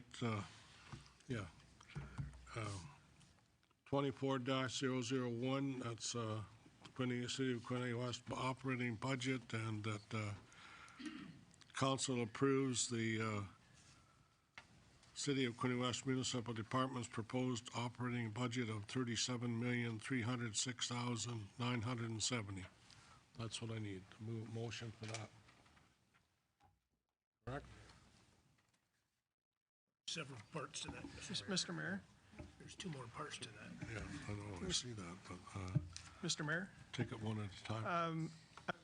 Before we actually deal with that, since we just finished talking about all the capital, and we had never really had a fulsome discussion on the 2% capital levy, I'm just wondering if council wants to have a discussion and confirm whether they want to continue with the 2%. That would be, I think, maybe the next Okay. step right. before we talk about the So, operating. That's what we need then, is I need a mover and a seconder for the 2% capital levy. I'll move That's what it. I need. Councilor Kunze, Councilor McHugh. Okay, on the floor. Questions and comments regarding the 2%? Want to continue? Councilor Stedall. I won't be supporting this. We've already allocated money to the capital levy with regards from the money from the PILT this year. And our ratepayers are indicating to us, and I think it's pretty prevalent, is that the current 7.1% increase is too high. And so I think that this year we can we can reduce it. I would suggest that we could go to 1%. I know we're sitting at 2% right now, but I think this year we can take that break and we can go down to 1% capital levy. Again, I'm not sure how much, maybe Director Denowden can clarify. The 1% represents how much, and how much did we put in from the PILT to the Capital Reserve Fund? Yeah, through your worship, the 1% would equal 705,000, and The number I am looking at here, City Capital Reserve, we put in 930,000 of the PILT money into the City Capital Reserves. Yeah, So we put in more than the 1% that I'm suggesting. correct. Thank you. What is that, 1.3 or? Sorry, the combined 700 and 900? Yes. So 1.41 million is a 2% capital levy, but yeah, if you take the 932,000 and add 705,000, yeah, you're 1.6. Okay. 1.68. Okay. 1.6 is, that would reduce the overall tax, correct?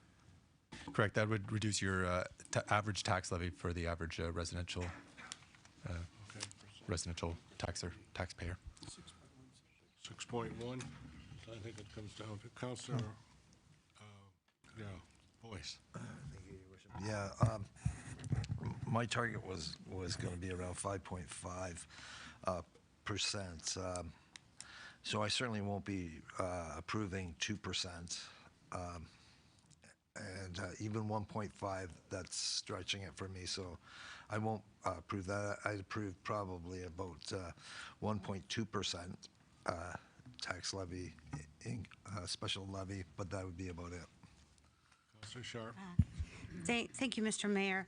I can't take a percentage off the capital levy. I know this is a difficult budget, but we worked hard to take it to 2, and certainly long-term will be impacted if we don't retain it. However, to the points that have been raised, we did allocate from PILT 985,000 in capital. So that, to me, does allow us some room to reduce it this year, but I wouldn't go lower than 0.5. So leaving 1.5 in the tax levy because we've allocated 985,000 from PILT into capital. So, but I can't go down a full percent. Thank you. And you also know that the PILT money is a one-shot? I certainly do. Thank you. Okay. Councillor Quinte? Every little bit we take off the capital levy is only going to come back to haunt us and cost us even more money in the future.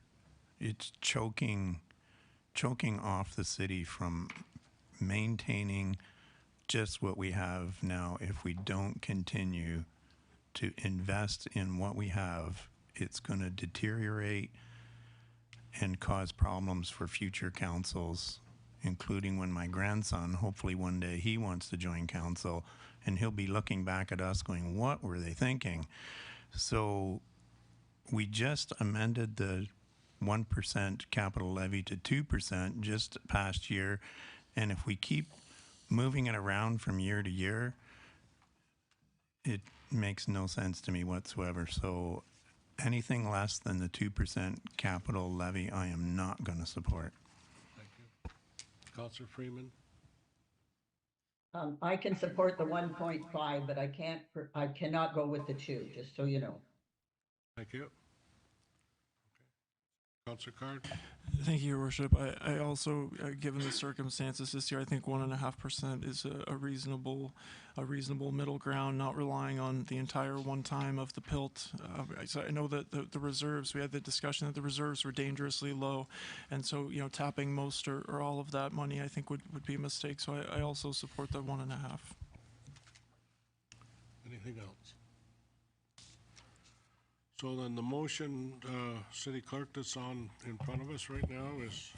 Yeah, the motion on the floor is a Quinte West capital levy proposed budget of $13,055,000 and special levy of $300,000 be approved. So that's on the floor right now. And what's that as a percentage? So we're talking, you're talking dollars, we're talking percentage. I believe that's the 2%, Your Worship. No, that's, no. Yeah. Yeah. We're dropping back to 1.5% is what we're. Mr. Mayor, I believe the original motion, Okay. But All with right, Quinte okay. and McHugh was for the 2%, which is what's All right, moved and okay, seconded. so we'll vote on the original motion of 2%. That's the original motion. Oh. Okay, all in favor of the original motion? 1, 2, 2. Motion is lost. Another motion is what I need. 1 point, Councillor Armstrong is reducing it to 1.5. I will second. And Councillor Card will second that. Any further discussion? Councillor Boyce? Just that it's a really, really, really tough year, and I won't support 1.5. I said I'd get down around 1%, and that's where I'd be happy with 1%. But I won't do 1.5. It's been tough on us all, everyone that lives here. Councillor Stedall? I'm in agreement with Councillor Boyce. I believe that we can go down to the 1%, and even at 1%, we're still putting more money in 2024 because of the PILT money.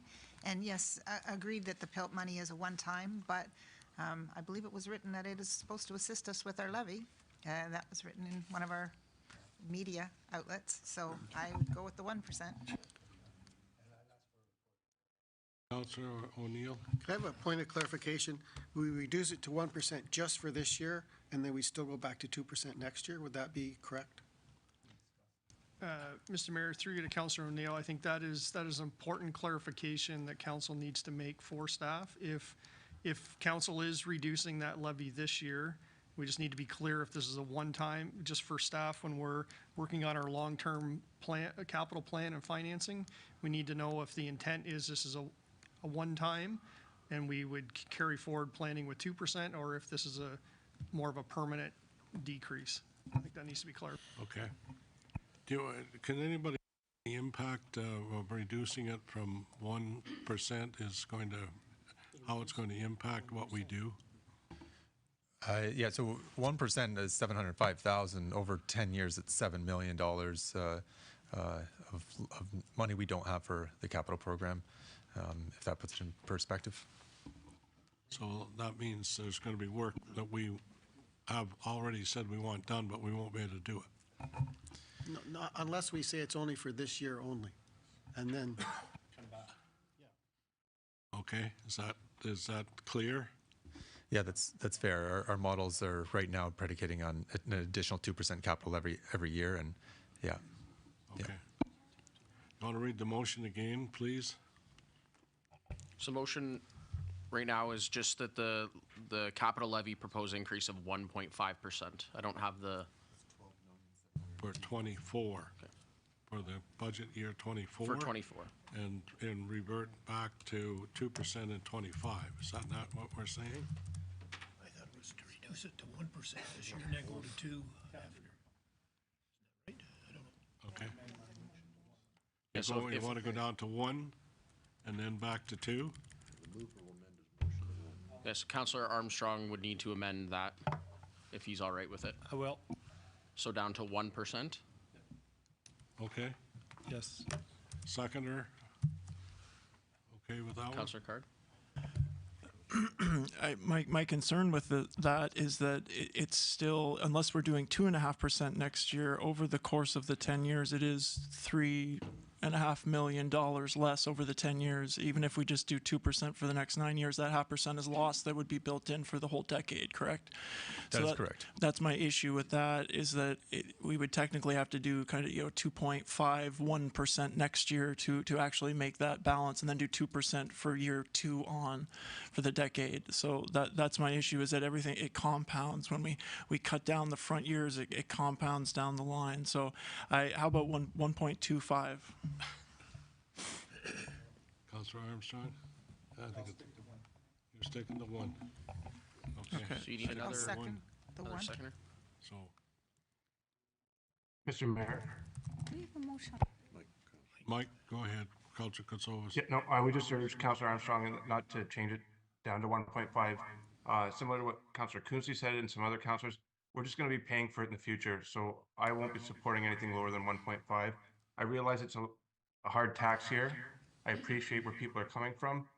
Just keeping in mind, Quinte West last year passed 5.36 when most other municipalities were well over 7 and 8%. So we were lower then, and I think we're going to be lower this year as well, but we can't drop it so aggressively that we're just going to constantly be at that 6 and 7% increase year after year. We want to try and get it back down in future years to that 2 and 3% that's more comfortable.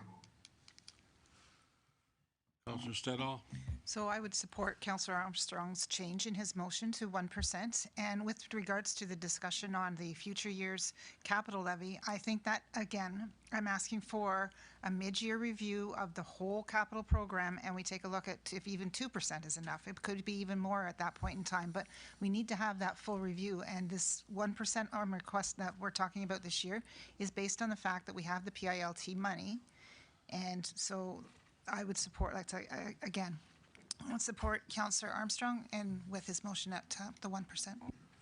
And so put in the motion that we review in late June, early July. We expect a review from staff presented to council, correct? Sorry, if you can clarify just on that, we do every year an asset management review of our assets, and we recently did that in November, showing that 10 million plus infrastructure deficit. This is where the 2% comes from. It would take at least 7 to 8 years to close that gap at 2%. Anything lower would just take us longer. And we do that every year already, so I don't know if there's a separate report or a separate plan we want to do outside of the... I think what you do is fine, but just make sure we have it. And I think we can also, or you can, maybe directors be specific with projects and where they're at. I think that's the other part of this that we need to know. Mr. Mayor. Thank you, Mr. Mayor. Now that there's a new motion, I can't support that. I was hard-pressed myself to go to 0.5 off the 2, but again, because of the PILT funding. So if it has now changed the motion to go down to 1%, I will not be supporting the motion. Thank you. Councillor Quinte, you're on next. Thanks, Mr. Mayor. I think if I understood correctly from Director Denowden that the staff did provide a report regarding our asset management plan. So, and I remember reading through it. So we do have an asset management plan. So if we're just asking the staff to come back mid-year with an asset management plan, well, they've already got one, and I'm sure we'll have to add to it going forward. And by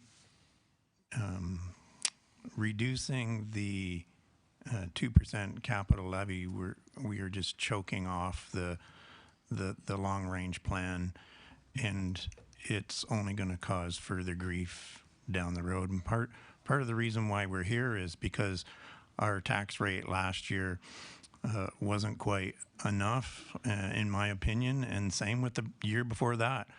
I remember coming back to the council in 2022 asking them to reconsider the 1.9% budget from 2022. So I'm not supporting anything less than 2%. We're only hurting ourselves. Thank you. Councillor O'Neill. Thank you, Mr. Mayor. I can't support anything lower than 1.5. With this year, the PILT money, we can do it, but because of the cumulative effect, if we go down to 1, I think it's too big a deficit to make up. Thank you. Councillor Elliott. And I agree with Councillor O'Neill. The other question that I wanted for clarification is, we've been bantering around whether we do 1% or 1.5. Is that just this year, and then we'll revert back to 2% next year? Because that's been through in the mix, and I'm still kind of at a loss whether when and if this motion is approved, whether that's going to be part of it, that it's a stopgap measure, I'll put it in that sense for this year, that whether we decide on 1 or 1.5, that we revert back in future years to 2%, and then maybe further beyond that, I'm not sure, because that's in the future. Through your worship, that's what I'm hearing from all of council around the horseshoe here, is that the 2% would be reinstated for long-term planning. Okay, that's what I want the clarification on, because it was talked about, now we've been bantering it back and forth, and I wasn't sure that that was lost in the conversation. Thank you. Councillor Stedall. Sorry, just a clarification on when I was talking about, it wasn't the asset management plan, it's the long-range financial plan. So it's this, the appendix that we got with all of the capital projects, which includes facilities and everything else. That's what I'm talking about, not just the asset management plan was in reference to the equipment, which is also part of this as well. But this is what I'd like to see brought back in June, and with a discussion about what we're going to be doing going forward in 2025, so that we're not strapped in January trying to decide what we're doing with our capital budget. It just will give us a better idea. There's some pretty big projects that are in there, including the the YMCA roof, the generator that we talked about, a few other things. I think it would be nice if we could just have a little bit more discussion, not when we're in the heated last minute trying to get the budget passed, where we could have that in June and get an idea as to what's on the long-range capital plan. There were some discussions that were thrown out about a two-lane highway over in Ward 3, and I mean, that's not even on this plan. There's a $30 million bridge that's on this plan. Those are the types of budget discussions, and that'll help us inform whether we need that 2% next year or not. So that's all I'm talking about, is that I agree that we probably, if we're going to do that kind of stuff, we're probably going to need a 2% or maybe even higher. But for this year, we have this additional PILT money, and that's why I would be supporting the 1% this year, and then a full review to decide if we're going to go up to 2, 3, 4%, whatever it happens to be. Hopefully it's not 4% in future years. Councillor Quinte. I just want a point of clarification that the provincial top-up of the PILT money is actually from previous years. Money we thought we were going to get, which we didn't get. We had been planning on receiving that money, but we didn't get it, and we were trying to proceed as best we could, hoping that some way, somehow, some of that money would come our way, which we're going to get this one-time top-up from the province of Ontario to help us out. So all of that is coming into, in my opinion, thank goodness that the province of Ontario has come through, because that would have been disastrous for as far as the tax rate goes. But we still need to move forward. We have no choice. We can't just shut the doors tomorrow and walk away from it. We have to keep going forward, and the only way to do that is to fund it correctly, which we are barely doing, even if we keep the 2% capital levy in place. So I'm not supporting anything less than 2%. Thank you. Anything else? Okay. Okay. Anything else? Any other comments? Reread the motion so we all. Mr. Mayor, I just want to be clear. So the first part of the motion is the 1% that you're voting on. The second part, which I'm not clear on, because I've heard to report back in June 2024 to discuss for 2025, or if it's just going back to 2% for 2025. So I just need some clarification on that. Well, I guess there are two things. Number one is I felt that we were approving 24, but 25 would stay at 2%. That's what I heard. And is there still a requirement that staff bring back a review in June? Is that part of the motion?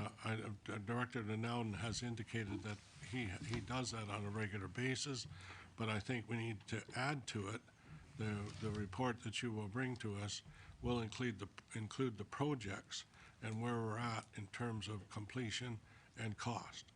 I think that's what council also wants to see, so that we can, I guess, look at the fleet management and where we're at in terms of replacing and the process, the age of the vehicles, and also the projects that we're working on, and helping to move forward. That's what I think is all part of this. So. Sorry, Mayor, I might need clarification on that. We provide quarterly reports on the status of our projects. I believe that's a separate thing there that you brought up outside of the forecasting and the planning into the future. In terms of the forecasting, we have the asset management plan, which will come in June. If that doesn't suffice, it sounds like the long-term financial plan that we presented in November, we want to move that timeline up till June. And maybe I can just get clarification on that. I think that's what the request is. Well, I think that's what I'm hearing. I think. Council, any other comments? Am I hearing it correctly, or that's my concern? Okay, yeah, that's what we're signaling by our head nods that that's what we want. Okay. Yeah, well, maybe, yeah. I wonder if the budget process should be a separate staff report or a separate discussion about the budget timelines, just so that we know that we can deliver what council is expecting in terms of cost projections and all that. If we move the process up to June, there's a bunch of work, staff time involved there, and I just want to make sure we can hit that deadline. Well, we're not, I don't think we're asking for anything that's out of the ordinary. You do the update as was shown. And so that's the kind of update we're asking for, and maybe a little more clarification on where we are in terms of the completion of projects that we have already decided that we're going to do. Councillor Stidham. Just to help clarify, I think I agree with the director. We should just deal with the 1%, whatever that is we're going to do with 2024. Talk about the budget process separate if we talk about that, but then not talk about putting the 2% back in until we talk about the budget process. But the 2%, in my experience, use it as a guideline. I mean, not necessarily, it won't be approved by this council. We're just saying, go ahead and use it as a guideline to prepare those reports, and then we talk about it again in 6 months. But that, again, that process, that can be done separately and outside of this resolution. We can just talk today about our 2024 capital and what percentage we use for our capital levy. Councillor O'Neill, that's not exactly what you said, is it? I think it's pretty close. Is it? You okay? Okay, all right, okay. All right, you got it? Can I have the motion repeated again, please? Okay, I'll take a stab at it here. So you're voting on the 1% capital levy for 2024, 1%, and then we're going to report back in the summer on the budget process, or no? The recommendation is that part just not be included in the resolution. We just talk about the 1%. So the resolution is just the 1% for 2024. Okay. Okay. Okay, that's All right. fine, I'm fine with that. That's, yeah, okay. Mr. Mayor, Councillor Freeman is. Councillor Freeman. thank you. What is going to be the difference in the tax increase of doing 1% versus 1.5 exactly? Well, how much will it bring it down to do 1? Director Denouden. Sorry, so 0.5%. So we're either, right now we're at 7.16. If you took out 0.5%, you'd be at 6.66. And if you took away a full percent, you'd be at 6.16. Thank you. Councillor Card. Oh, thank you, Your Worship. I thought that Councillor Freeman might have meant like the actual effect on like the average ratepayer, what that number would be, but well, what is that out of curiosity? I guess That's exactly it. That's the average residential tax increase. It's currently at 7.16. No, I meant like a dollar amount on whatever the average is 29. Yeah, it's like 2,900. Anyway, if 1% is 29, I think it was 2,900 or 3,000. So at $15 a year, I guess is what we're talking about. Yes, roughly. Okay, so the motion again is 1%. Okay, that's the motion. Okay. Recorded vote. Yep. Okay, recorded vote. Councillor Ellier. No. Councillor Armstrong. Yes. Councillor Boyce. Sorry, Councillor Boyce. Yes. Councillor Card. No. Councillor Freeman. No. Councillor Kutsovos. No. Councillor Quinte. No. Councillor McHugh. No.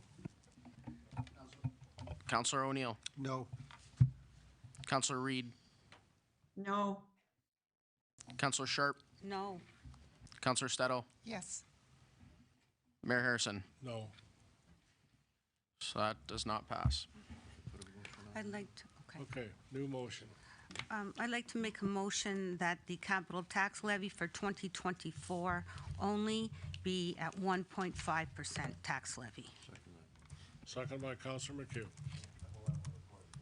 Recorded vote. Just give me a moment, Mr. Mayor.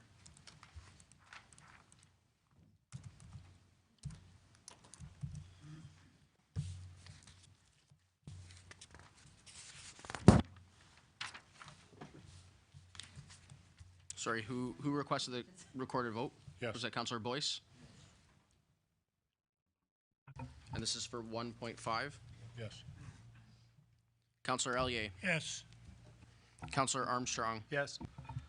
Councillor Boyce. No. Councillor Card. Yes. Councillor Freeman, Yes. Councillor Kotsavos, Yes. Councillor Quinte, No. Councillor McHugh, Yes. Councillor O'Neill, Yes. Councillor Reed, Yes. Councillor Sharp, Yes. Councillor Stedall, No. Mayor Harrison. Yes. That passes 10-3. Okay. Where are we now? Which one's next? Bottom line changes there now.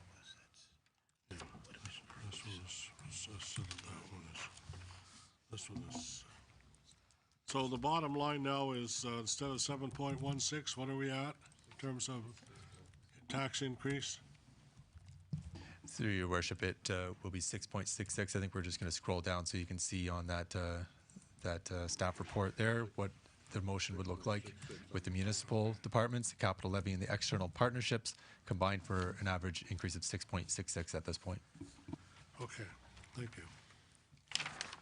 Okay, so now we're at correspondence for council information. Through worship, is that this is the recommendation where we need approval of the overall levy, and that also the municipal department budget is approved as well. Okay, so you need a motion to department overall and the tax levy, okay? Correct. Mr. Mayor, can I ask a question before we Yes. move on? Yes. If I bought a house, this is for Director Denowden, if I bought a house 2 or 3 years ago, say over on Telephone Road, one of the newer homes, and I paid, I don't know what I would have paid, $600,000-700,000 for that home. That doesn't go back to the one you used of $250,000. They know exactly what I paid for it, and that's what I'm going to pay taxes on. Correct? So the new homeowner is unlikely to pay on the $700,000 they purchased the home for, because we're using discounted assessment values to 2016. Now it's unlikely that they're paying. Their house is likely appraised more than, let's say, another house that's 30 years old, but they're not paying on the $700,000 as you gave in your example. The one person, if I may follow that up, the one person that I'm referring to said they're paying approximately $600,000 or $6,000 per year in taxes now. So when I hear it going up 6, 7, 8%, that's substantial if that's the case. Can anybody confirm that that would be likely? 6,000 taxes on a house about that value right now? Through your worship, 6,000 is a reasonable number for a house that value. Wow. So that kind of kicks that 250 way out of the water. Thank you. Okay. Anything else? Councillor Stedall. So just a clarification before we put this resolution on, we want to finish our discussion, I believe, in regards to the new staff, because that's part of what makes up this total operations. We had talked about one staff, but there were 3 other ones. And if we are going to go forward there, then I would make a motion that we not hire any other staff. We've got 1 approved in the budget, and that the other 3 be deferred until 2024-5. Okay, so you got that motion, Mr. Clerk? Need a seconder for the motion? Pardon? No. Councillor Boyce seconds the motion. Further discussion? Mr. Mayor. Councillor Coetzee? Many years ago, our council got together to come up with a strategic plan. And when we created the strategic plan, Mr. Clazy then took that information and went for a report on the organization for the city of Quinte West, which he completed. And we are trying to work our way to get to the end of that goal. And these staff members were indicated in that organizational review, and they are needed staff members in order for the city to complete the workload, and also to have a process in place where we have staff moving forward in their careers and their education, so that one day we will have competent and well-educated department heads to run the city for us. And it's all part and parcel to investing in our city. We have to have really good staff members. Any organization, if you don't have staff members to run the show, then the show doesn't run. And that's what we're talking about here. Is we're talking about investing in our city and our staff members. And without following Mr. Clazy's advice on going forward, all we're doing is we're just handcuffing our own staff in enabling to get the work completed. And I would like to have some of the department heads speak to these positions that we're talking about. And I'm sorry, I tried to grab down notes earlier as to exactly what they were, and I know what it is. We did talk about this previously this year. Every member of this council, this information was brought to us last spring or early summer. I've been trying to look for the minutes of those meetings, but I don't know the exact date, so I wasn't able to find them. But all of these positions, like the asset manager, currently, or in the past, if I understand this correctly, our CAO and the directors have been trying their very best to formulate the asset management plan. But that's at the cost of doing their everyday 24 hours a day job.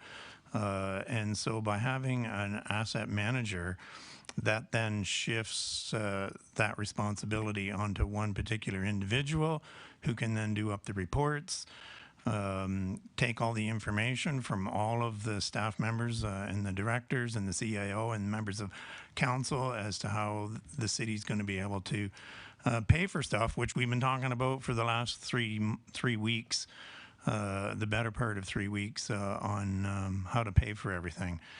So I'm asking for staff members to the directors to talk to these positions that we're before we vote, that we're talking about here.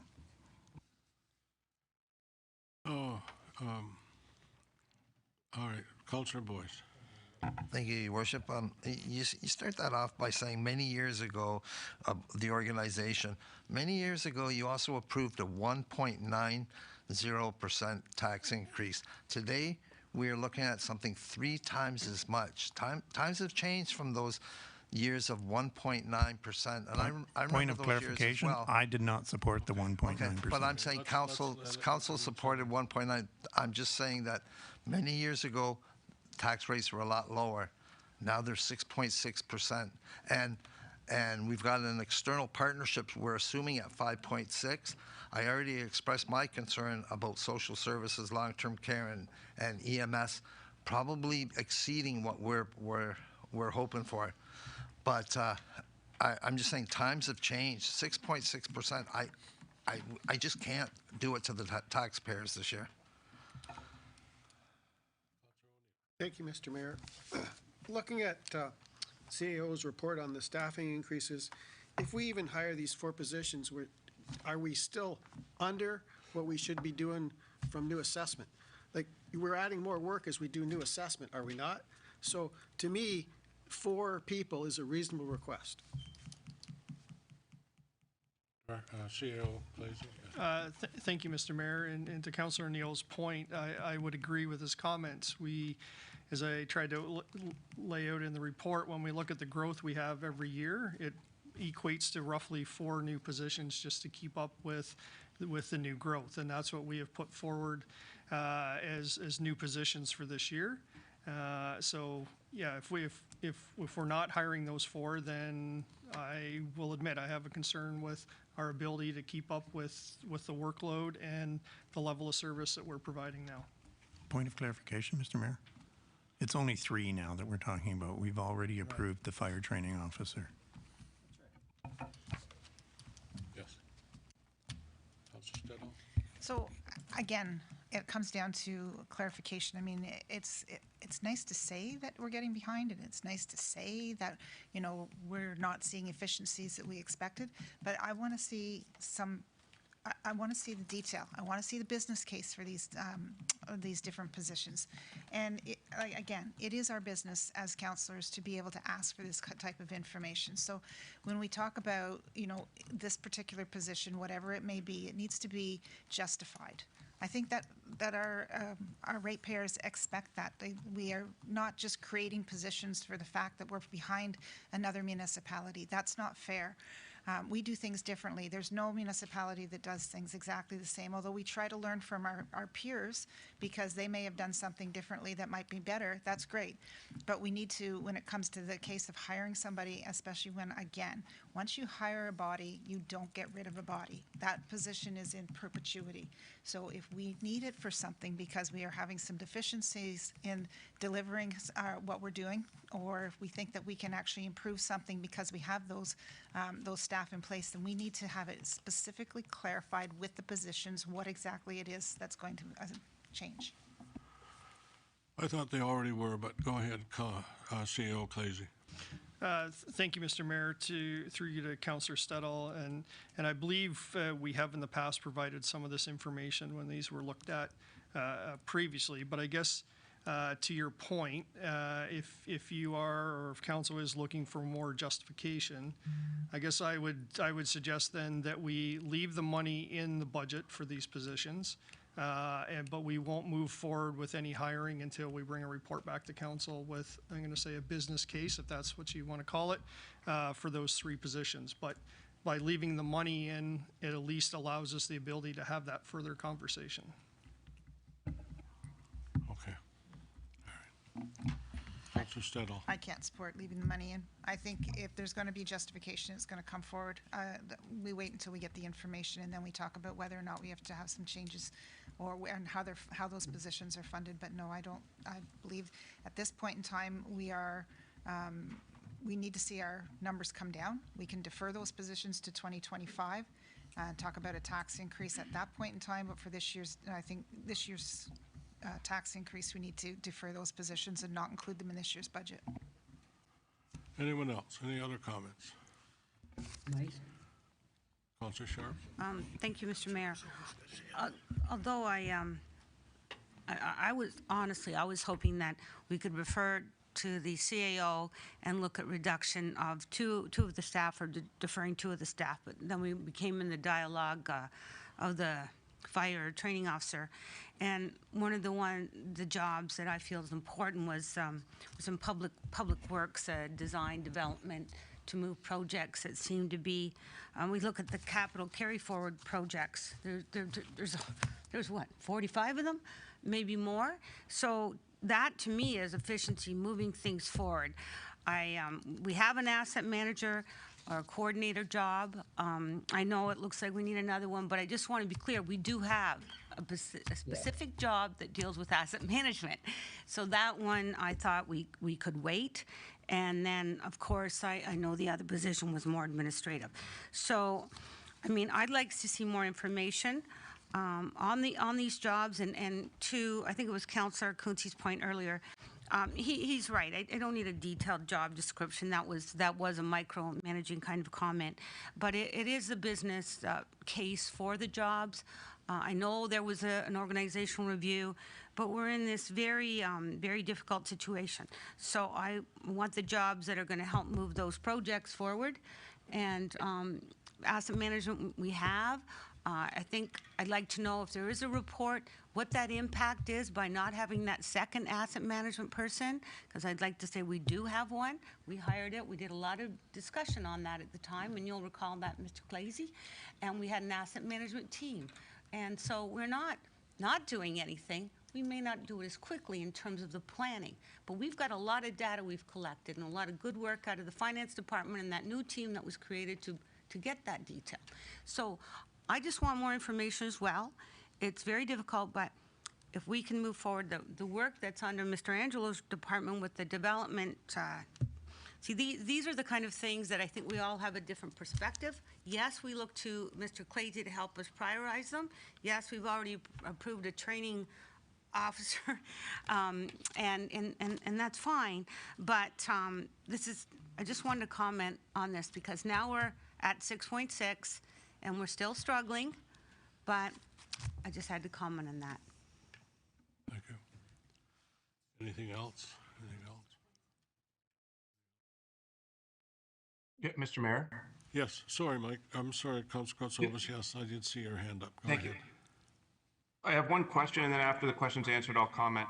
The 3.19% tax levy includes the fire training officer and not the other three positions, correct? If we were to hire additional staff, that would continue to go up?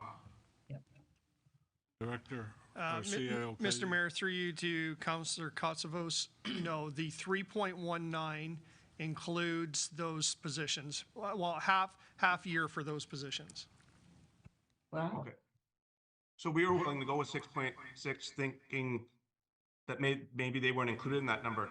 I think staffing is crucial to allow the city to move forward, and it affects every tax resident. It helps us run, as I said, more efficiently, more successfully. The total external partnerships, on the other hand, although valuable, don't affect every tax member or resident. So I have a hard time giving so much to those external agencies all the time, and they don't affect everyone. Similar to why some people are against the marina, but we're not allowing staff to be as successful as possible. So I'm in favor of hiring anyway, at least reviewing a couple more positions, whether we decide to do 2 of the 3 or all 3. I would like a discussion on that before we just drop it. Thank you. Councilor O'Neill. Thank you, Mr. Mayor. I too would like to include them in the budget for now. We can review them if they chose not to, but we've got to rely on our staff for what they want, and you should at least have it in there in case, well, our staff feels we need them, and we should at least leave it in there. Okay. So do we have any motion? We do, Mr. Mayor. We have a motion on the floor from Councillor Stedall, seconded by Councillor Boyce, that the 3 additional proposed staff positions for 2024 be deferred until 2025. Okay. So would that means we're taking the money out of the budget, or we're leaving the money in? What's it mean? I guess that's my, The intention of Councillor Stedall was to remove it, and Councillor Boyce is in agreement with that, then that would be what council would be voting on. leave the money in the budget. I guess that's the question. Take it out. The motion is to take it out. The motion is, but I'm trying to make sure, is that still what you want to do? Take the money out of the budget? That's what the motion is directing, and that's what you want to do. Okay, so, okay. All in favor of the motion? So we have to know, all in favor of the motion? Motion's defeated. Okay. So then we would put forth another motion? Another motion? I'll make the motion that we follow CAO Clazy's direction, and that we proceed with the hiring process that he's got in plan, using his percentage as that these staff members would be joining the organization over the course of the year. So there's only half a year of their salaries plus benefits that are included in the budget already. So that amount stays exactly the same. Seconder? Need a seconder for the motion? Councilor Card seconds the motion. Okay. Any further discussion? You want a recorded vote? Okay, recorded vote. Oh, sorry. Recorded vote. Sorry. I just sorry. want to, thank Go you, ahead. Mr. Mayor. I just want to speak to it. I'm not going to support this part of the motion only because I would have liked to have more information. I support that we now leave the funds in there, but until we get the information before they are hired. But this particular motion includes move forward with the process with no further reporting. So that is why I won't be supporting the motion. But it's not that, the funds can be, I support the funds being left in there till we get another report, but this motion is to move forward now. That's my understanding, Councillor Yes. Quinte? That's what I Exactly. We have the information. We've been given the information. Thank you. Okay, recorded vote. Thank you. Councillor Ellier. No. Councillor Arm. No. Councillor Boyce. No. Councillor Card. No. Councillor Freeman. No. Councillor Kotsavos, No. Councillor Quinte, Yes. Councillor McHugh, No. Councillor O'Neill, No. Councillor Reed, No. Councillor Sharp, No. Councillor Stedall, No. Mayor Harrison. Well, I'm not sure. Am I voting on keeping the money in the budget? That's what I'm voting on? On approving the positions, on the 3 additional positions for 2024. Okay, I would vote yes. Thank you. So that loses 11 to 2. Okay. Can I? Okay. Okay, so Councillor Carr. can I move a motion to allocate the funds and have the review that maybe Councillor Sharp would like to second as she suggested? Or Sally can second. Yeah.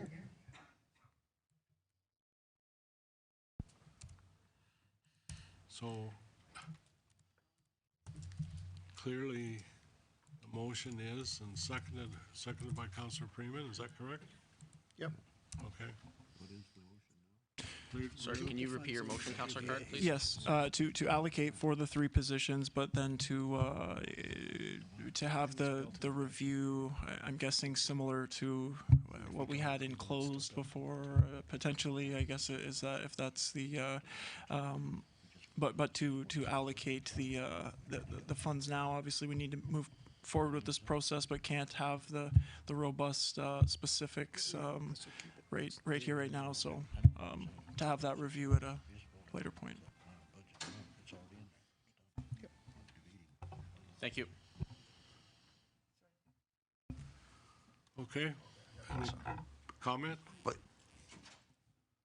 But like we discussed these positions already, and you had the opportunity to vote yes for them then or no for them then, but not. And then right here you had the opportunity to vote yes or no, and you voted no to proceeding with the positions. But now you want to see if perhaps the job descriptions have changed or something on those positions. I'm not sure what you're voting for right now. No, I would like to allocate the funds. I don't know that it will be the will of council to approve all of them necessarily, but we can have, I'm comfortable with having the discussion right now. I don't feel like I need necessarily more information, but if it's going to help council make the decision, if people are more comfortable with having that review similar to what we've had in closed, I'm perfectly fine with that. It's not my way or the highway. Yeah. Thank you, Mr. Mayor.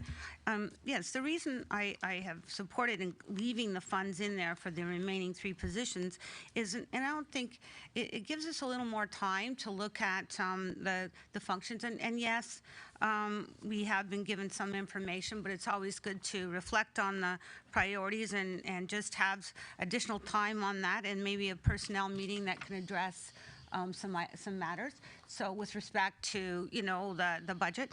And so I don't think this extra time hurts anything. It's in there.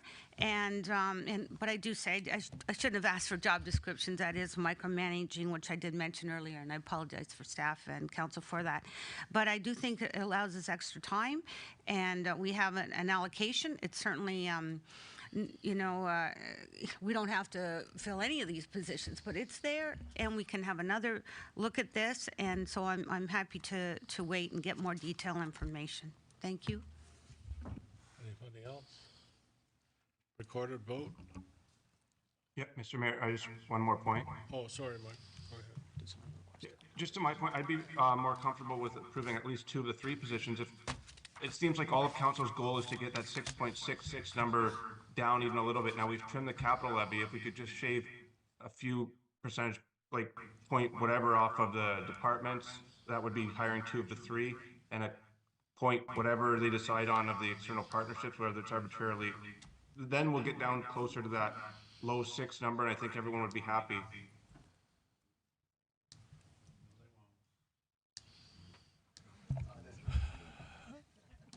If I'm comfortable with amending to 2 out of the 3. Mr. Mayor, I guess I come back to I think my preference would still be that we leave the money in and come back with a business case for the 3. I'm concerned about the discussion and trying to pick between 2 and 3 without having that additional information. I think in fairness to the staff and the directors in the different departments, I think that would be the appropriate way to do it, as opposed to just not picking one today because we want to pick 2 instead of 3. And I think that would be the fairest way.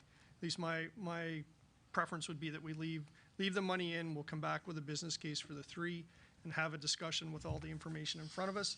And I guess just for clarification, the money we have built in the budget for those 3 positions is about $138,000 and about 0.19%. So it's not like 300,000 or 400,000 for the whole positions. Okay.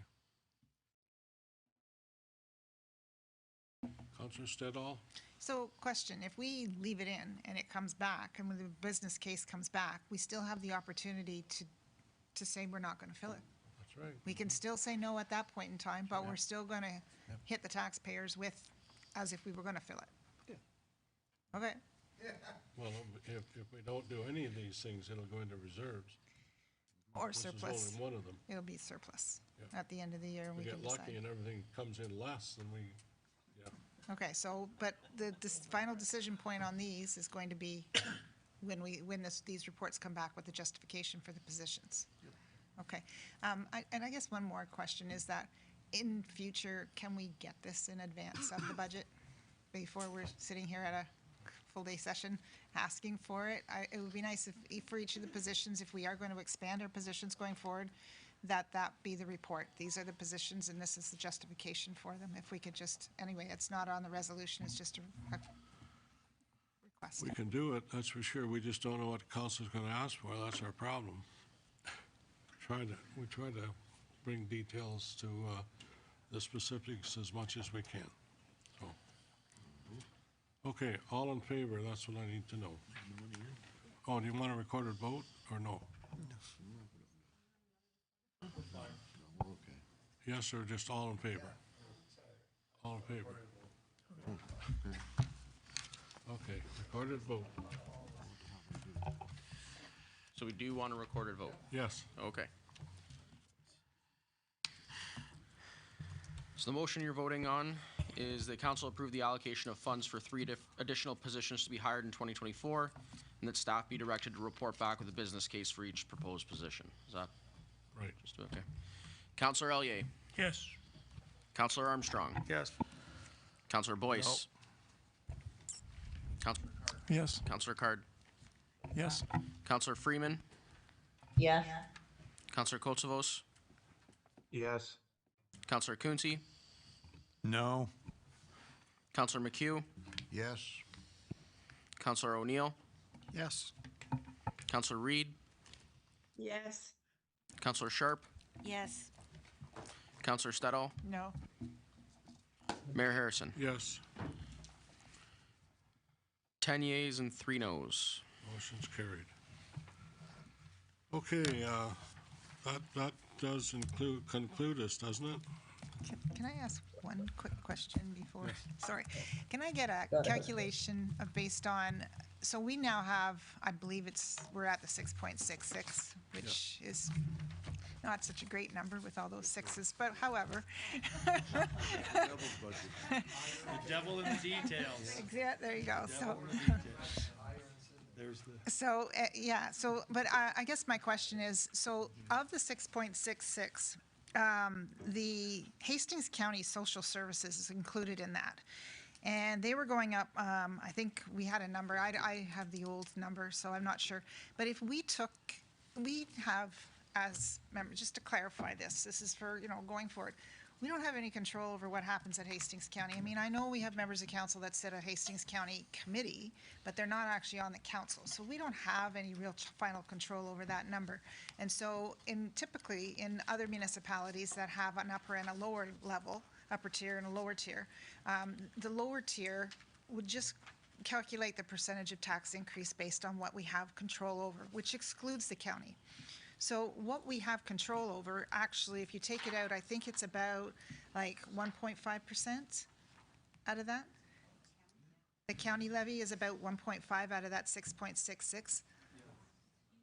Right? It's a huge number. So our controllable costs that the city is can control, we'd actually be looking at a 5.5 or 5.2% increase in our taxes for the part that we control. So we are down to 5. I'm going to justify that with that. Okay? Just, thank you. But you're right, Councillor Stedall. You're correct. Right, so we're not 666. Councillor O'Neill. Thank you, Mr. Mayor. Through you to the Director of Public Works, I still have a concern about how fast we can get the road work done on Second Dug Hill Road. Is there any way we can pre-approve that project for next year to any level?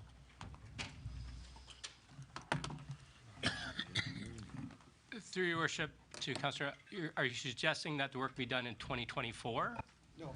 I'm suggesting that we pre-approve the project, so if there is stuff you can move on faster, we can get it done as soon as possible. I just like to see it done as soon as possible. Through your worship, I believe I'll include all that in my analysis in my report to council on how some of that could be done in advance and sort of some timing as well. That would be awesome. Thank you.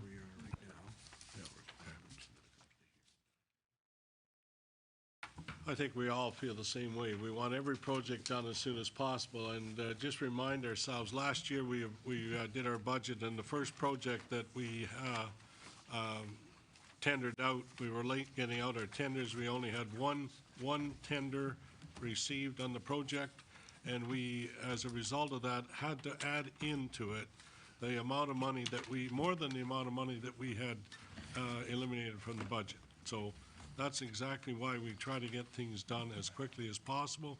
We try to move ahead with projects and with tender documents so that we can, instead of having only one person respond or one company respond to a tender, we have more than that, and that means it's a competitive market. So that's what we're dealing with, yes. So I'm at printed, and I guess we need to accept all printed material. As I need a motion to accept it. Councillor McHugh moves. Need a seconder, Councillor Sharp. And then I have correspondence from Brian Crozier regarding 2022.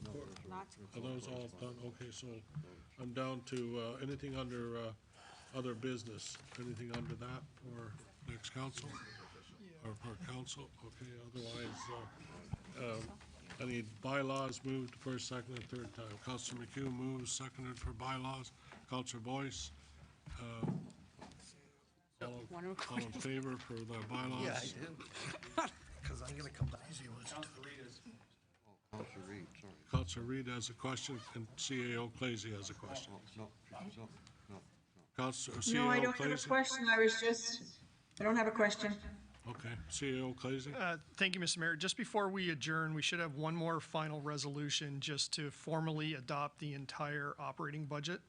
So we should have that City Quinte West Municipal Department's proposed operating budget of $37,306,970 be approved, and that it results in an average tax increase of 6.66% be approved. Okay, I need a mover for that motion. Moved by Councillor McHugh. I need a seconder for the motion. Seconder for the motion, Councillor Card. Any further discussion? All in favor of the motion? That's what I need. Carried. Motion is carried. Thank you very much. Okay. Just question, the special levy, does that get approved? Yeah, that motion was made just a bit earlier, so that was approved. Okay. Yes. Check. Okay, then One more. confirmation bylaw, and I need a mover and a second for confirmation. Councillor Sharp moves, seconded by? Oh, Councillor Reid, sorry, thank you. All in favor? Shelley has a question. Oh, who has a question? Question, sorry. So for your future meetings, we've got 2 more meetings, or is one of them now, are we canceling one of them? Is that? Yes. Thank you, Mr. Mayor. Yes, we originally had, we have another meeting scheduled for the 17th, I believe, right, which we can now cancel. There was another one scheduled at the end of January to deal with all the community grant requests. That meeting we will still have because it's to deal with all the various grant requests received by by the city. Okay, thank you. Sorry. Okay. Um, Two. If I could, thank you, Mr. Mayor. Just with regard to the community grant requests that we have, and I know there will be several. With that particular process, we've got all the applications. So the participants will be here to answer questions, correct, but not everyone having a presentation. That was the past format. I just want to understand the format for that meeting. Through your worship, I think that makes sense. I haven't put too much thought into the format of the agenda, but I would agree that we'll try to make it if we allow everyone to come to the podium, it could take too long, so we'll make it that way. We do appreciate but the application process, we streamlined over time to collect the information for council to review. Certainly want to have the participants here, but we don't necessarily need 25 PowerPoints. Thank you. Thank you. Need two for adjournment, and we're pick two. Councillor Allier is one, and Councillor O'Neill is two. Thank you very much, ladies and gentlemen. Have a good day.